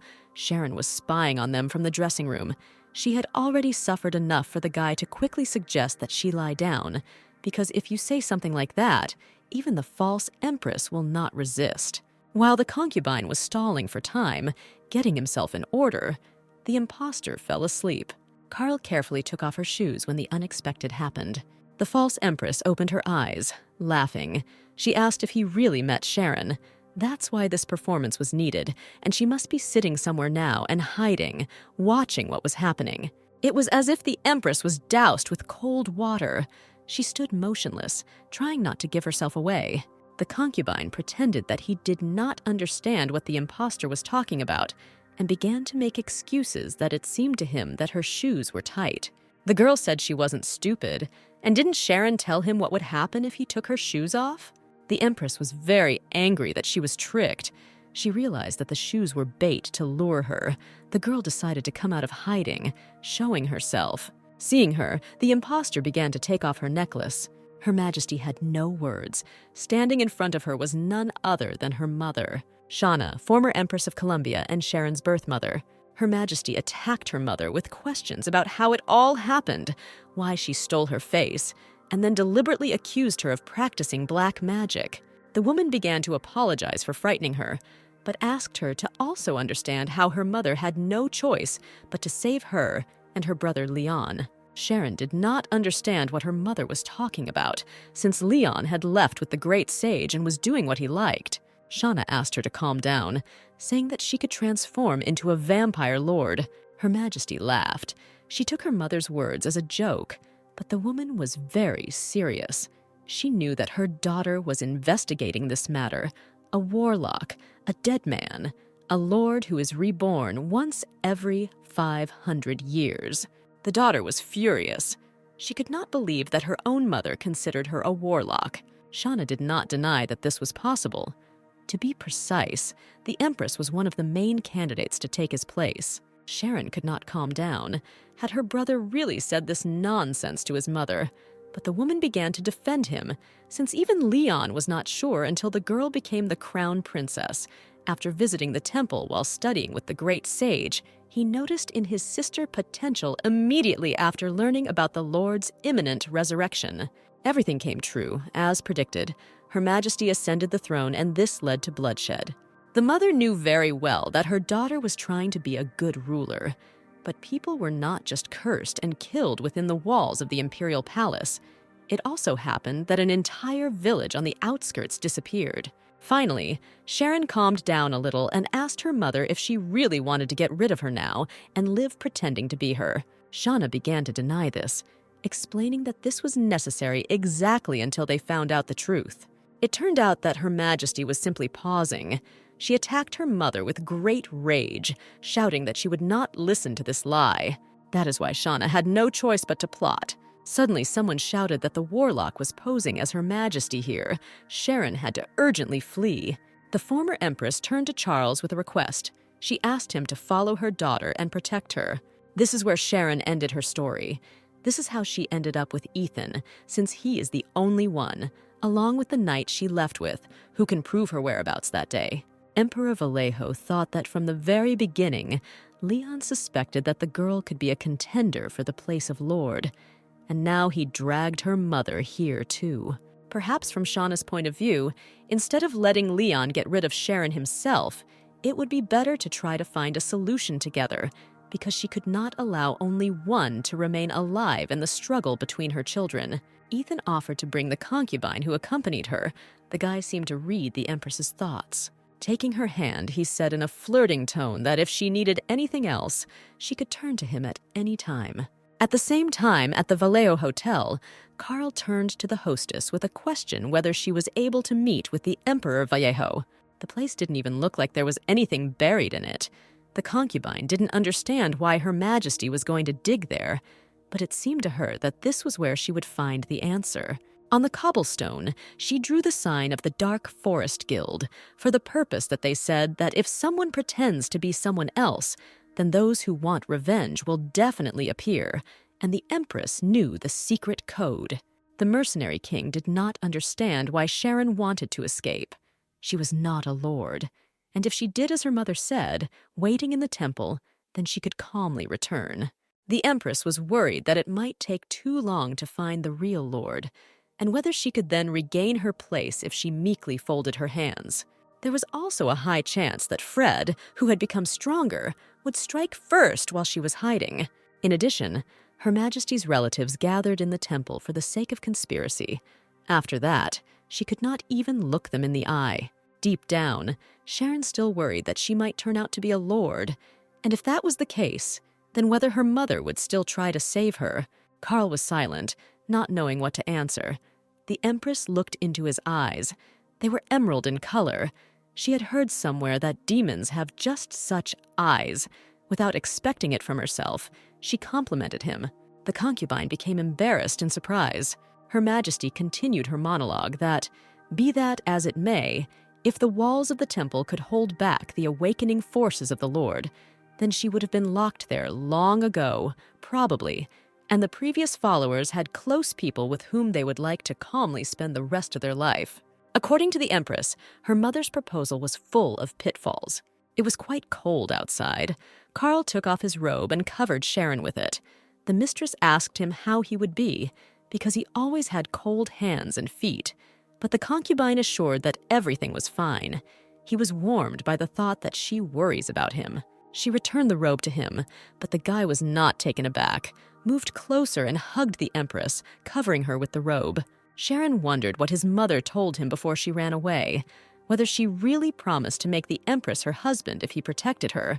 Carl was more ambitious than he seemed, saying that he needed to think. Maybe he would remember if he was in her chambers. Although Her Majesty hoped for power and possible help, Card had a person he loved, a young girl whose hair was as scarlet as flaming sparks. The Empress was dejected. She knew that everything would soon be revealed, and that she could not just sit and wait for her death. Carl was attacked by men in black, but he had enough strength to deal with him alone. She remembered Sharon's words about the secret code, the concubine called it. The secret code consisted of 3 words: black market, flounder. After some time, none other than Austin appeared. May 17th, Columbia, 2 days after Sharon spoke with Ethan. Leon asked his mother not to be upset. She only did what was required, being a mother and an empress. It was not about her. Even if it was him, Shauna would have done the same. The butler informed the impostor that Lord Brian had arrived to see her. She greeted him cordially, invited him to come in and sit down comfortably, and began by asking how the concubine's day had gone and whether everything was fine with him. The guy came to talk about his birthday. The false Empress was very surprised that Brian was not going to arrange anything, because birthdays only happen once a year, but he did not think that it would be appropriate to arrange lavish celebrations in such troubled times. Shauna laughed. The concubine turned out to be very thoughtful. She advised him not to forget to organize a truly grand celebration next year. The woman considered prudence to be his good quality, but this was not enough to be the husband of the Empress. Brian plucked up his courage and asked if she had prepared what they agreed on last time. The impostor pointed to the books. She thought that the guy was able to get any book he wanted, so she prepared something more rare for him. The concubine froze in complete incomprehension. Forcing a smile, he said that he really liked it and was grateful. Lord Brian returned to his room. The servant immediately rushed to him asking if everything had gone well. Rearranging a pot of a plant given to his concubine for his birthday, he said that there were rumors that Sir Charles had run away and was now madly in love with some maid. They said that Mr. Archie himself announced this, which is why everyone is whispering in the corners. The servant noticed that his master was not listening to him at all and looked lost. He immediately rushed to him, trying to find out what happened at dinner with Her Majesty. The Lord asked if the employee remembered the warlock who pretended to be the Empress, but later escaped. In the end, he added that it seemed to be true. The next morning, the Lord's manor. Brian's father was angry. He thought that the first birthday after his son showed up in royal circles would be truly wonderful. But if these rumors are true, then something irreparable must happen. The concubine's mother tried to reassure her husband. She believed that if it was about someone else, then they wouldn't even think about these false stories. But their dear Brian was not like that. The woman continued that when Her Majesty brought down Prince Fred, weren't they forced out of their public positions after they failed to distinguish themselves as much as Duke Mitchell did? For the Lord and his wife, this all resembled a case from a fairy tale. This is, of course, possible, but what if like-minded people of Prince Leon do not retreat, but take over the throne? While the Lord sat without showing his emotions, his wife, on the contrary, was furious. She believed that no matter what Leon's goal was, it could not be left just like that. The woman believed that if the two of them couldn't handle it, then they needed to join forces and resolve this issue. The Lord had no choice but to visit Duke Mitchell, although as soon as he imagined this impudent face, he was immediately overcome by rage. The commander's father's castle. Gordon's father told the knight that they had set off yesterday, but there were more than 1 or 2 roads leading to the imperial palace, but which one they took was unknown. The knight was at a loss. He did not know what to do with Her Majesty's secret message. The guy followed the commander. He thought that if Gordon was not yet aware of the incident in the palace, then he probably went along the usual path, and not along the short, winding path. By evening, he caught up with the commander. The latter was about to set up camp for the night. The knight was about to call out to him when he noticed that he was not alone. It was at this moment that Gordon was informed about the incident in the palace. He gave instructions to move forward right now, since there may still be warlocks there who are simply hiding somewhere. If the knight continues to stand there, he will definitely not get to the commander. But he did not know what to do. He urgently needed Her Majesty's help. It was Valeggio. Sandra's maid was outraged by the Emperor's actions. In her opinion, he really went overboard. Not only did he not have to prepare for the divorce, which he himself started, but he also brings uninvited girls to the palace.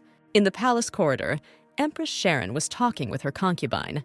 At the end of the dialogue, Her Majesty shouted the name Carla. Sandra heard all this from the side. She could not believe her ears. The Empress invited the concubine to come in. The guy wanted to tell her something. Empress Sandra ran up to them. She was at a loss, asking if it was really him, Carl.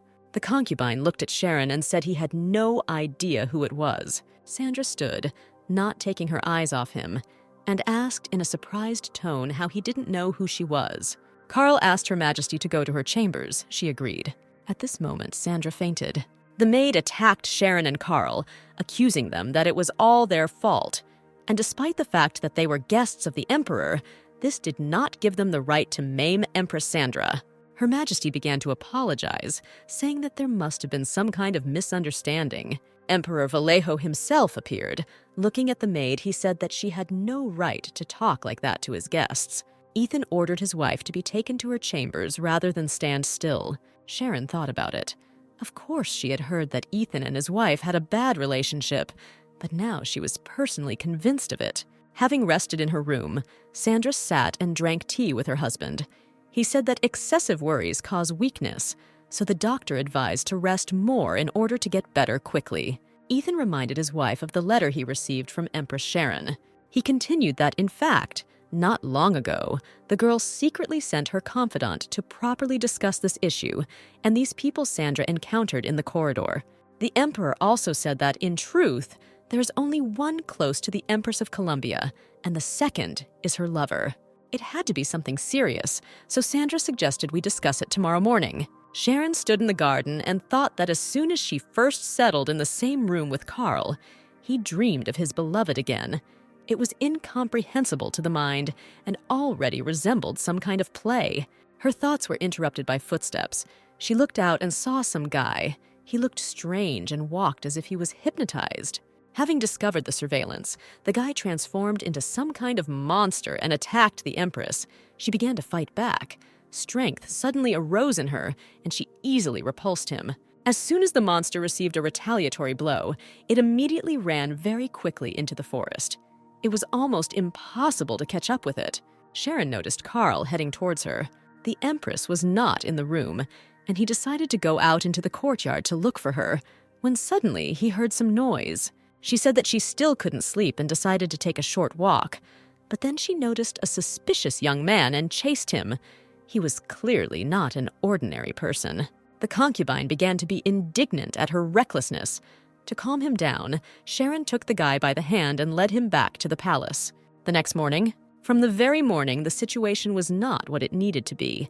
If Sharon didn't know who they were, she would probably have thought that they were not spouses, but enemies. Sharon introduced herself as the Empress of Columbia's secret envoy, and they came to personally convey the secret message. Sandra looked at Carl so worriedly. The Empress hoped that the concubine had not deceived her and that he really did not know her. Carda introduced himself as the concubine of the Empress of Columbia. Sandra continued to stare at him.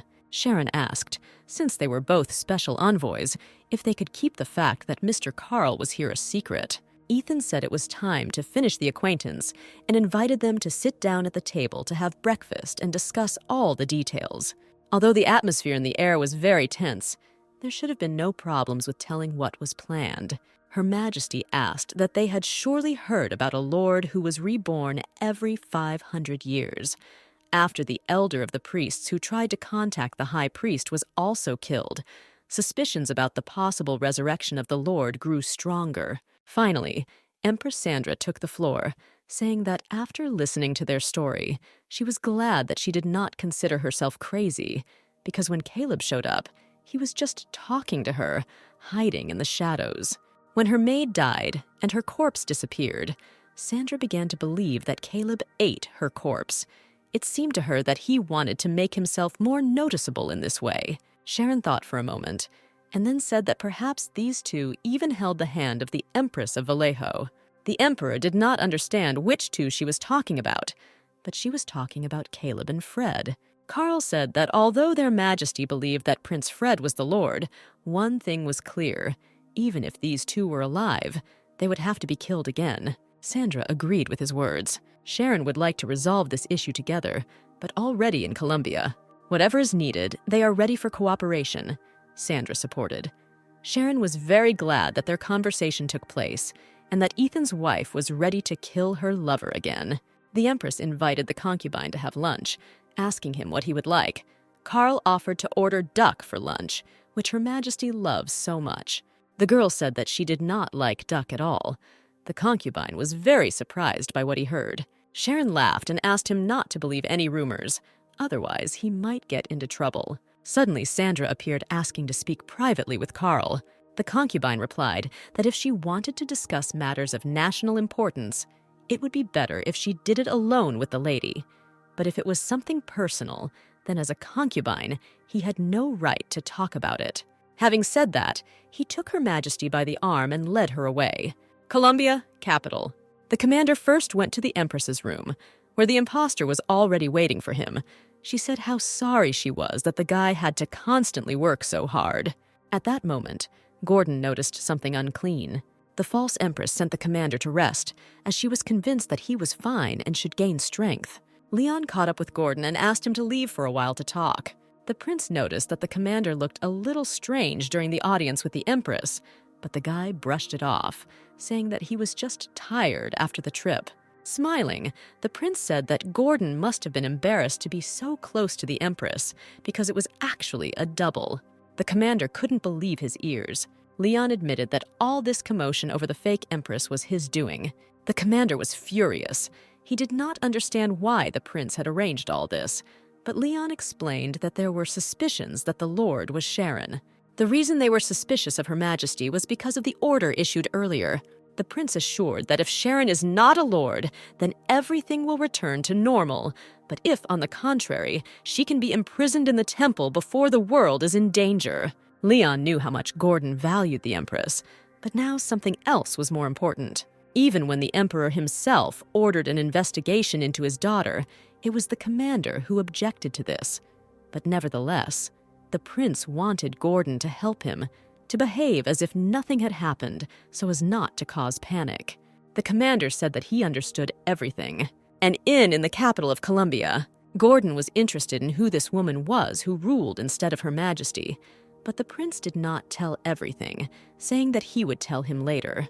The commander was surprised by the fact that Leon was asking for help, but was not going to reveal the most important cards. But something here was not clear to him. Gordon was brought his order. There was some kind of note on the plate. When he opened it, he recognized familiar handwriting. The note said that they would be waiting for him every midnight under a huge tree next to the watermill at the western gate. Arriving at the indicated place, he saw a tied knight, and at that same second someone hit him on the head. Leon was behind it all. He laughed and said that he didn't want to do this to his childhood friend. But what can you do if he doesn't trust him? The knight, swinging on his chair, pushed the guard. He fell along with the lantern, the glass broke, and the straw in the barn caught fire. The guy did this on purpose to save the commander. He started shouting at him to run. The knight was caught and put in prison. Leon and the treasurer discussed what had happened. The treasurer believed that the guy should be pardoned, so he most likely also fell on the hook. The prince believed that they should always be on the alert, since the likelihood that this could happen in the future was high, at least. That's what Leon and Sharon's father thought. Leon advised the treasurer to be careful, since one day he could be accused of aiding the warlock if he continued to intercede on his behalf. Gordon couldn't betray Her Majesty, no matter how much he loved her, but he would never try to triple the plot. The treasurer decided to immediately find the commander to talk to him. A voice came from behind the man and asked if he was waiting for someone. Turning around, the treasurer was dumbfounded. Vallejo, Her Majesty wondered if the assassin from the Dark Forest Guild had met Austin.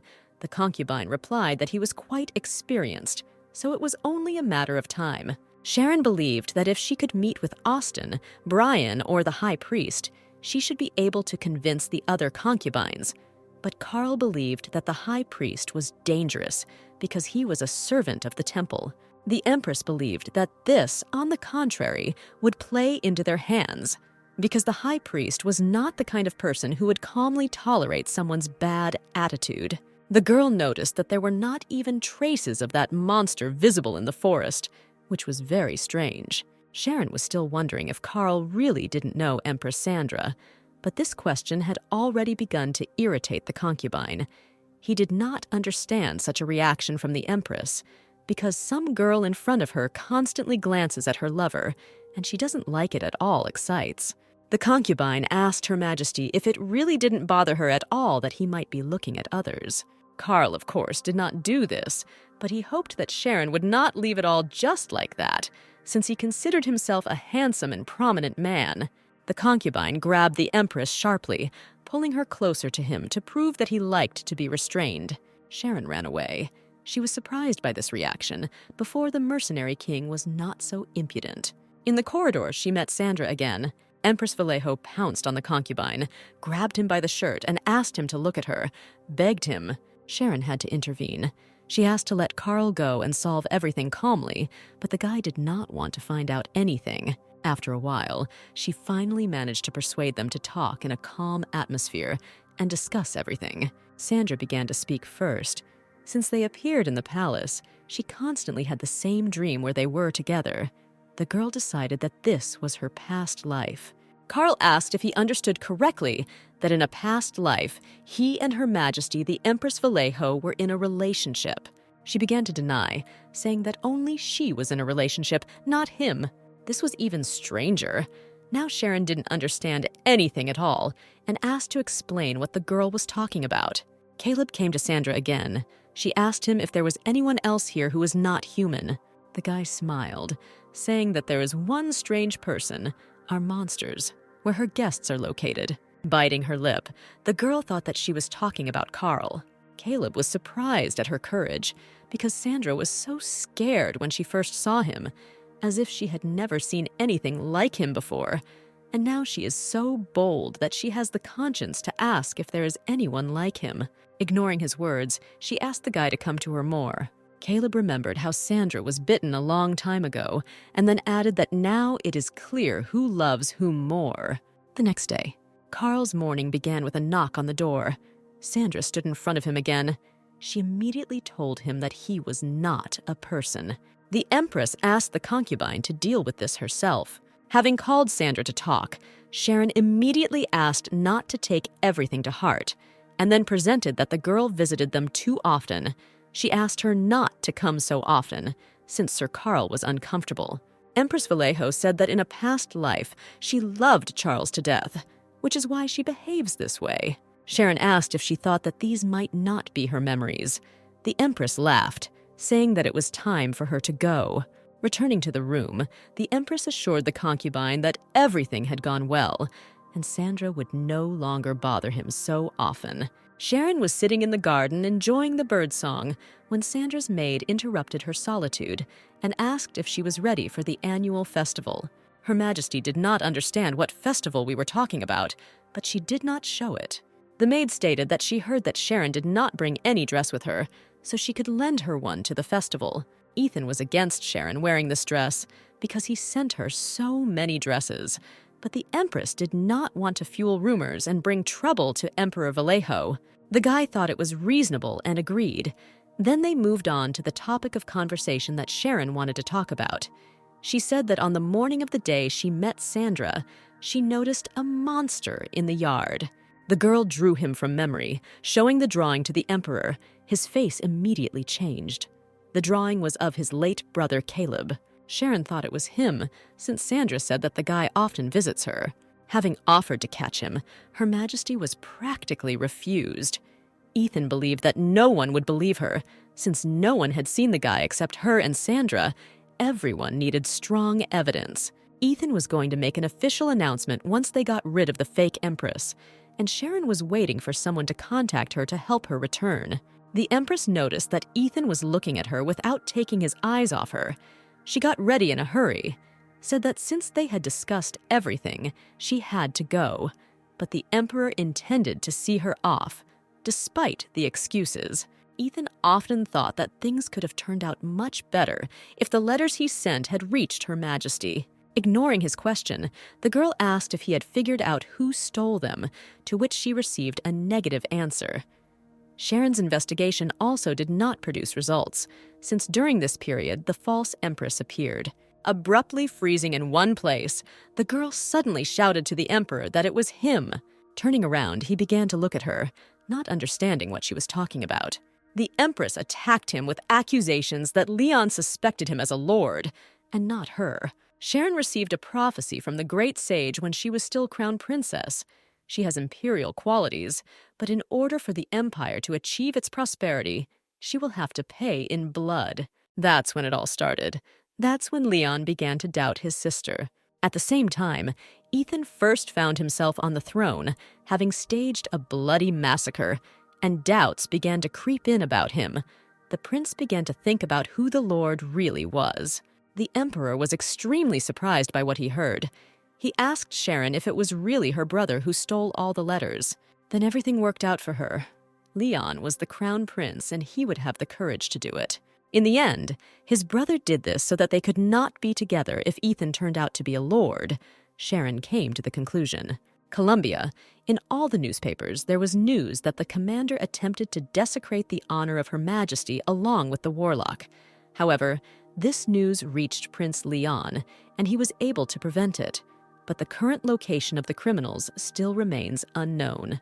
A large reward was promised to anyone who would bring him to the palace alive. After reading the news, Shauna told her son that if, after all this, Sharon tried to kill him, then she could not do anything.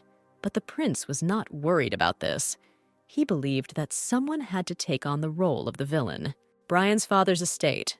Duke Mitchell doubted whether Brian had made the wrong choice, but the Lord was confident in his son and in his sincerity towards Her Majesty. In any case, the Duke considered Brian's character a little capricious, but now it was a question of starting a search for Her Majesty if she had escaped from the false Empress. The Duke believed that the junior lord should be closely monitored, and in no case try to interfere in the situation, but try to keep him as close to the false Empress as possible. Brian's servant brought him a letter from his father, and the news that the latter had spoken with Duke Mitchell, and they had decided that Brian would pretend to be unaware of the existence of the false Empress and get as close to her as possible. Thoughtful, the Lord said that he would do as his father told him, but he had one request. The concubine wrote a letter, sealed it, and asked the servant to send the letter to Jacob. Jacob immediately received a letter saying that a false empress was now in power. He would find the real one. And in the meantime, he asked the concubine to stay away from her. Jacob's servant panicked. If this is true, then what to do if Her Majesty comes to visit? The master ordered him to say, in that case, that he was ill. A few days later, Austen behaved as if nothing had happened, only arguing that the head of the mercenaries suddenly abandoned his beloved. Mr. Jacob locked himself in 4 walls due to illness. And meanwhile, the naive Lord Brian firmly believes in the love of Her Majesty, and only him and the high priest, everything is as usual. The concubine asked his servant to go to the kitchen and find out what was for dinner today. The guy was amazed how his master could think so calmly about food when such things were happening around him. Austen laughed, saying that he had to eat well and take care of himself in order to be in great shape when Her Majesty arrived. At that same second, almost hitting the concubine's face, a dagger with a note stuck into the tree. The note contained a code containing words such as black market, flounder, pass the cream puffs to icy Austen. The concubine, with a smile on his face, said that a false empress was now in power. His servant began to question him about where the real one was. Austen replied that most likely in Vallejo. Jacob sat at dinner with a very unhappy look. He was not happy about uninvited guests. Austen and the high priest decided to visit the concubine. Jacob asked to get straight to the point, and since he decided to bypass all politeness, Austen said that a false empress was now in power, and most likely Jacob was also aware. Therefore, the head of the Dark Forest wanted to discuss this among people who know everything. The guy had a question regarding the location of the Empress, but even Austen did not know this, or simply did not want to reveal all his cards yet. Jacob believed that they should bring the real Empress, but Austen did not agree with him, since Leon was in cahoots with the impostor. The high priest decided to take the floor. It was quite unexpected for him, and he was aware of the whole situation, but he had a question about how they would be able to stop the false empress. The chief of the Dark Forest had a plan. They would need St. Robert's help. Archie was informed that Mr. Austen and the high priest had gone to visit the sick Jacob. The prince did not understand what the servants saw as a problem. He considered them simply idiots who had lost the favor of Her Majesty. So they decided to organize a gathering where they sat and consoled each other. In the depths of his soul, the concubine thought that they did not invite him because they did not like him, but he was offended that they could not even admit this. But in any case, he believed that it was not they who did not invite him, but he himself did not agree would. Sharon was wondering what ended up happening to Sandra's nanny and whether her older brother was involved. The maid brought a dress for the girl and asked her not to forget to give the dressmaker the measurements so that she could prepare everything before the banquet began. A few days later, the eve of the festival, Carl was combing his mistress's hair when he suddenly began to fall asleep. The concubine asked if everything was all right with her, but the girl laughed and said that she always falls asleep when he does this. The dress was already completely ready. Carl asked if everything was really okay with it. Sharon assured him that yes, because she had been looking at it for so long. Palace of Vallejo, reception hall. The couple were introduced as guests of His Majesty. Those gathered whispered that the emperor was getting a divorce because of Sharon, but on the contrary, she wanted not to attract attention at the banquet. Carl began to calm her down, promising that he would always be there. The Empress joked with him that he would only be around until Lady Sandra appeared again, and then the rumors would increase even more. The girl spoke to Emperor Ethan, asking him not to approach her during the banquet. She was sure that if nothing happened during this time, the rumors would disappear on their own, in which case Carl asked her not to leave his side. During the banquet, someone deliberately stepped on the hem of Sharon's dress, and part of it came off. Everyone began to whisper that she had planned this on purpose to attract the emperor's attention. Her Majesty realized that this was all set up from the very beginning by Sandra's maid. There was panic in the hall. People were running in different directions.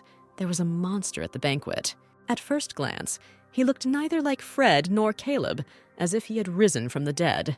The maid in the night began to restrain Sandra, and she rushed towards this monster, shouting her name. Sharon immediately guessed that it was the maid of the Vallejo Empress whose body had disappeared. She was not like those cemetery monsters, because they looked like ordinary people. It will be dangerous if the girl turns out to be a zombie. As far as Her Majesty knew, zombies become after infection enters the blood. Another man who looked like a monster tried to attack Empress Sandra. At that moment, Ethan took out his sword and hit the monster straight in the head. He rushed to his wife to find out if she was safe and if everything was okay with her. Sharon's thoughts immediately rose to the hope that there would be no more infected. But it was in vain. Since Sandra's nanny was covered in blood when she came here, it was unknown how many of them were still on the street. Sharon and Ethan decided that they must stop them at any cost. The Empress ordered the concubine to pacify the rest of the monsters, while she went and found somewhere to take the people. Among the crowd, Her Majesty noticed the main monster. It was Prince Caleb. Those present could not believe their eyes, because he had died.